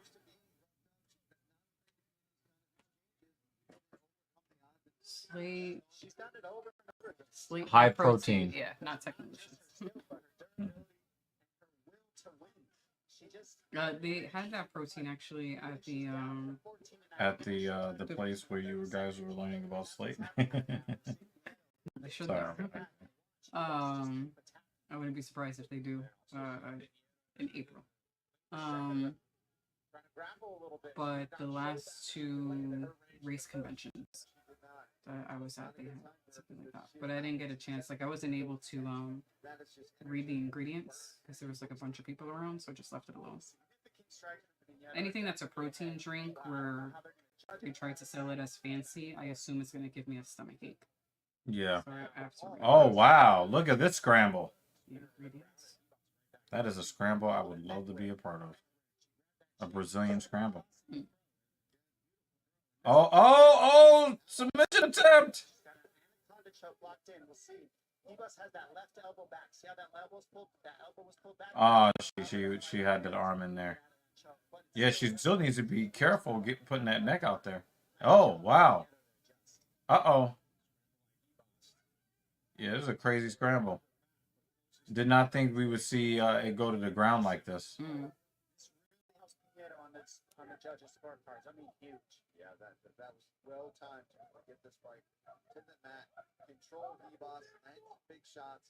And for Hebos, she's got to have a sense of urgency, whether that be attack, submission from here, sweep, but she's got to get back up. Her back is on the fence, so it's a perfect opportunity for her to try to fall off, back up. Triangle, it looks like here. Well, she got the... Oh, she had the...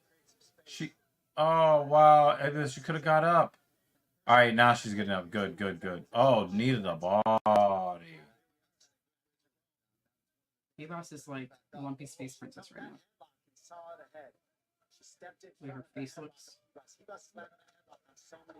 Yeah, right there in the center of her forehead. Mm. Looks like a fucking target. This is a very, very close fight. Goodness. Good wrestling defense there from Amanda. Oh, she's throwing big overhead rights. We're exchanging those big overhead. Yeah.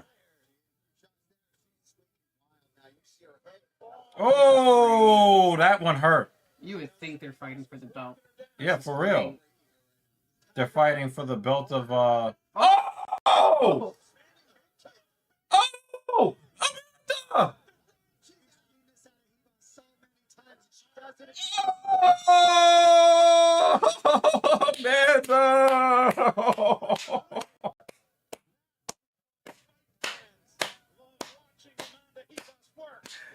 Yo! She didn't look happy with that stoppage. As soon as he stopped it, she was like, "What?" I see that replay. Lumpy. She got a whole star constellation on the right side of her face.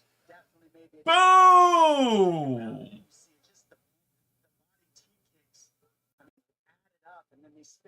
Boom! I get her, but she was still standing. Ooh! And then She took that like a champ. No, she was not defending intelligently. Yeah, she was not defending. That's a good stoppage. Yo, that might be fight of the night, yo. Yeah. Oh, man. Cute and fierce. Lumpy. She's lumpy. Still got the knockout. So they're probably going to exchange rankings now. Mm-mm. I mean, even with a loss, it's still a great fight. Oh, yeah. Hell yeah. She still did excellent. Hell yeah. Even though she took that out. Not like some of the other fighters who were like, "Oh, that was terrible. Yeah. Don't want to see you fight again." Nah. No, that was very, to see her fight again. very, like, do not be surprised if that wins fight of the night. Don't be surprised. My car's starting to move slow. Let's see. Yeah, man. Like, spinning heel kick. Just needs a charge. Caught her lovely. Sure it's free. Positive. I think you just saw one, JL. We might have now we gotta finish. We got a couple, maybe one or two finish, because we had some quick finishes that were really cool. I think I was at the supermarket for one of those. Yeah, the Indonesian, the first Indonesian. Yeah, I missed that one. Yeah, that was a crazy knockout. He's definitely getting $50,000. He's buying chips. Do we get next week off? We do. Wow. That's a nice finish to that card too. Lumpy. Space Princess. Officially 3 minutes, 53 seconds, round number 3. We have your winner by way of TKO, Amanda.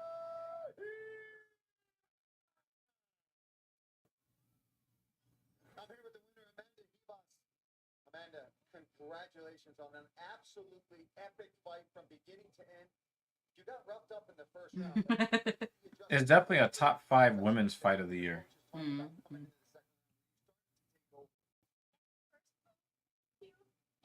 Strava division, I'm back, and it's your respect.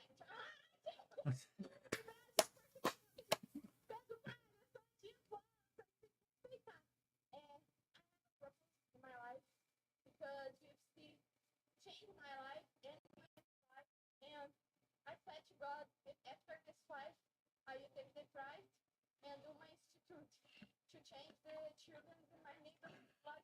I'm struggling to keep my focus with all of these cuties in the cage.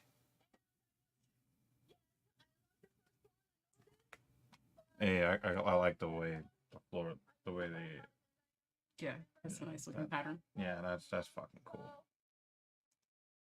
That was clear as day. The heart was on display. Burrito time. Once that third round came, did you start to know? Again, I want to thank everybody that kind of peeks in and takes a look at the Filthy Casual MMA watch party. We would love it if you hung out with us, but if you choose not to, if you could just drop that like on the stream before you leave. Or just throw a little wave hand. Yeah. You know, even if you don't want to stick around, help us out in the algorithm so we have more people to watch the fights with us. Mm-hmm. You know what I mean? Or the one pointing up, where the what do they call it with Roman Reigns? Oh yeah, the bloodline. One for the bloodline. Yeah. Throw it up.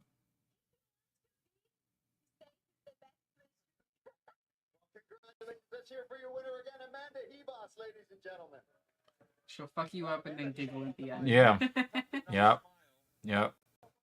Personality is infectious. Yep. Fighting makes you want to tune in every single time. She got lumped up though. She got lumped up. When you're done making that burrito, Jeremy, let us know how it was prepared. What you put in it. Look at this mop head. UFC debut. Many are expecting big things in the future from Reno. He reminds me of Rob Van Dam. He looks like one of those surfer types that just smokes weed all day. Yeah. Second octagon appearance. This time with a full camp at his natural weight class. So the mission is clear, and that is to show who he really is as a fighter in the big show.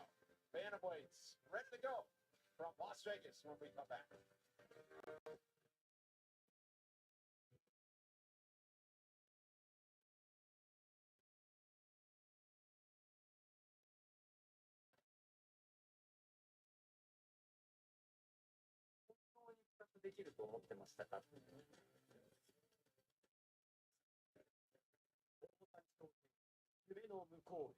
Nice.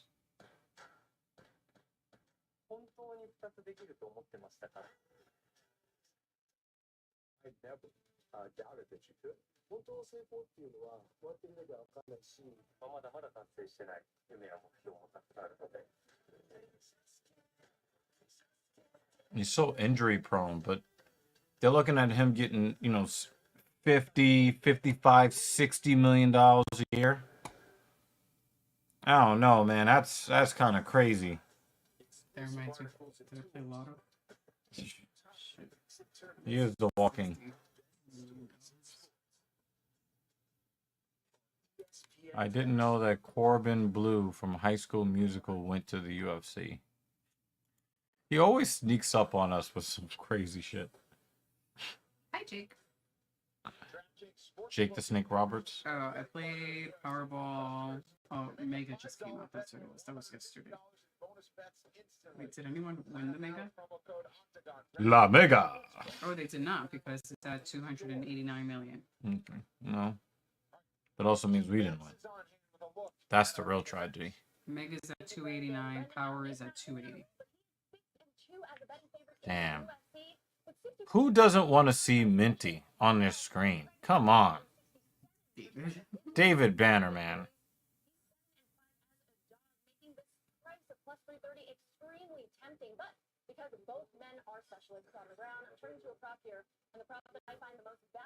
I don't give a fuck what she's talking about. I just don't care. Chad from High School Musical, I don't know. I mean, three-year-old daughter Brenly, who has been by his side all fight week. That's the main event coming up later. Right now, bantamweight prospects. Jay's looking forward to the main event introductions. I mean, fight.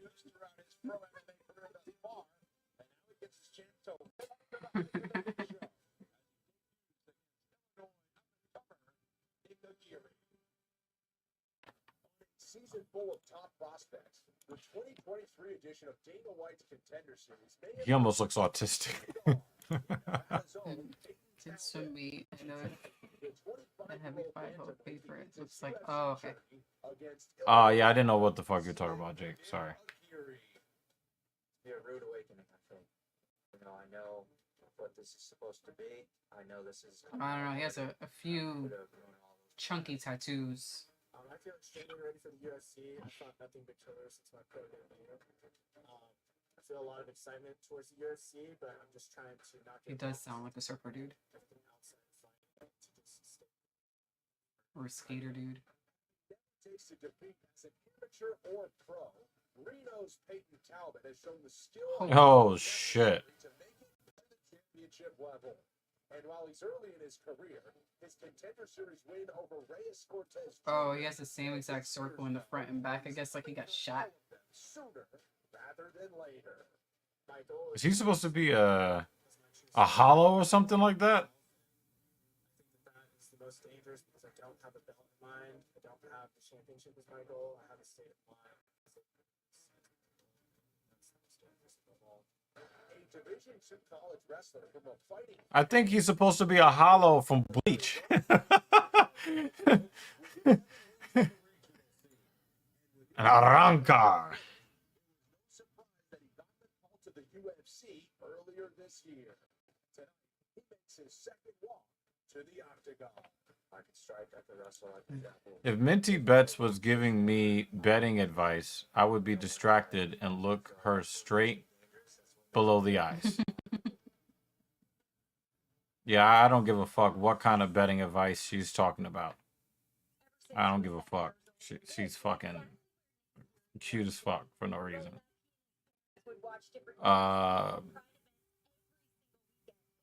But yeah, thank you guys for joining us on Filthy Casual MMA Watch Party. I am very, very happy that you guys are here.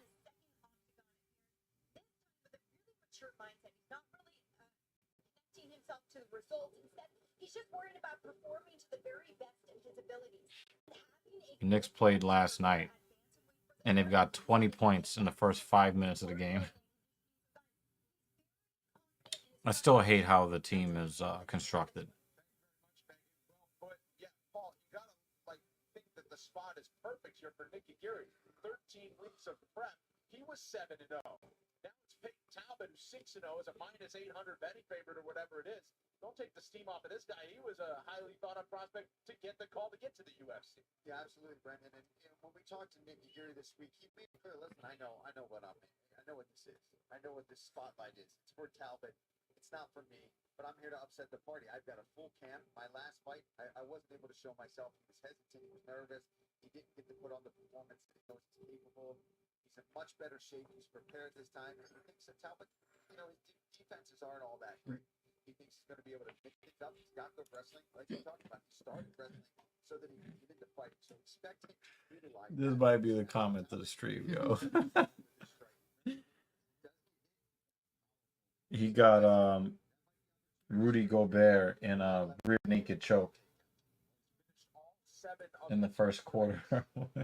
He dragged that nigga out. Nice. He had him.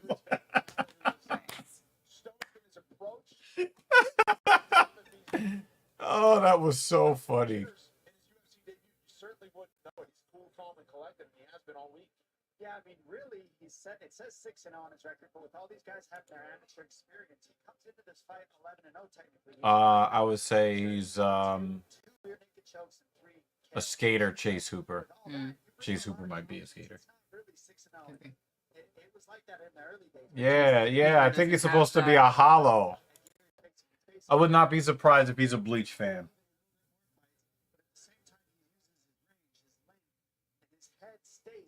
Center line, so that's one opening. Yeah, he's a hollow. Definitely a Bleach tattoo. Here and be a stepping stone to someone else. I got a chip on my The shoulder. most significant strikes in a Dana White Contender Series bantamweight fight. 141. Mm. Not afraid to take a shot and give some back, but usually the guy on the other end. A Sean O'Malley variant? Possibly. We'll see how he fights. Just without the shit talking. Ready for a couple of bantamweight He's a fucking hollow. Oh, man, it's so cool. Here's your tail of the tape.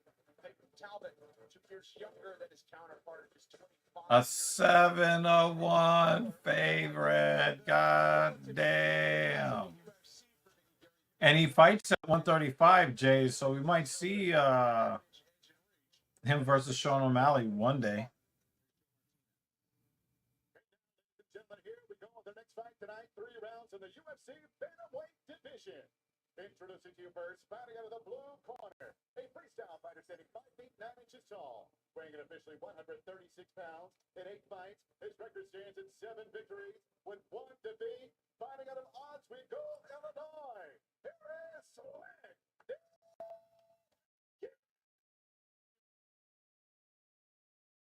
And across the octagon stands his opponent in the red corner. He's standing 5 feet 10 inches tall. He too weighing in officially Yeah, 136 pounds. that is definitely a Bleach tattoo.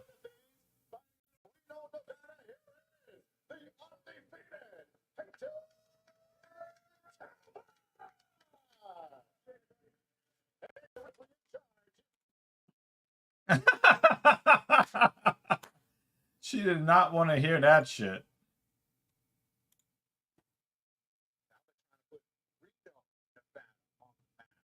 Las Vegas, Nevada, as a pretty big fighting hub. 8-hour drive north. Here's the capital. This fight talk brought to you by Cuervo. Already with the takedown attempt.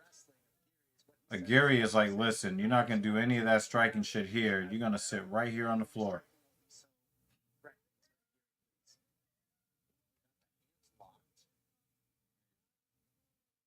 The takedown in the first 30 seconds of action.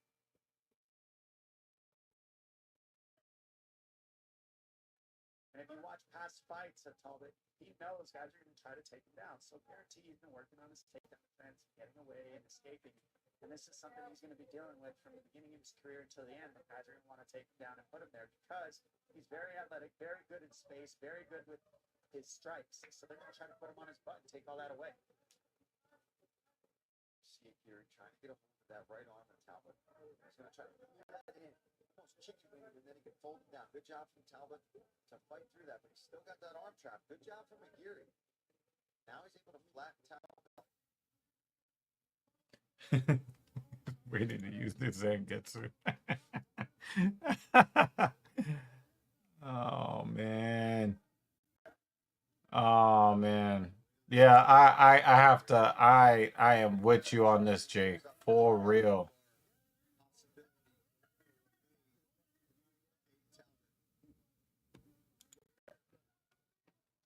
I actually have to tell one of my friends about this tattoo because this shit is. Get any space. Here he's able to just smush into him and keep him his back up against the fence and stay on the hand control. He's got to get his legs involved. meaning Talbot.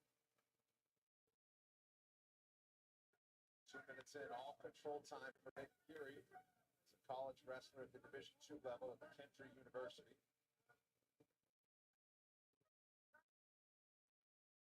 Executed well early.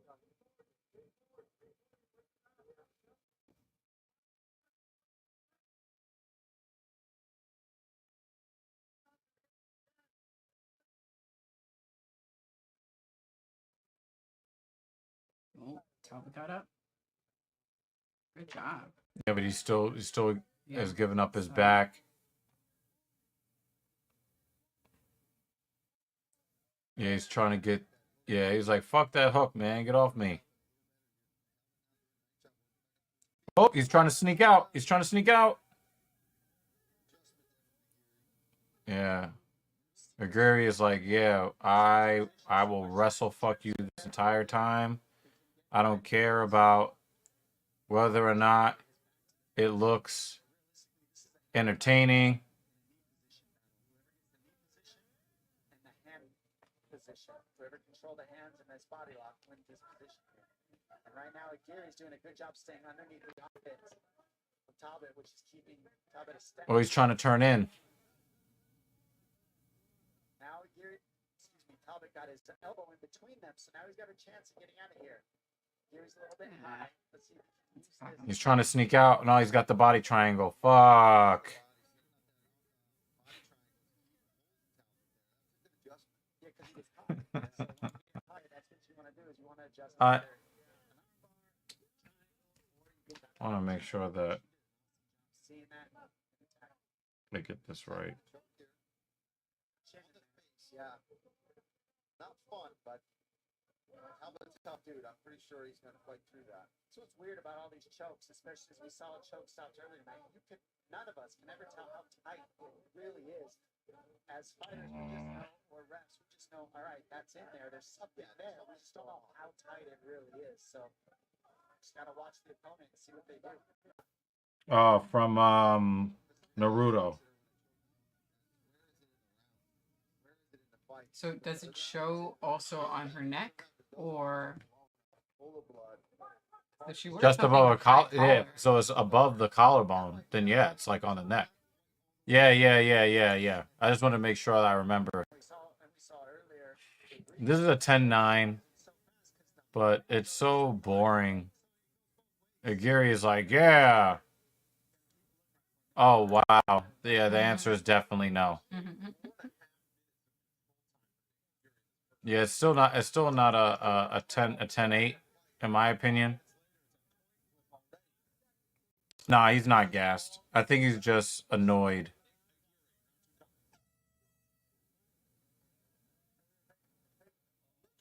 He's just annoyed. I don't think he's gassed. We're shakers, we're makers. We don't sit back and watch. We stand up and do. So from now on, Pebbles is all about us and our amazing creation. This box is now our stage. These Pebbles are our They don't even make them the way they used to. to our for all things awesome. So what are you going to Dabba Dabba do next? You can show us I don't like how they just had like fruity stuff busting in their face though. I don't like that too much. Cartridge. Switch to the cartridge free Epson Fucking weirdos in Hollywood busting rainbows in children's faces. Yeah, you can tell if it's above the collarbone, you know. That's because it's sus, Jay. It's sus. Well, she's got to wear turtlenecks. Yeah. If she wants an office job. I mean, it depends on where. Or if she's in IT, Or she put could some. probably get away with it. She could probably put some makeup on it to. Jeremy, burritos! Okay, so what kind did you make? Ground beef, cheese, lettuce, tomato, sour cream, hot sauce? That's how I like mine. So Aguirre is looking for the timing so that he can get to that. Oh, nice body kick, Talbot. Yep. Nah, motherfucker. Maybe Aguirre is fucking gassed. Maybe. He's gonna let his hands go. He's looking for a Sean O'Malley type finish here.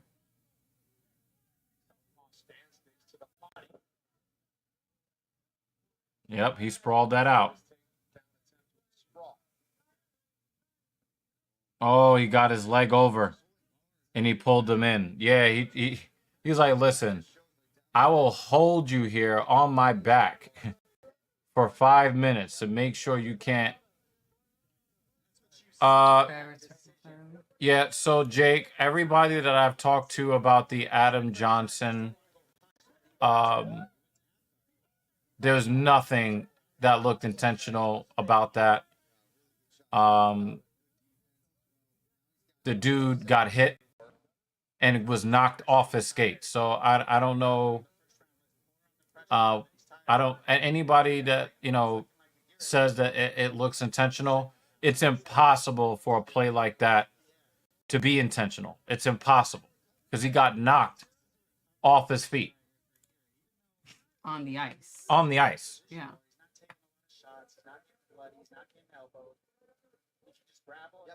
Jay said, I knew he was gassed. Talk about a one-round fighter who's one-dimensional. I'm trying to set one. Oh, okay. Ground beef, Mexican rice, refried beans, blend cheese, pico de gallo, grilled them suckers. Aaron Pico. That sounds delicious, man. Sounds really delicious. I think I'm gonna buy some burritos tomorrow now. Yep, make him stand up. All right, Jeremy. I'm making burritos tomorrow, and it's your fault. Nice right hand from Aguirre. Wow. He's like, come on, man, get up, fight me. I don't eat Taco Bell anymore, but I miss, no, he's in on the hips. He's in on the hips. I miss those crunch wraps. Yeah, he's pulling him down to the ground again. This is.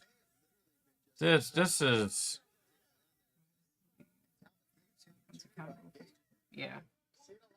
mean, that's experience too. He wasn't taking any damage in that bad position he was in, but he's still grappling. See, he didn't keep it like he did in the first round. I'm sorry. This is not. If you're a guy coming into the UFC, basically what you're trying to do, what you're trying to do if you're a Aguirre, right? This is only your second fight in the UFC, and you're trying to make it boring. This is not how you get the fans on your side. This is not how you progress your career. You're trying to hate on this guy Talbot to try to, blonde Brunson your way into, winning on the scorecard instead of trying to actually, make a name for yourself.'re not going to make a name for yourself hating on some other fighter. You're supposed to be trying to finish the fight yourself. They're wanting butterflies because you got to get your feet involved in order to create space from the man trying to stuff your hand into the fence. And so going for an omoplata transition probably isn't what this corner wants because they want space for him. Yeah, you hit him with them body shots. He looks bored. He's like, come on, dude. Actually, I think those body shots did damage. Yeah, I think they did damage because he relaxed out of that position. Like he kind of flopped out of that position. Yeah. That looked like those body shots were actually very potent against him. I got Talbot winning round 2. He's like, all right, you want to be on the ground? Fuck you up. Yeah, that's some pussy shit, man. Like, Awesome rates on coverage for car, home, and stuff. She has a lot of stuff. you don't, if you're a Aguirre, you haven't been in the UFC long enough or established any kind of legacy. You haven't built up any kind of a social equity with the UFC MMA fan to be just trying to lay on somebody just to take his zero away. For the military community, Like, we don't know you. You're not trying to protect a championship belt. You know, you're not one win away from a title shot where the guy is just so ridiculous on the feet that you had to ground him. This is your second fight in the UFC.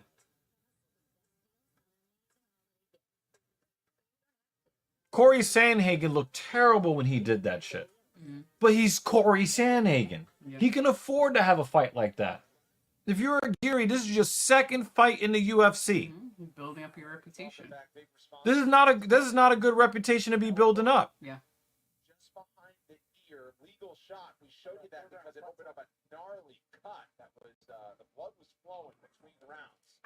Vicky Geary, nice job by the cut man to. Ooh, we got blood, but they didn't show it. Come on, this is not WWE. Show us the blood. No, it says not. It was in between rounds. Oh, look at this! Look at this accurate striking. Nah, fuck your shots, man. Fucking fight or leave the cage. Oh! Yo, Talbot, let's go! Yo! Oh, it opened up. It opened up. It opened back up. Yep. Oh, Talbot, let's go! Yeah, he's in full mount. Let's go! Let's go! Yeah, I think he's ready to fold. He's ready to fold, y'all. Oh, yeah! Let's go! Tap, bitch! Yeah, tap! Mama! El Tapo! Get him out of here! Cut that bitch. Cut him. He's 0-2 in the UFC. Cut him. Turned it on. He showed why he's got a lot of hype on his name. We'll watch the beginning of the third round. They'll show it. He does the break symbol. Fuck him. He goes out there and gets rear naked choke pretty quickly. Let's take a look at this fight. See how it finished. Started with this body kick. Let's see if I can find. Went to the body kick, went to the left hook, went to the right straight. See if I can get another. When they give the official announcement. Yeah, they're gonna show him. Yeah. Then you'll get the front. Yeah. Happy to get back up. Yeah. Mama. Going nuts as you'd expect. Moved to 7-0. 5 wins by knockout. You just witnessed the first submission win in the career of one Peyton Talbot. We'll get a hot microphone when we come back.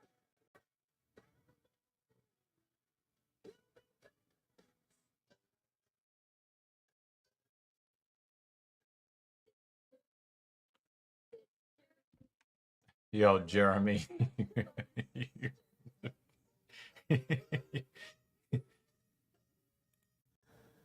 Yeah, he looked like he was gassed after round 1. I think it was Jay that pointed that out, if I'm not mistaken.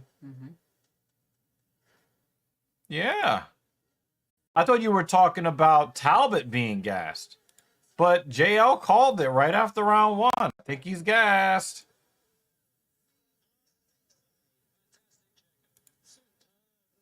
Yeah. I actually want to see that fight now. Oh, Talbot versus yeah. O'Malley.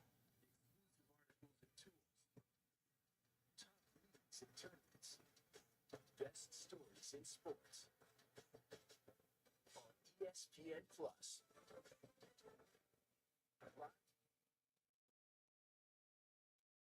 UFC Fight Night is brought to you by DraftKings Sportsbook, the official sports betting partner of the UFC. We continue action in Las Vegas. We send it back inside the octagon with Joe Martinez. Ladies and gentlemen, the rear choke submission comes officially 58 seconds of round number 2. Your winner and still undefeated, Peyton. He's trying to walk away from the ref before they make the announcement. He ain't about that life, y'all. How are you feeling after that?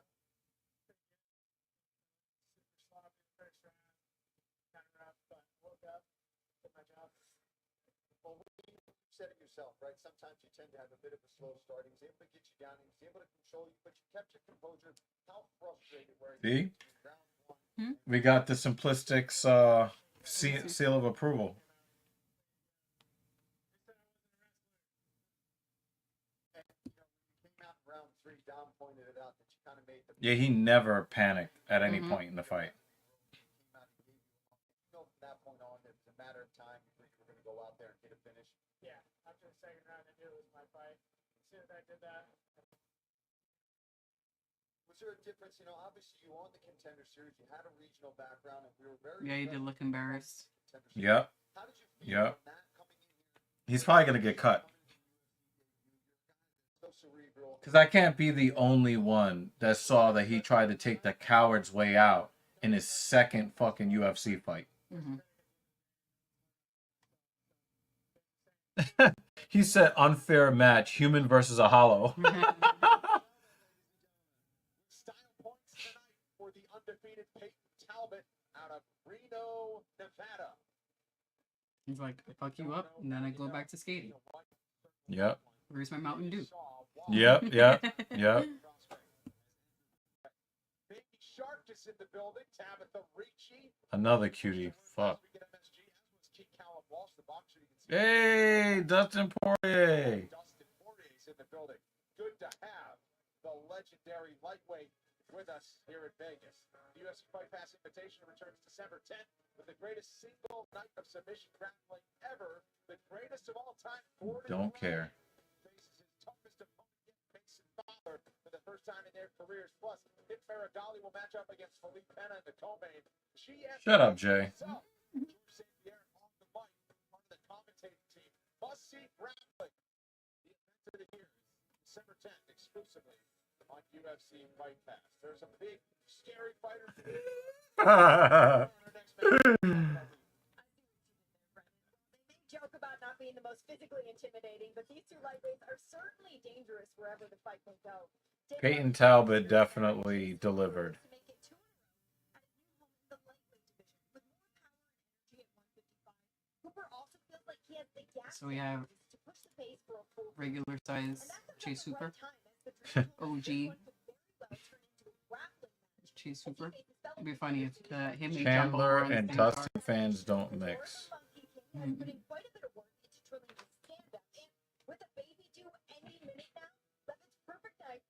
He said that if he found out the baby was coming before the fight, he would just walk. Mm, That might actually get him cut from the UFC. Reddit? Yeah. Apparently, he's claiming that he actually was able to get an erection, put it into a vagina, go to release to cause the birth of a child. Mm-mm-mm. I think that claim is also sus. As sus as he is. We're trying to suss it out.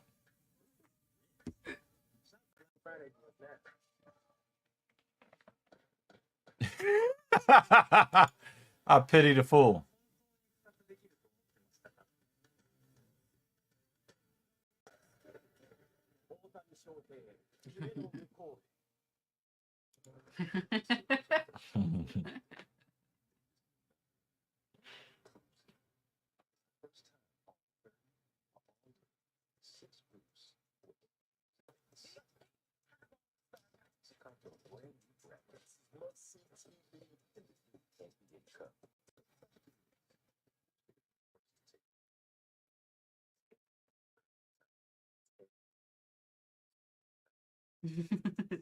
Dan doesn't believe it.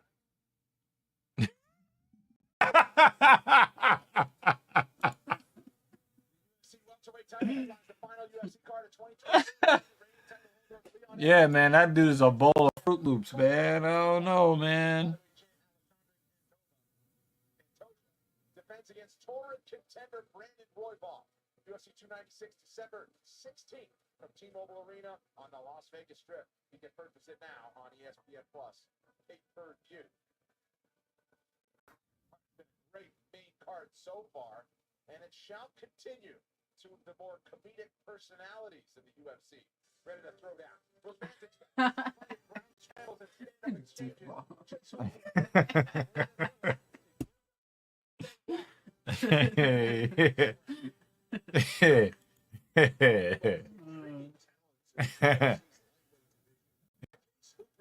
Jordan Leavitt fans with their performances thus far. And now they meet in a bout that Can you imagine looking back on your life and you have a loss to Jordan Leavitt?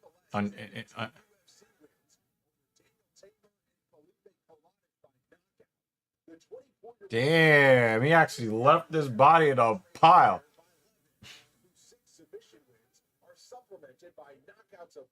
That was a Yeah. crazy. I think that's the first time we saw him, right? Yeah, I think that was his first. Yeah.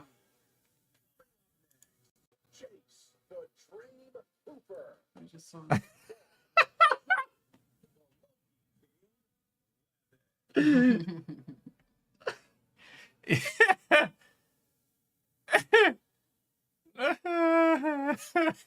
Jeremy said, "You just stick it inside her and pee, right?" Yeah, Jeremy.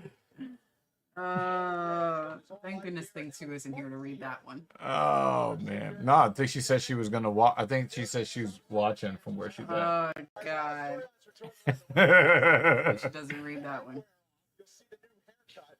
It's the haircut he had as a high school wrestler, and he says he needed it back because he's fighting the high schooler. Well, Chase Hooper looks young. He's not a high schooler, but also perhaps more, and getting large is the fact He's that fully embracing it. Oh man. Yo, every 60 Oh, that's what they were seconds. just talking about. Every 60 seconds you watch this fight, you have to say pause internally.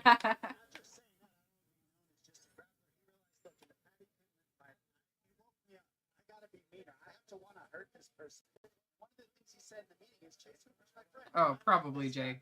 I said, okay, are you Wouldn't be surprised. This person said, you know what? Since the Paddy Pimblett fight, yes, I want to hurt him. So we're gonna find out how mean can he be. He's gonna have to open that up to get the top 5 to ever be in championship aspirations because people are killers in this octagon, and he's gonna be one tonight. He says, Yeah, you're absolutely right. In order to get to the top of this division, especially this division, All right, don't do nothing sus while you're in the cage, sir.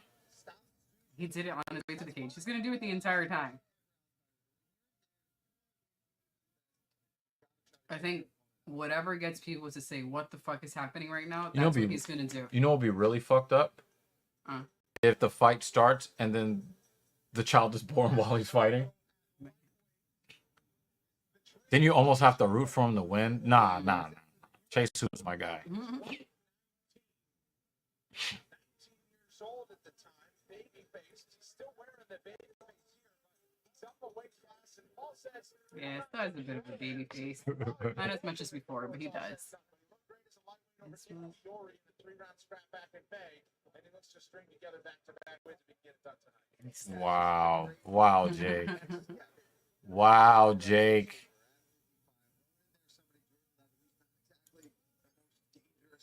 fighter, but very good grappler.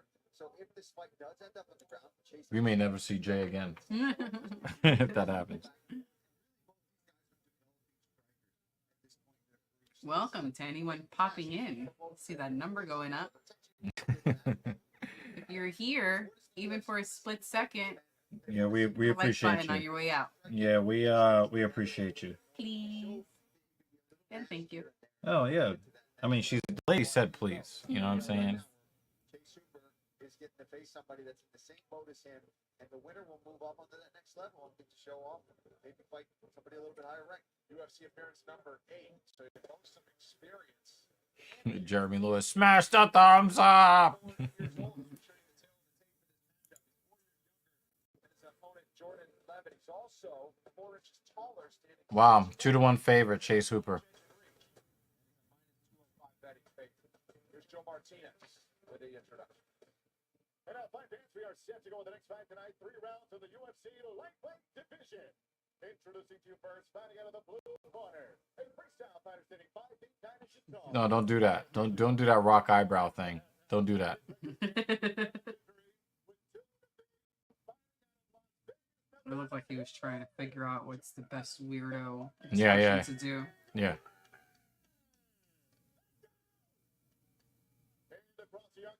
He's trying to hype himself up. That might not be a good sign. He's probably just He's just, right I think he's just too much of a relaxed person to be mean, so to speak. You know. But that one slam win that he had where he just kind of braced the dude's neck and then boom, he braced up against his chin. Yeah, and just smashed him. Yep. I don't think he meant to do that.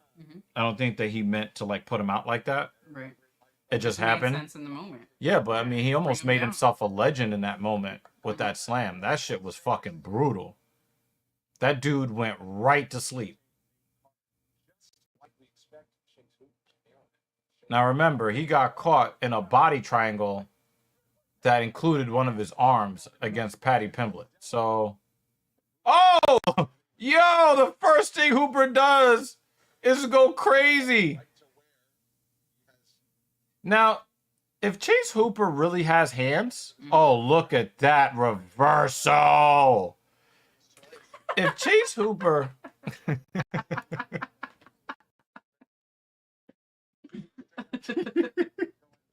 Dan's Oh! liners Oh! today are just Oh, I thought he was going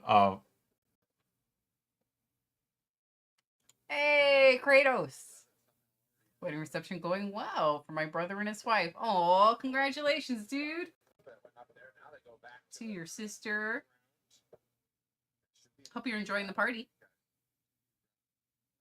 Thanks for popping in. Yeah, congrats to your During family, the man. party. But yeah, congrats, man. If you Enjoy could- yourself. The wedding gift that I have for your brother and his wife is the opportunity to hit the like button.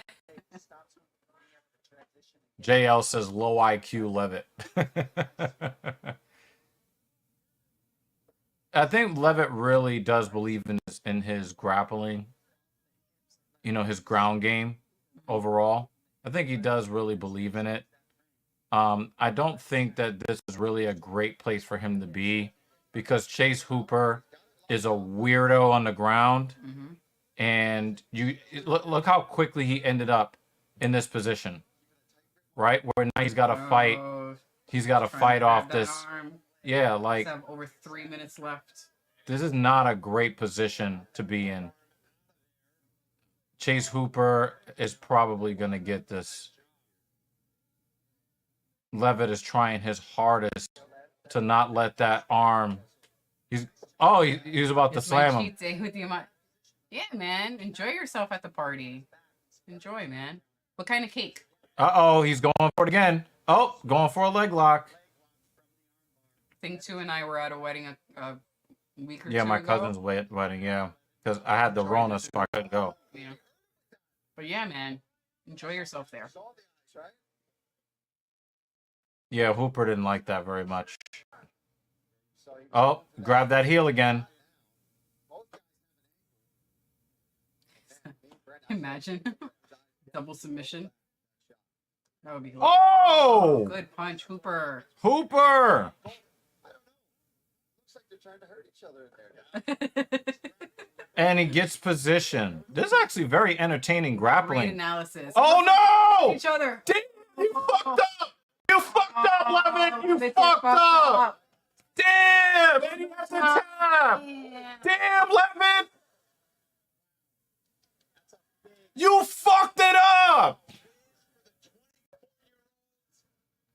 I'm not mad my guy Chase Hooper won. But that fight that was gonna be an entertaining grappling match. That was about to be a combat BJJ match. Position opened up, slid it right under the chin, and it was attack after attack. Let's see here. Damn! Boom! That's a big right hand from Jordan Leavitt. Wow. Stay in the scramble. Takes the And he gave up his fucking chin. He knew it. He knew it. He knew it. He knew he fucked up.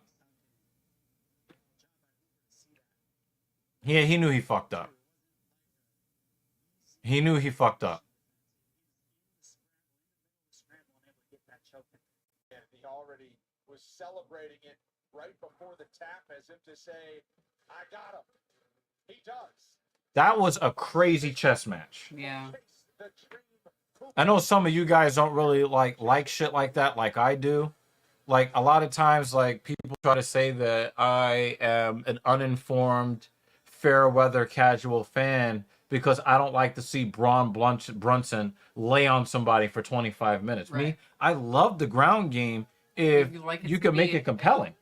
A nice chess match. Right. Yes. That was a good chess match until fucking Levitt fucked it up. You know? Yeah, exactly. Maybe Levitt. But we know Blonde Brunson loves 15 and 25 minutes of just laying on people. But that was an excellent, excellent chess match until Levitt made the mistake. And the thing is, you can tell that once Chase got underneath his arm, Levitt knew he fucked up. In fact, did you see when Hooper went for the body triangle, he tried to trap his arm in there. No, I didn't see Yeah, he tried to trap Levitt's arm in the body triangle. And Levitt was like, nope, you ain't gonna get me that way. But then, got caught with the rear naked. So Marvin doesn't really lay on people, though. Round number 1, your winner, Chase the Dream. Wow, he changed his nickname to the Dream. Excellent job, normal size Chase Hooper. I was going to fights expecting, a 3-round war. I was here expecting for a hard 15 minutes. Thought I was going to be a lot more hurt after that. And then, good stuff. Expect the hell out of him. Great guy. Captain Gooby says, "Sup, Evil Gene Gang. I enjoyed. Followed you from your chat with the Indian Jesus. Watching the stream as well. Nice. That's what I'm talking about. All right. Welcome. Right. I'm good with it. Two captains on the channel now. Yeah. You might be the only one we see on Saturdays. Yeah, I really appreciate that, man. We've been watching the fights. We cover the fights from beginning to end. Or at least she does, from beginning to end. Yeah, my boy Chase Hooper doing the goddamn thing. Yo, come on, Jake. Come on. Come on. Come on. Oh boy. Interesting question. I agree with Dana White. What happened? Dana White had a sponsor try to tell him to take down some tweet, because he likes to deep throat Donald Trump whenever he gets a chance. All right.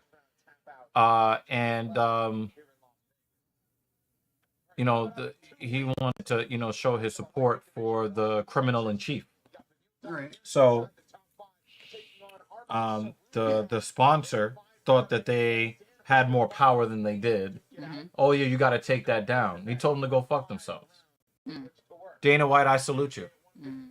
I think that if you are going to, I'm sorry, this looks sus, man. You got to find a dude that don't look kosher. That don't look kosher, man.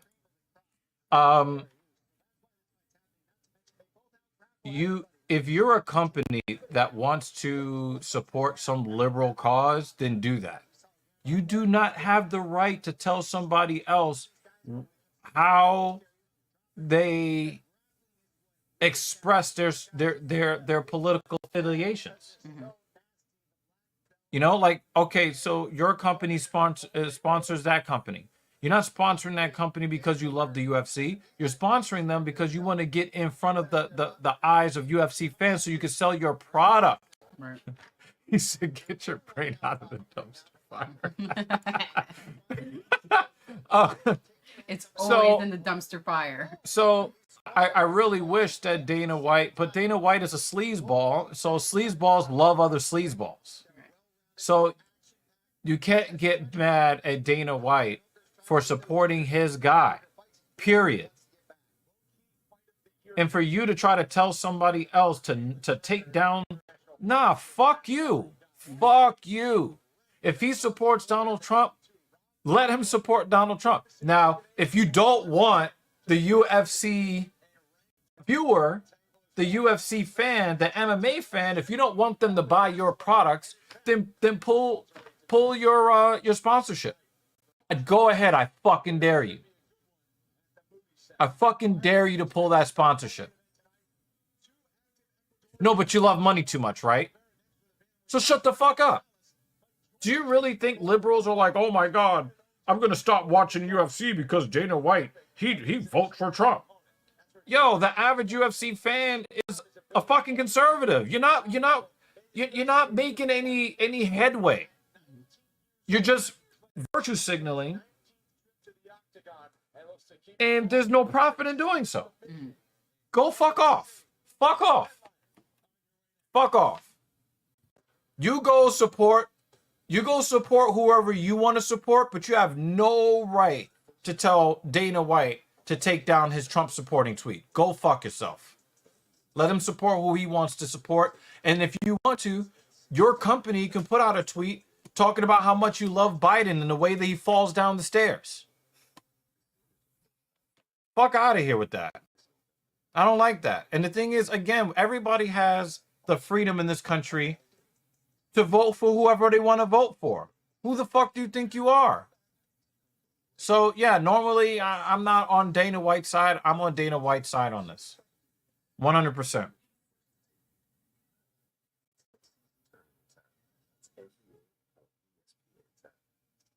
So, but good question, JL. Good question. Yeah. Yeah, fuck your sponsorship if you want to try to control somebody else's political expression. Fuck out of here.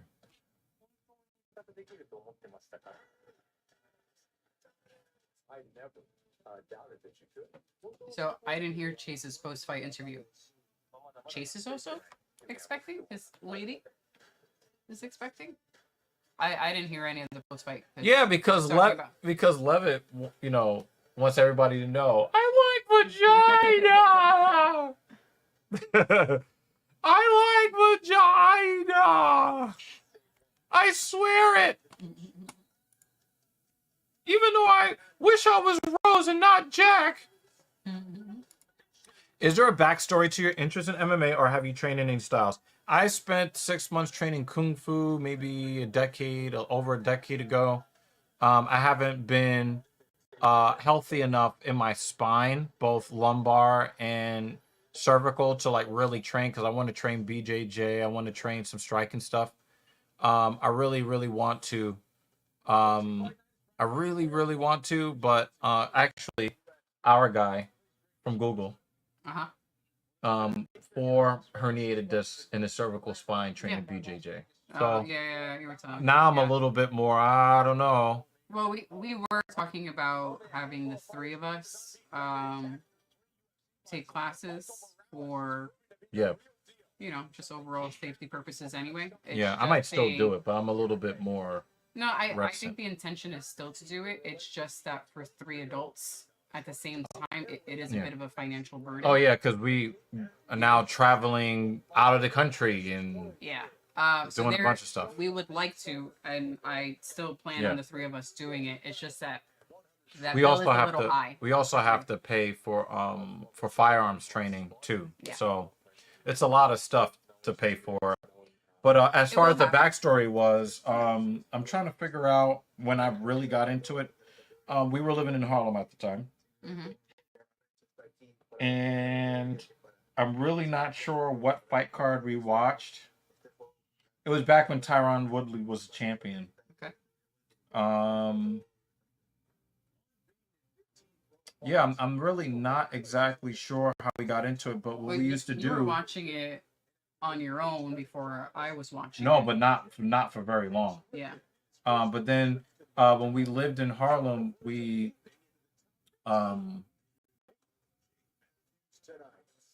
used to go to, there was a Buffalo Wild Wings right there on 125th. Oh, yes. Okay. And we used to start going there.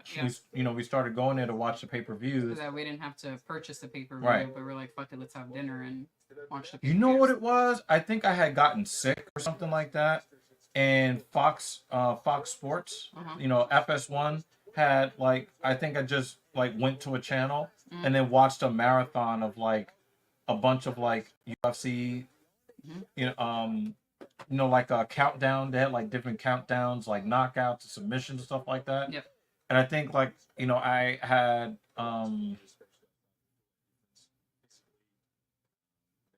I think that like I then started watching the fights after having watched marathons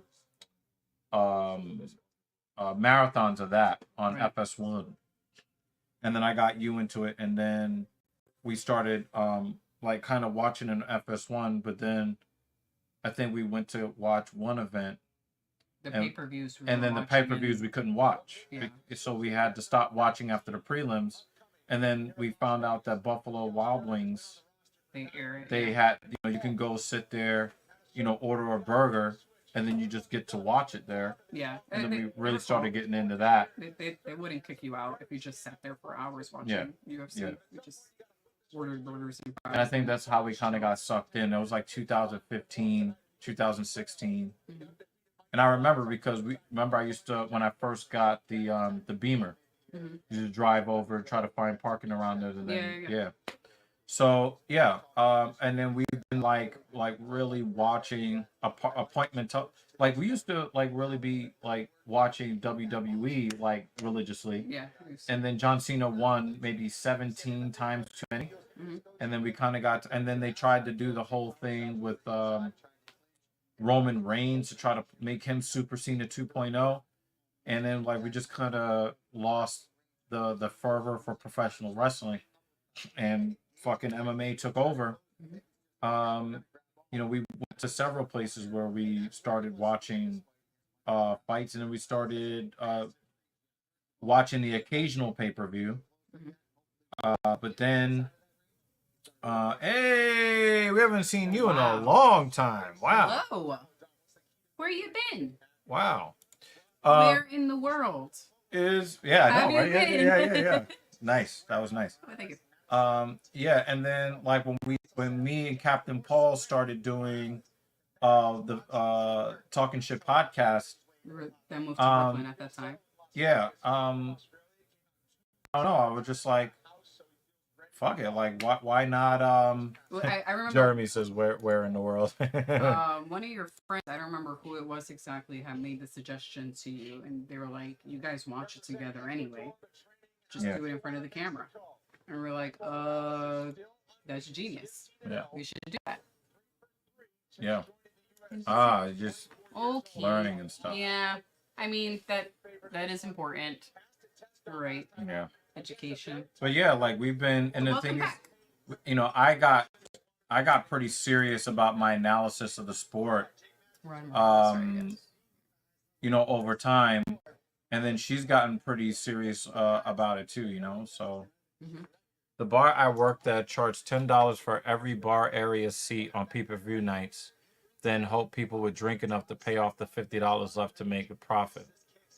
But then it's like, well, wait a minute. So the thing is that if you have like 70, if you have 7 people that fill up the bar spots, then that already paid for the Mhm. that already paid for it. If it's, you remember, it used to be $59.99. Yeah.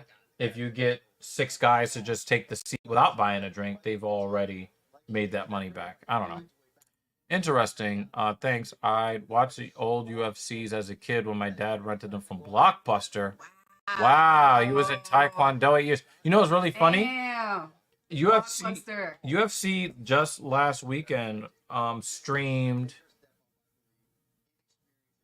the UFC 1. So I actually just watched UFC 1. That shit was crazy. I think I was at This work one when I watched dude was like slumped up against the cage, and the dude just kicked him right in his face. I was like, damn. One black guy got his head stomped on by a white guy. I was like, damn, UFC is racist. Later on, did 2 years of MMA and BJJ, but it's been several years since. I ain't getting any younger. I know what you're talking about. Mhm. And like, I'm 40 years old. I would love to this white guy stomped. Thank you. This white guy stomped on this black guy's. I mean, the black guy's corner fucking stopped the fight. Oh man, that shit was hilarious. I can appreciate that point, DG. I know we don't see eye to eye politically. I think we do see eye to eye politically. I think we both respect each other's rights to support who we want to support. You know what I'm saying? But yeah, support who you want to support for whatever reason you want to. But to try to tell somebody else to fuck out of here. Fuck that. Bro, I was like 2 in Blockbuster, so yeah. I remember going to Blockbuster. My mom and Streaming my fights sister. at bars That was was hard fun. because every seat was a PPV, so it was $59.99 per seat to stream the. What the fuck? Doesn't even make any sense. Because every seat was a pay-per-view? So every seat had their own screen? That's weird. Can't you just I'm trying fucking? to, like, Can't you just daisy chain the screens to show? visualize it. That was a waste of money for the bar, man. Come on, man. Or maybe they didn't have the IT personnel to be able to set up a I daisy don't. chain Yeah, like but that. but you know what? If they paid an IT guy for a couple of hours, they would have saved a whole lot of money. Hey, there goes the history of. Yeah, that's weird.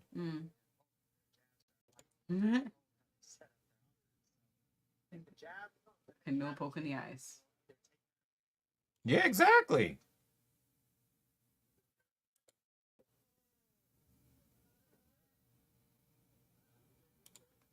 That's really unlucky.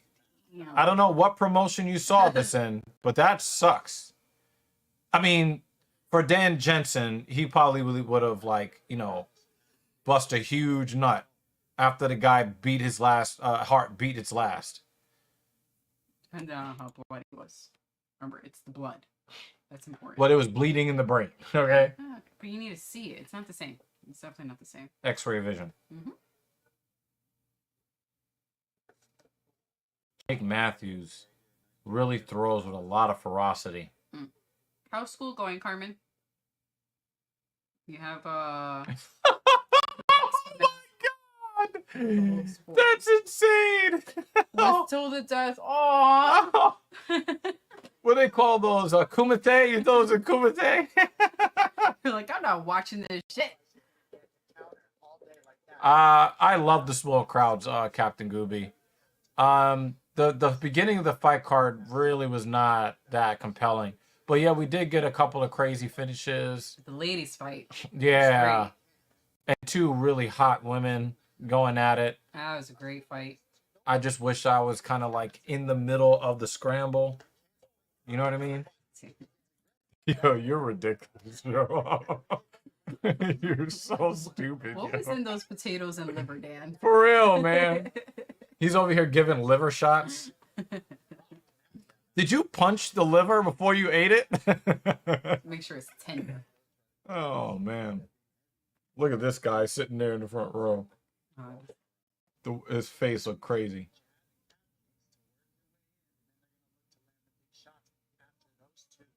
Isn't this dude a brother of someone? Morales? I'm not sure, but he does look like some of these other Is Brazilians. Morales a brother of a more well-known or higher ranked fighter?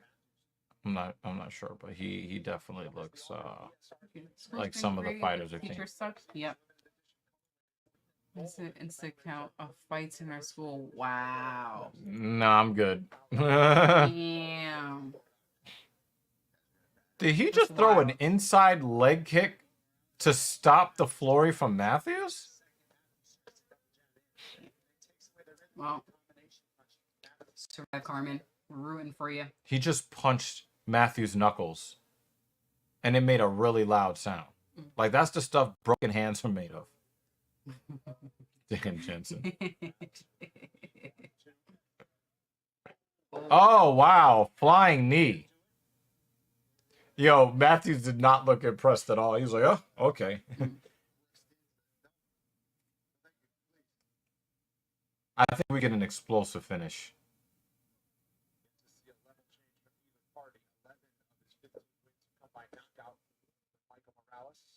Approach 1 minute to go in round 1. You see Matthews trying to use that checkbook, but the range is so different. Morales is landing. Is it what's count of one of our teachers called Mr. Kia like the clock for the Oh my God. Yeah, like he did not look the least bit impressed. Like, all right, so you thought you had to do that. Okay, all right, let's continue. Oh! Yo, man. Yo, how is Morales still conscious? There's no way Morales is still conscious after that. Oh, it looks like he gave up his neck. How is Morales still conscious? Think twice about committing to that double. And that round went by quick. Yeah, it's a good round. Both these guys are showing their skills. He tried the Superman punch. Round 2, which is coming up. That would, yo, the sound, yo, that's exactly what I was thinking. The sound is like, yo, how is Morales still awake? I'd still be sleeping. They put me with the smelling salts, and I'd still be sleeping. Let me know. I'm sorry, that's insane.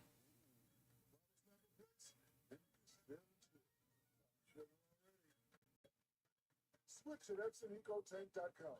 Just spill it, Joe! You see, there's a first time for everything in this November. It's the first time all 30, all 6 groups. I'm sorry, the sound, that sounded like a massive concussion. That sounded like CTE. Sorry, BJ Penn, I know that you don't believe in it, even though you got it.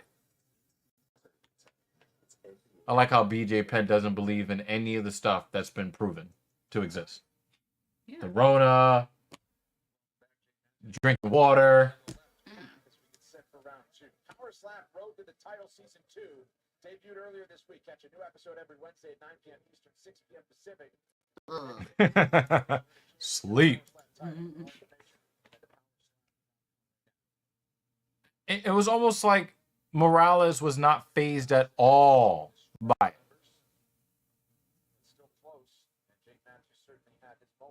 I would have been knocked off my feet. I would have flew to the other side of the cage, already unconscious before I hit the ground from those 2 shots. And Morales is just kind of like, they're both unimpressed with each other, doing impressive shit. They're both doing impressive things, and neither of them is impressed with the other. This is where Jake Matthews talked to us about that boxing thing, right? It's so dangerous, but And that's another thing, Captain, which is why I didn't really agree with you on the whole small arena thing, right? You can hear the shots in the Apex, the way that you just can't really get really immersed in the fight in large arenas the same way you could in the Apex. Matthews is in trouble. BJ Penn doesn't drink water. It can be contaminated. Alcohol kills everything, so stick to that.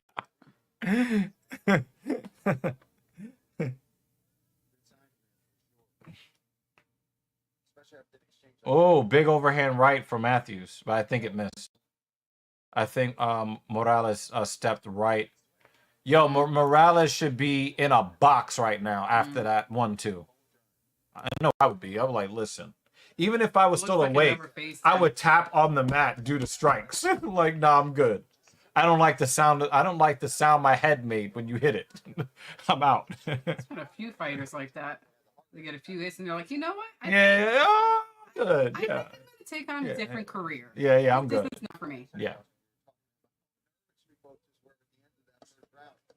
Oh, the sound of these guys.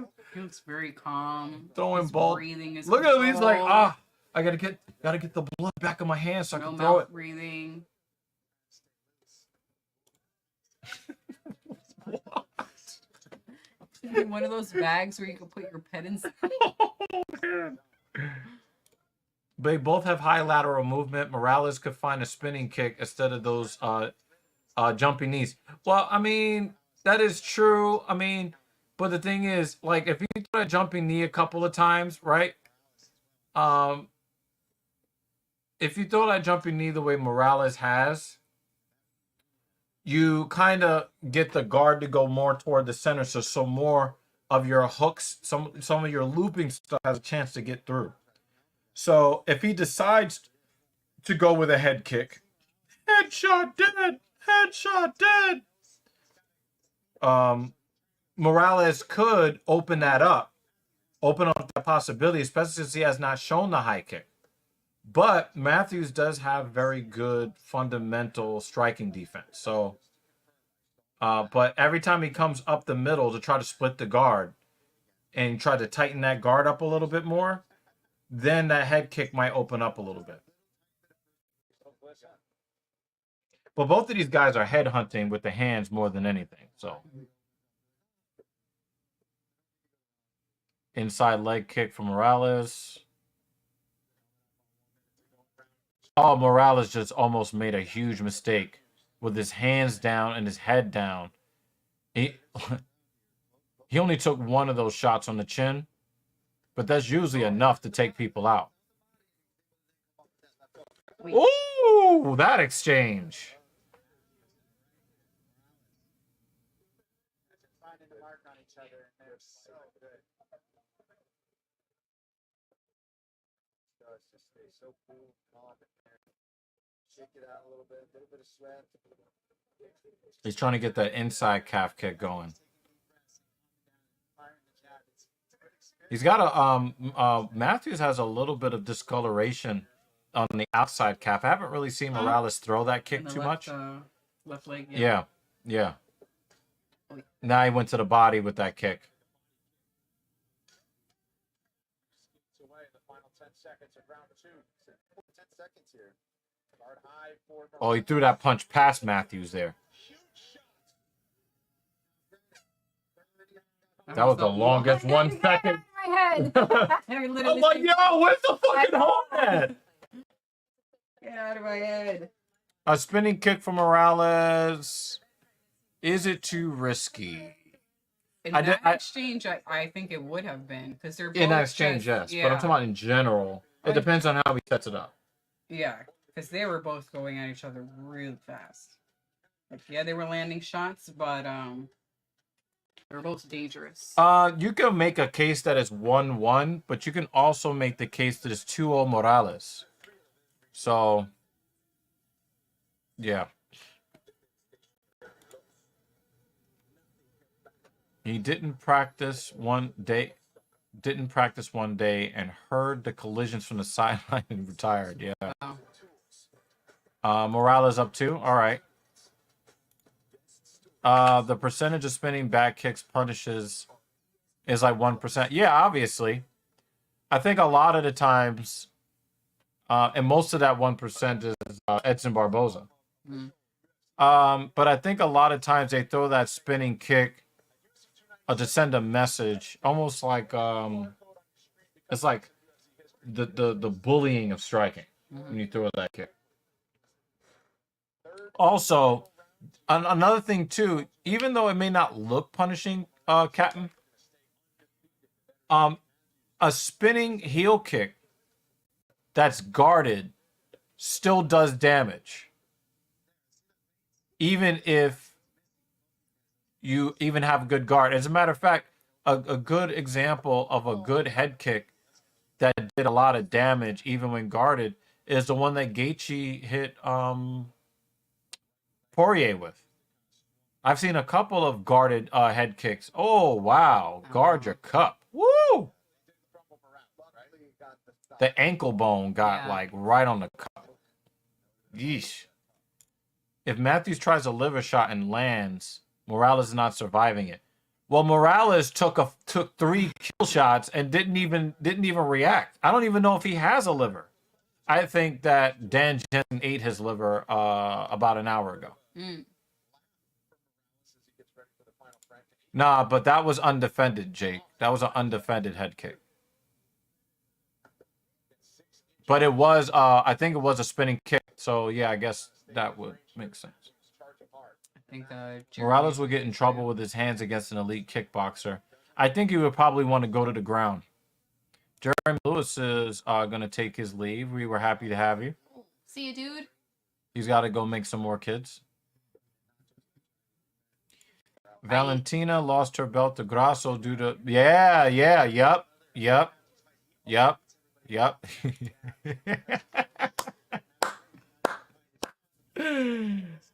Yeah, that was so lucky. That was so lucky for Grasso.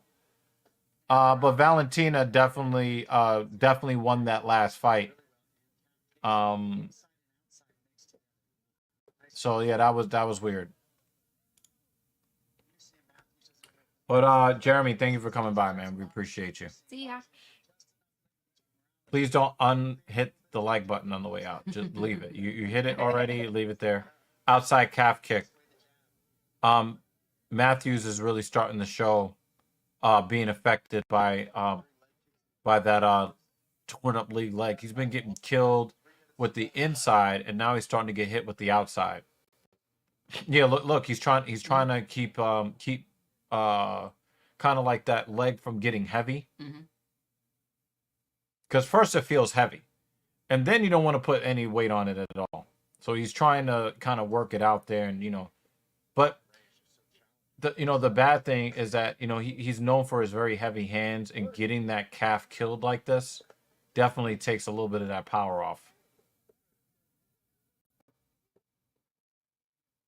I wouldn't do that, Morales. Morales with his hands down in front of Jake Matthews. That takes years off the end of your life. Well, he's been behaving a little flashy and cocky. Yeah. Morales. And if he ends up being somebody putting a tag on his toe after this, it'll all be his fault. Matthews is just barely missing with some of these power shots, like barely missing. Some of it is Morales' movement. Oh, he kicked him right in the dick. Oh my God. That was just, that was just as loud as the punch that Matthews. Oh, he kicked him right. Oh, it was thunky. Ooh. Ooh, I think that made blood come out of Matthews' ears. Paul Felder, man. Strikes look like this. Morales with the edge around 2 and 3. The action is slowed down here in the final. Yeah, I can't be mad at you for that.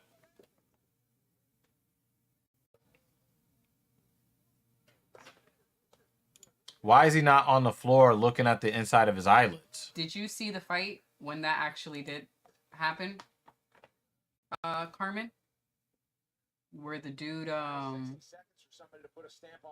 dude got hit in the balls and just that was bad. That was bad. And then the doctor told him, "You did not get kicked low." The doctor was like, "Oh no, you got kicked in the leg," and he's like, "No, I got kicked in the balls." And then he was like throwing up in the back after. Yep. And then like they said that he had a beach ball in between his legs. So that's actually happened. So now anytime I really thought shot, I'm like, oh shit. I really thought there was gonna be a finish, and because these guys hit so hard. Yeah. It looks like it's going to the scorecards. Yeah. That was like 4 weeks ago. Yeah. I mean, the dude, as soon as he got hit, he literally face planted. Yeah. And he's just like rolling around. Hey, he's trying to pull his shorts down. Come on, Morales, chill. It was nuts. Come on. I mean, that card overall was bizarre. It was like Twilight Zone-ish. Jake Matthews gave him all he could handle over the course of 3 rounds. We'll get the official decision. Yo, they threw some heavy hands, and they're both like, "Oh, okay, yeah, it's all good." One kick to one dick, another kick to another. Let's go for burgers after. Yeah, it's all good. That was perplexing. I thought for sure we were gonna get a finish. It was like, weird.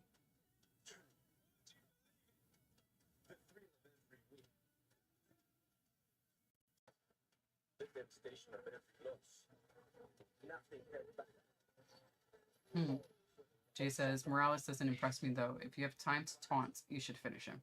Right, with his hands down. I think he was trying to draw Matthews. I think he was trying to draw Matthews into opening up so that he could hit him with a counter, and Matthews just didn't give him that opening. I think Morales gets 30-27 or 29-28 or a combination of the two. But it should be unanimous for Morales. 29-28 and 29-28. Your winner by unanimous decision and still undefeated.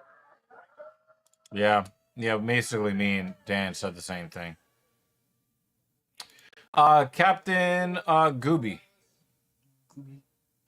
Just so that you know, if you're still here, we always ask people for their predictions for outcomes of fights here. So there's one fight left. If you want to give your prediction of what you think the outcome is going to be, you can put that in here now. Anyone still in the chat if you want to? Bro, there was a fucking fight in our school. We may as well been in WWE. Crazy. This guy tackled this guy to the wall and punched him, and then the other guy grabbed him by the collar and shoves. And as soon as the guy got up, oh shit. I mean, it was an MMA fight. Was it at least in the same Perfect weight timing. class? Were they in the same weight class? You guys need a ref. Grab the random person who's dressed in a striped t-shirt. But you know what? My hands up, so I'm just gonna continue. I said I'm gonna be angry until the end. And Michael, you guys had a Oh no. Oh no. That's crazy. Video. Oh my god. And they probably were. There weren't too many fights in my high school. There were a bunch of trash fires. Like the fire alarm would go off, and you know everybody has to go outside, and we come back and. We Oh, learn they that it probably was, did that. Probably did that on purpose. Trash fire. Did we get you, Dan? Yes. Craig by GMP round 3. Yeah, we got your prediction.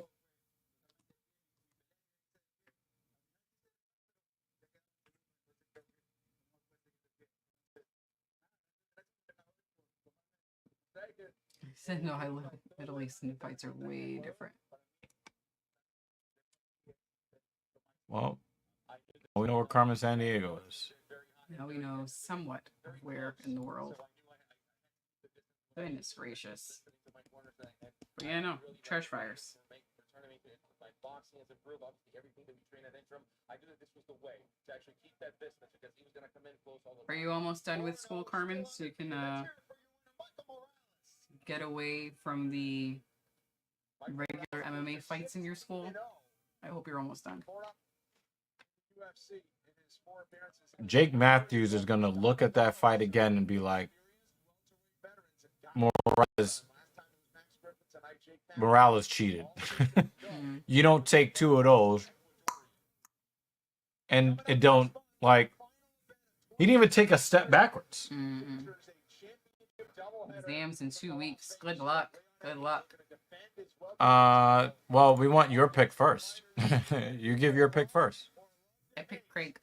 So JL said Craig by submission round 2. Well, she wants to fuck Craig, so that's where her pick comes from. Morales round 3 KO, and that didn't happen.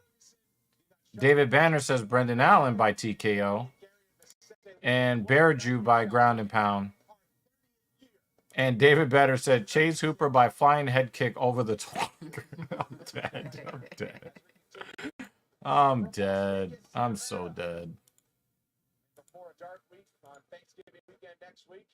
Best MMA fight I saw was in 5th grade.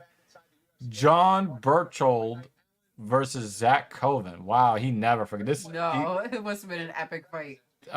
They fought in the half golf ball shaped monkey bars as the octagon and went to war. They got in trouble. Like one of those metal ones in the plate. Yeah. The way you described it. All right. I can So visualize it. So we got a round 3 submission, Craig. We got a round 3. All right. So round 3 submission, round 3 GMP, round 2 submission, all for Craig. Have you chosen which way it gets done? I'd love for round 1 so that it's over quickly, but instead I'll say round 2. Round 2. Okay. Brendan Allen by TKO. I'm going to say Brendan Allen by submission. I'm thinking rear naked choke. Craig is speaking. Hold on 1 second. It is a rough pick, though. Wait, I want to hear this interview.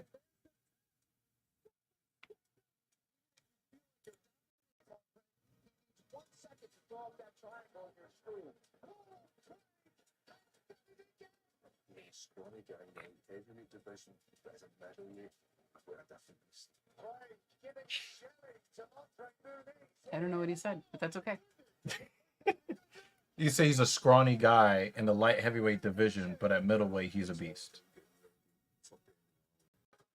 First Scottish fight in headline the event and starting a new point in my career.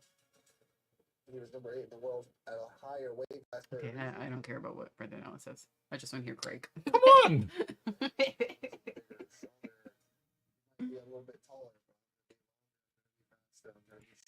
Yo, you're insane. Oh boy, after the few. We use it as the octagon whenever school fights were to be had. It built the hype since the winner got $5. Oh my god! Oh my god! So this is a weird stream today, y'all. I'm guessing after high school we're gonna see Carmen Sandiego and Dana. You want to talk about Cheetos? Series? You want to talk about some Cheetos? I don't know. This is getting weird. This is getting real weird. I'm gonna see you in a Dana White's Contender Series. He's already contending. What the fuck? Get paid for it now. First exams. Finish your exams. Dana White Contender Series after. Sorry, I had to get rid of the Knicks game and go to the Rangers. It's tied 1-1 with the Devils.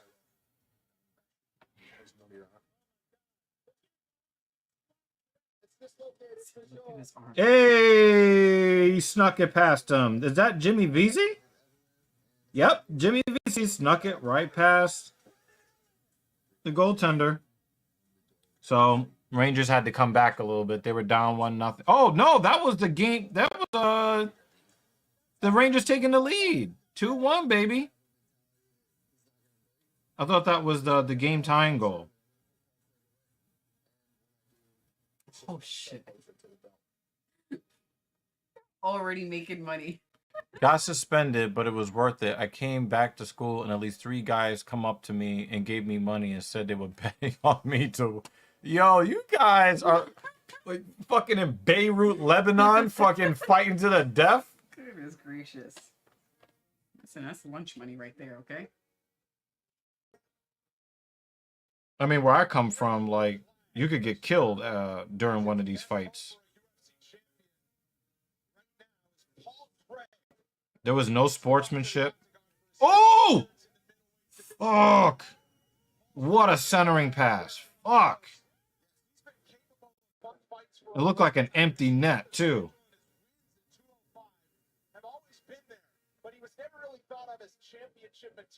Nice for Jimmy Vesey to get a goal, though.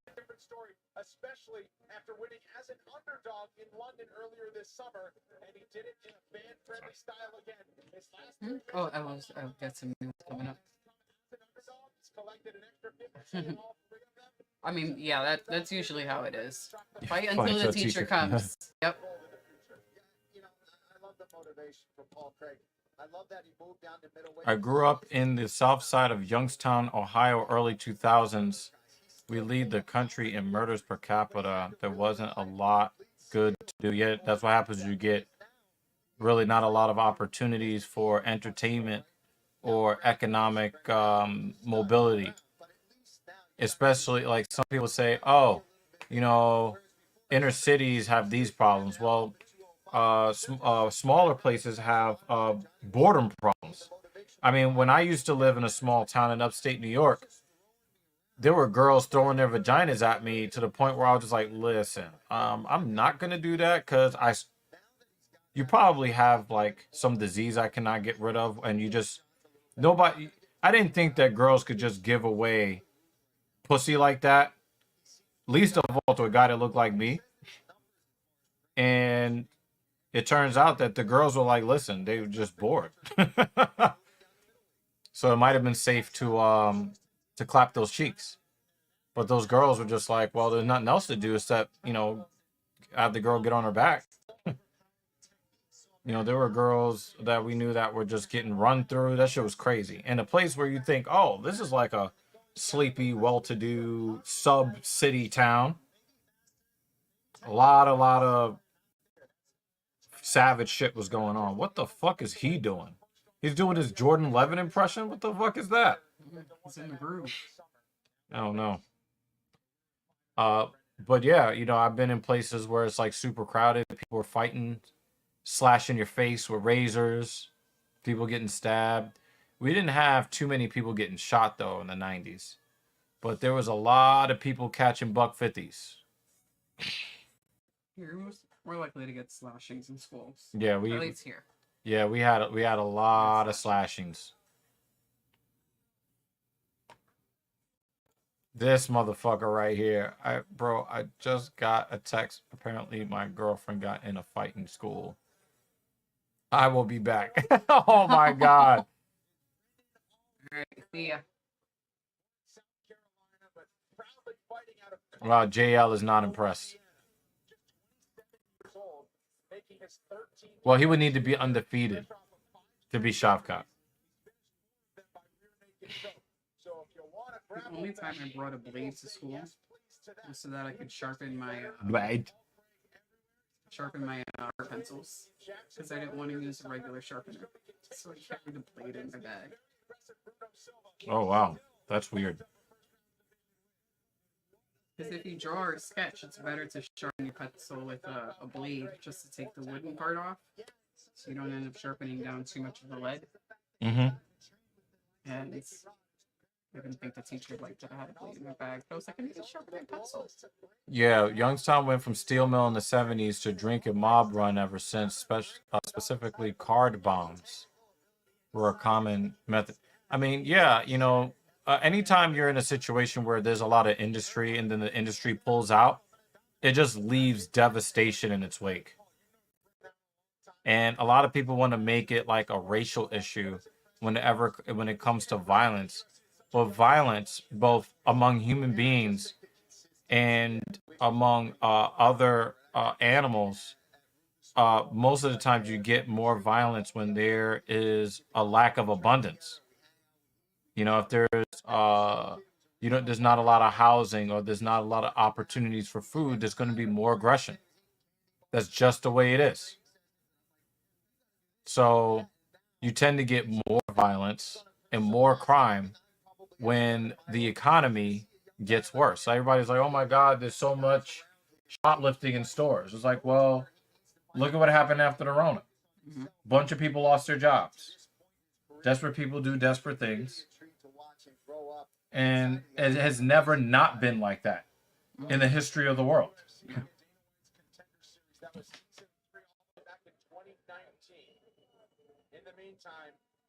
Delayed penalty.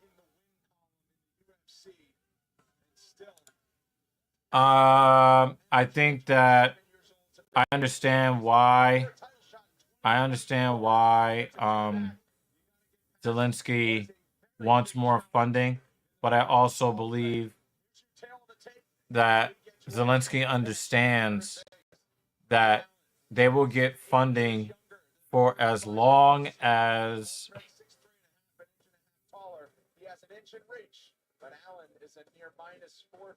drawing out this conflict is in the benefit of NATO. I don't think that anyone believes that Ukraine has a chance to win this conflict. And by win, I mean regain all of its territories that have been occupied, including Crimea. I don't really think that Ukraine has what it takes because they just don't have the warm bodies.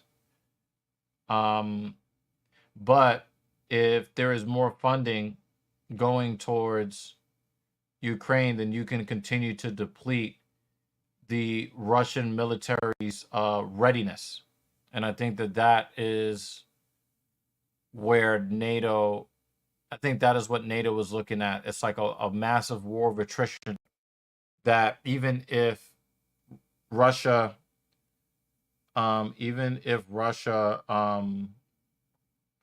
does win the conflict, it will be a Pyrrhic victory. So I think that that's why the funding is going there. Obviously, Zelensky is going to want more money from the USA because, well, if you can get it, why not ask for it? Right? So, you know, I mean, if your neighbor was giving out money, you will be a fool to not be going to visit your neighbor. So, but I think that that's really the issue. I think that especially now that the winter time is coming, I think that you are going to see we're going to get very close to the end of this conflict one way or the other with this winter season, depending on how cold, how brutal it is. So, we'll see. Rangers just gave up the tying goal on the PK. He gave up a power play goal. Andres Palat.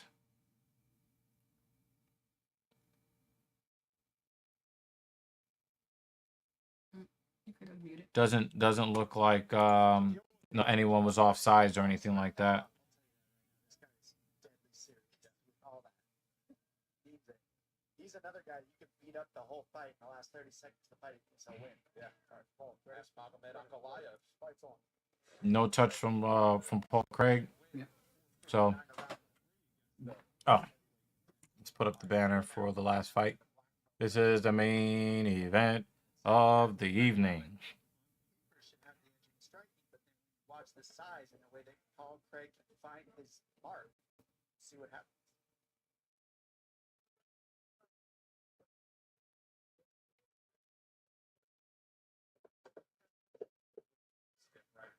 But every fight starts on the feet, so we'll see. Paul Craig is not the most he's not the most talented striker on the planet. I think that Allen definitely has the advantage on the feet.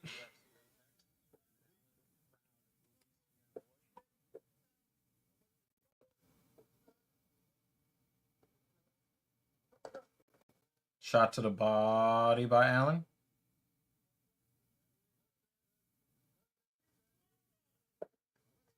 Allen really wants to catch Craig with that power right hand.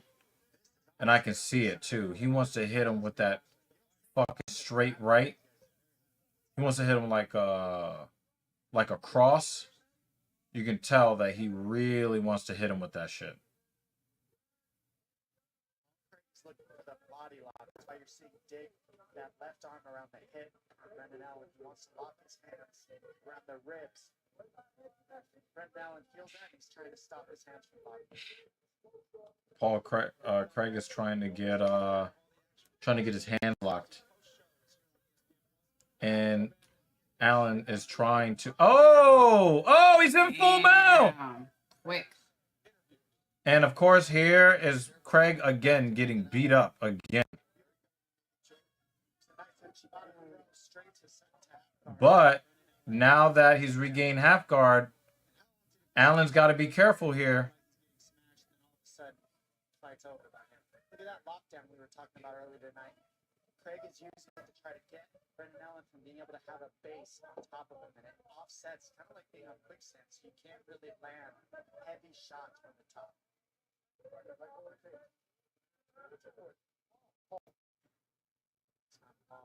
Allen grabbed this.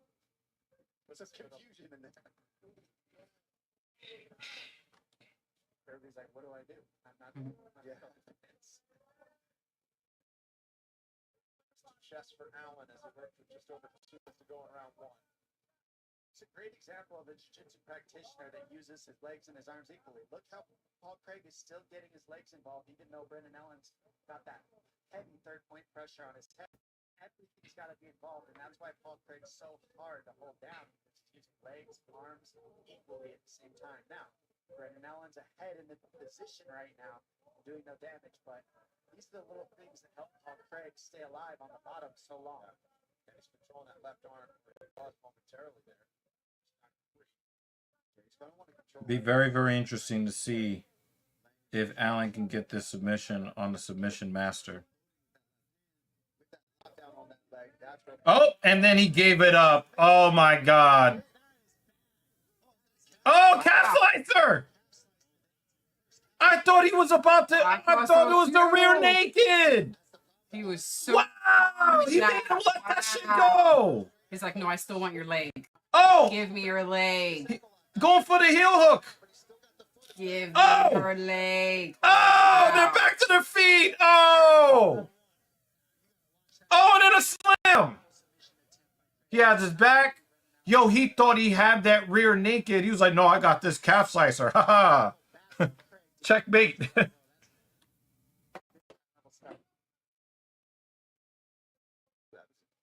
Yo. Yo. This is not a good position for Craig. He cannot let Brendan Allen posture up on him like this. All right, which limb am I taking? Just start unleashing some shots here and steal this, not steal, but keep this. But I think Paul Craig had a point when he said, you know, at 205, I was undersized. Mm-hmm. Oh! Open his eye up. Oh, he's trying to get that. He's trying to get that triangle.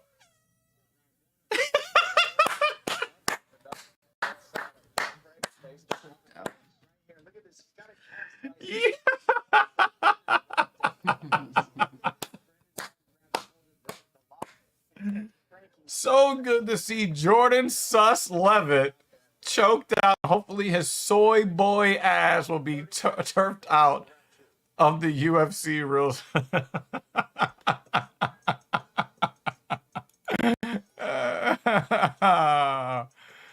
Oh, man. Wow, you really know how to make an entrance. Someone's back. Wow, you're funny, Jay. Carmen San Diego. Where in the world is Carmen San Diego? Wait, so is she okay after that fight? And was she the victor? She fucked him up?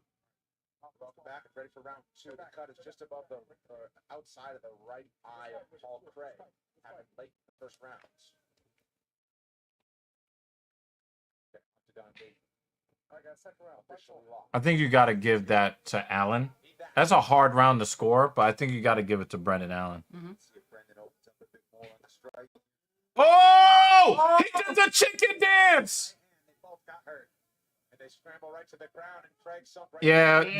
This is probably gonna be the end of the fight. Yo, he said, Wow. Woo! Yo! Sus soy boys into the company. It's bad for the brand. Said I think it was neutral. I mean, you know, they got Bud Light as a sponsor now. I don't know.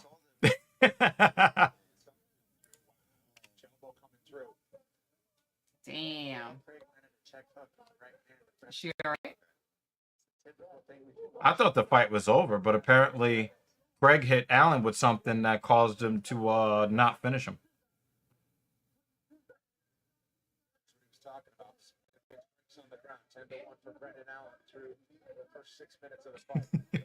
I want to put that on the screen, Rick, but I can't. Oh, man. All right, good. Well, that one campaign, Rick, cost Anheuser-Busch a lot of money. Now, you notice how Paul Craig is not as active with his legs here in this half guard position. Oh, he gave up the full amount. I think it's over. He's going to turn over. And I did say RNC I said RNC round 2, right?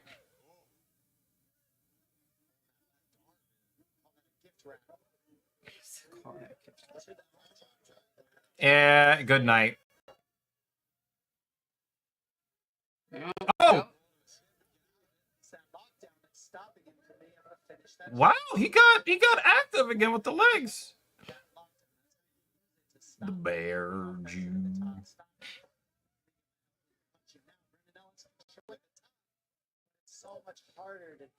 I don't understand how he was able to get back half guard after Allen went in a full mount like that. That was crazy.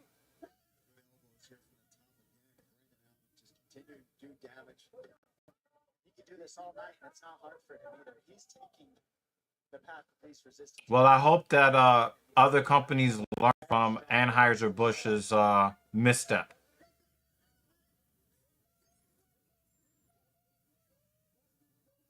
Oh my God, he's leaking. Mm-hmm. Are you happy now, Dan? Oh, did you see that squirt? Yeah. It's dripping down.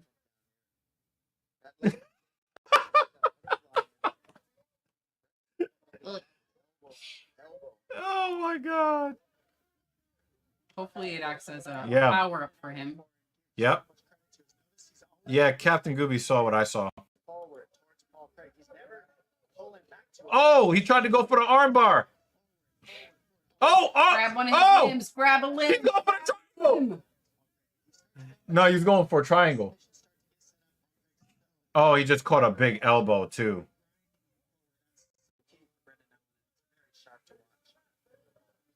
Under 90 to go. Cuts get bad over the right eye of Craig.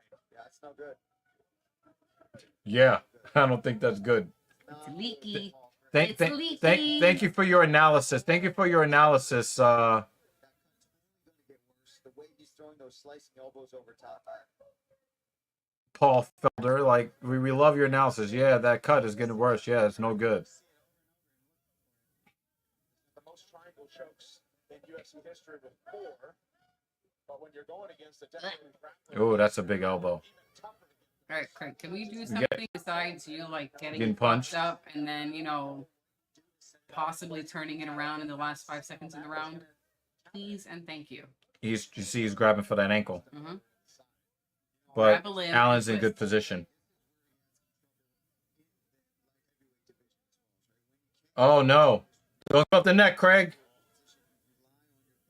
But it always seems like even when he becomes vulnerable or he looks vulnerable, he's got some other trap going on the lower half of the body that prevents them from actually finishing the submission attempt. It's weird. Yeah. But with Craig, it's like he has to finish because if you bring it to the scorecards, it's too late. It's too late. It's too late. He always has to finish it. Yeah, that boy is open. I think this is what Paul Craig fights for. And remember, this is not a 3-round fight, y'all. Boom! Here it goes. And it's whoop. Yep, it just opened up. Heels open. Yeah, the blood trying to get through. Wobble, yeah. Wobble. That's what allows those elbows to roll over the top. Very nice.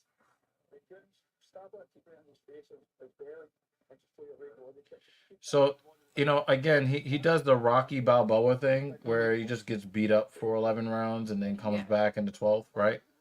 Oh, that's a huge gash. That looks like a vagina on his face. Big ass gash. Not a 10-8. That's a 10-9. 20-18 for Allen. We've seen it on the broadcast, and we mentioned it earlier in the night, but Jamal, former adversary of Paul Craig actually got Jamal Hill out of there in the first round when they fought. He's in the corner of Brendan Allen tonight, as is the middleweight Joe Piper, who is on the rise. And Tuco Tokas is a great friend that he lives with in Florida during training camps. You can't take too many more of these slob knockers to start the round. See? His striking defense is garbage. out a little bit, but again, here we are, right back on the. He just pulled his body down to stop that that submission attempt there. What? You just let him do it? You just let him step over and do that? I don't understand that. Earns himself another tap out victory. Disappointing. Disappointing. Wow. Disappointing. Wow. Craig, the way he said he was going to, everything Brandon Allen said he was going to do in this match, he did and followed. Craig by submission round 2. Nope. Brandon Allen by TKO. Nope. But he does get the win. GMP round 3. Nope. Craig round 3 sub. I mean, he got subbed in round 3. Definitely an oof. Yeah, that's what that was.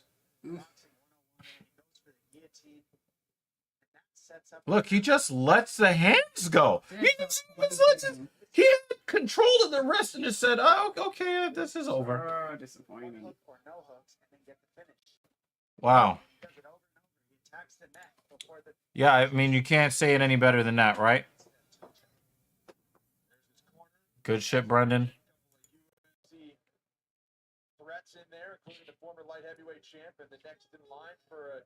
And the thing is, he was in no danger. Brendan Allen by 3rd round rear naked choke.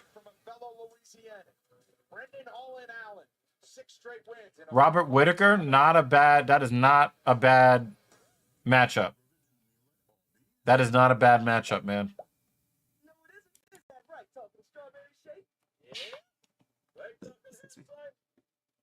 But damn, man. I mean, I think that we have to start really giving Brendan Allen his fucking respect, because it's not like Paul Craig was like trying to go away. You know, Paul Craig almost put him out with a calf slicer. Yeah. I don't know. Again, I think Brendan Allen, in his training camp, his coaches just kept drilling position over submission. Mm-hmm. Brendan Allen never really put himself in a position where he overextended himself and went too far to chase something that got him caught in a trap. You know, his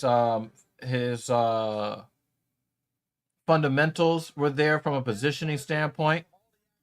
He dropped them elbows when he needed to. I think that's what he did, you know? Yeah. Oh, wow. That's trash. Yeah. Missed a disappointing finish of Craig. Well, I mean, that is the experience of black people, and until black people get the same life experience as everybody else, they're only going to be able to write about their experiences. So if you look at black authors and you look at the totality of what they talk about in their books, I think you can look at it as kind of like a barometer of what black people are actually experiencing. So if you gave black people the same exact opportunities, and all the statistics show to be the same across the board as far as education, incarceration, housing, et cetera, if you get a true level playing field and there aren't any bias attacks by black people or against black people, because I also have to be very clear, I've seen a lot of bias attacks by black people and they need to be called out. But I think that people can only write about the experiences that they have. And so if they're writing about these things that you're seeing, then that means there's a problem. So we need to solve those problems. Otherwise, those books are going to keep getting written. And to be honest with you, I think you'd much rather them write the books than do other things that they could do to express their dismay at the lack of equity in society. I think it's better that they put pen to paper, if you know what I mean. I'd rather them put pen to paper. you know, He's gonna wear that hat too. Brendan Allen's gonna wear that Shavkat like hat.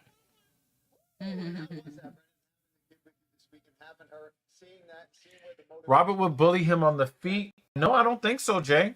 I don't think so. I think Robert Whittaker plays a very cautious game because he doesn't want to present hips to Brendan Allen. I don't think that he wants to grapple with Allen, and I think Allen choking out, basically out Craiging Craig, puts everybody at 185 on notice.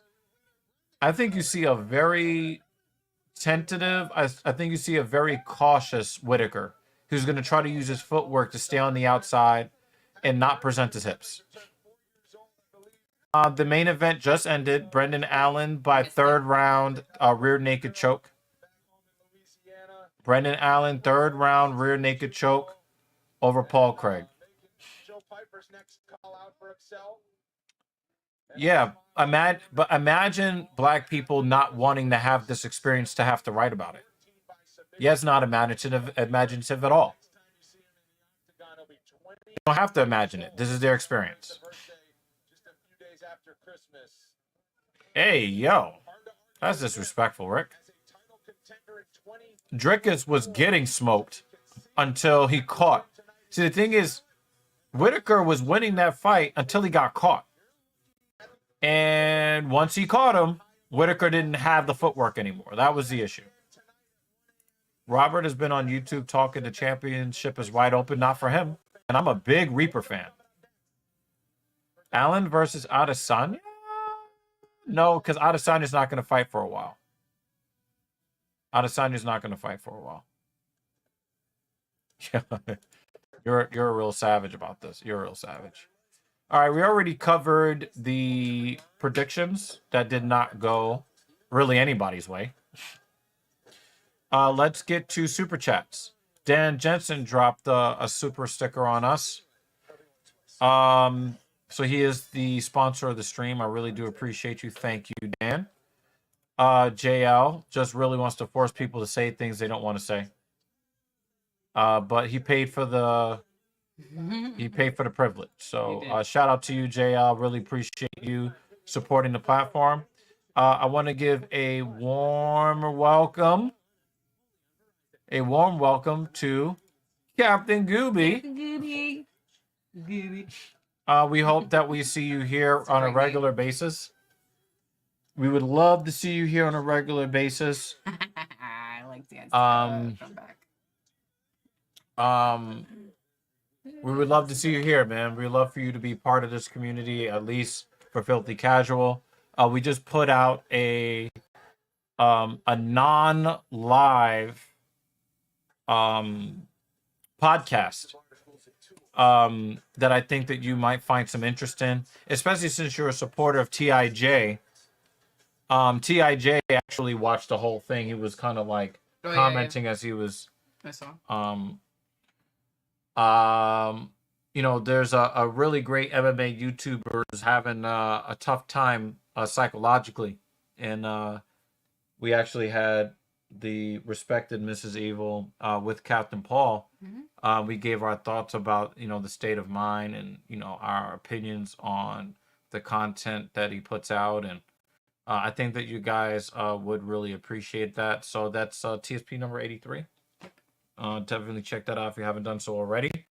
I do appreciate everybody just hit the like button.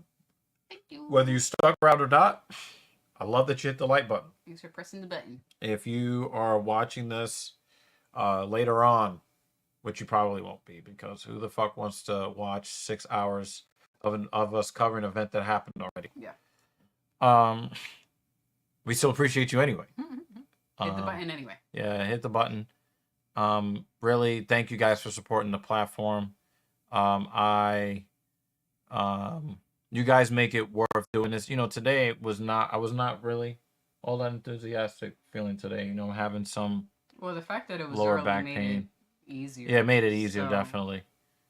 But having her here makes things easier, and having you guys in the chat going back and forth. Mm-hmm. You guys really do make it worth doing these shows every fucking weekend. But we're off next weekend. Yeah, we're off next weekend, but we're back the following week. There's another good card. Mhm. And then there is a good pay-per-view coming up. And then I think there might be 1 or 2 weeks off at the end.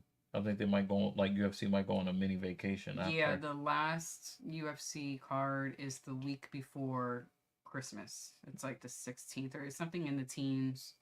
Because then the following weekend is Christmas Eve is on that Sunday, and then the weekend after that is New Year's Eve. Right. So those 2 weekends there will be no Oh, okay. Well, UFC cards. maybe we'll do some sort of live stream or whatever. Maybe cover some MMA news and rumors and shit like that, you know? And just something fun. Fun discussion and chilling. I got a psych background, and we'll check that out. Y'all take it easy. we Yeah, would love your take then. actually, I think that you really would love our channel. Just look at that calf slicer. He let that choke go. Oh man, you still gotta love Paul Craig, man. You still gotta love him. We would love your take then from a Yeah, we would definitely love your takes, because we do cover a lot of different hot button topics. We don't cover it exactly the way Lutch does. I know. Wow. We're looking at the replays. But yeah, we really do appreciate having you here. You know, we normally start on time, if not us, at least One her. of us will start on time. One of us will start on time. Unless we're having technical difficulties. So if you want to give your predictions for fights, you know, definitely let us know. But we always end the stream the way we always do. And that is with a final words from our main man and stream sponsor, Dan Jensen. He says, I'm out of here. Be safe out there in the real world. You notice how he always spells that properly? He never gets a typo on that. Because he's had a lot of practice. Yes, a lot of practice. We're going to get some practice being safe out there in the real world. Thank you so much. We'll check you on the next one.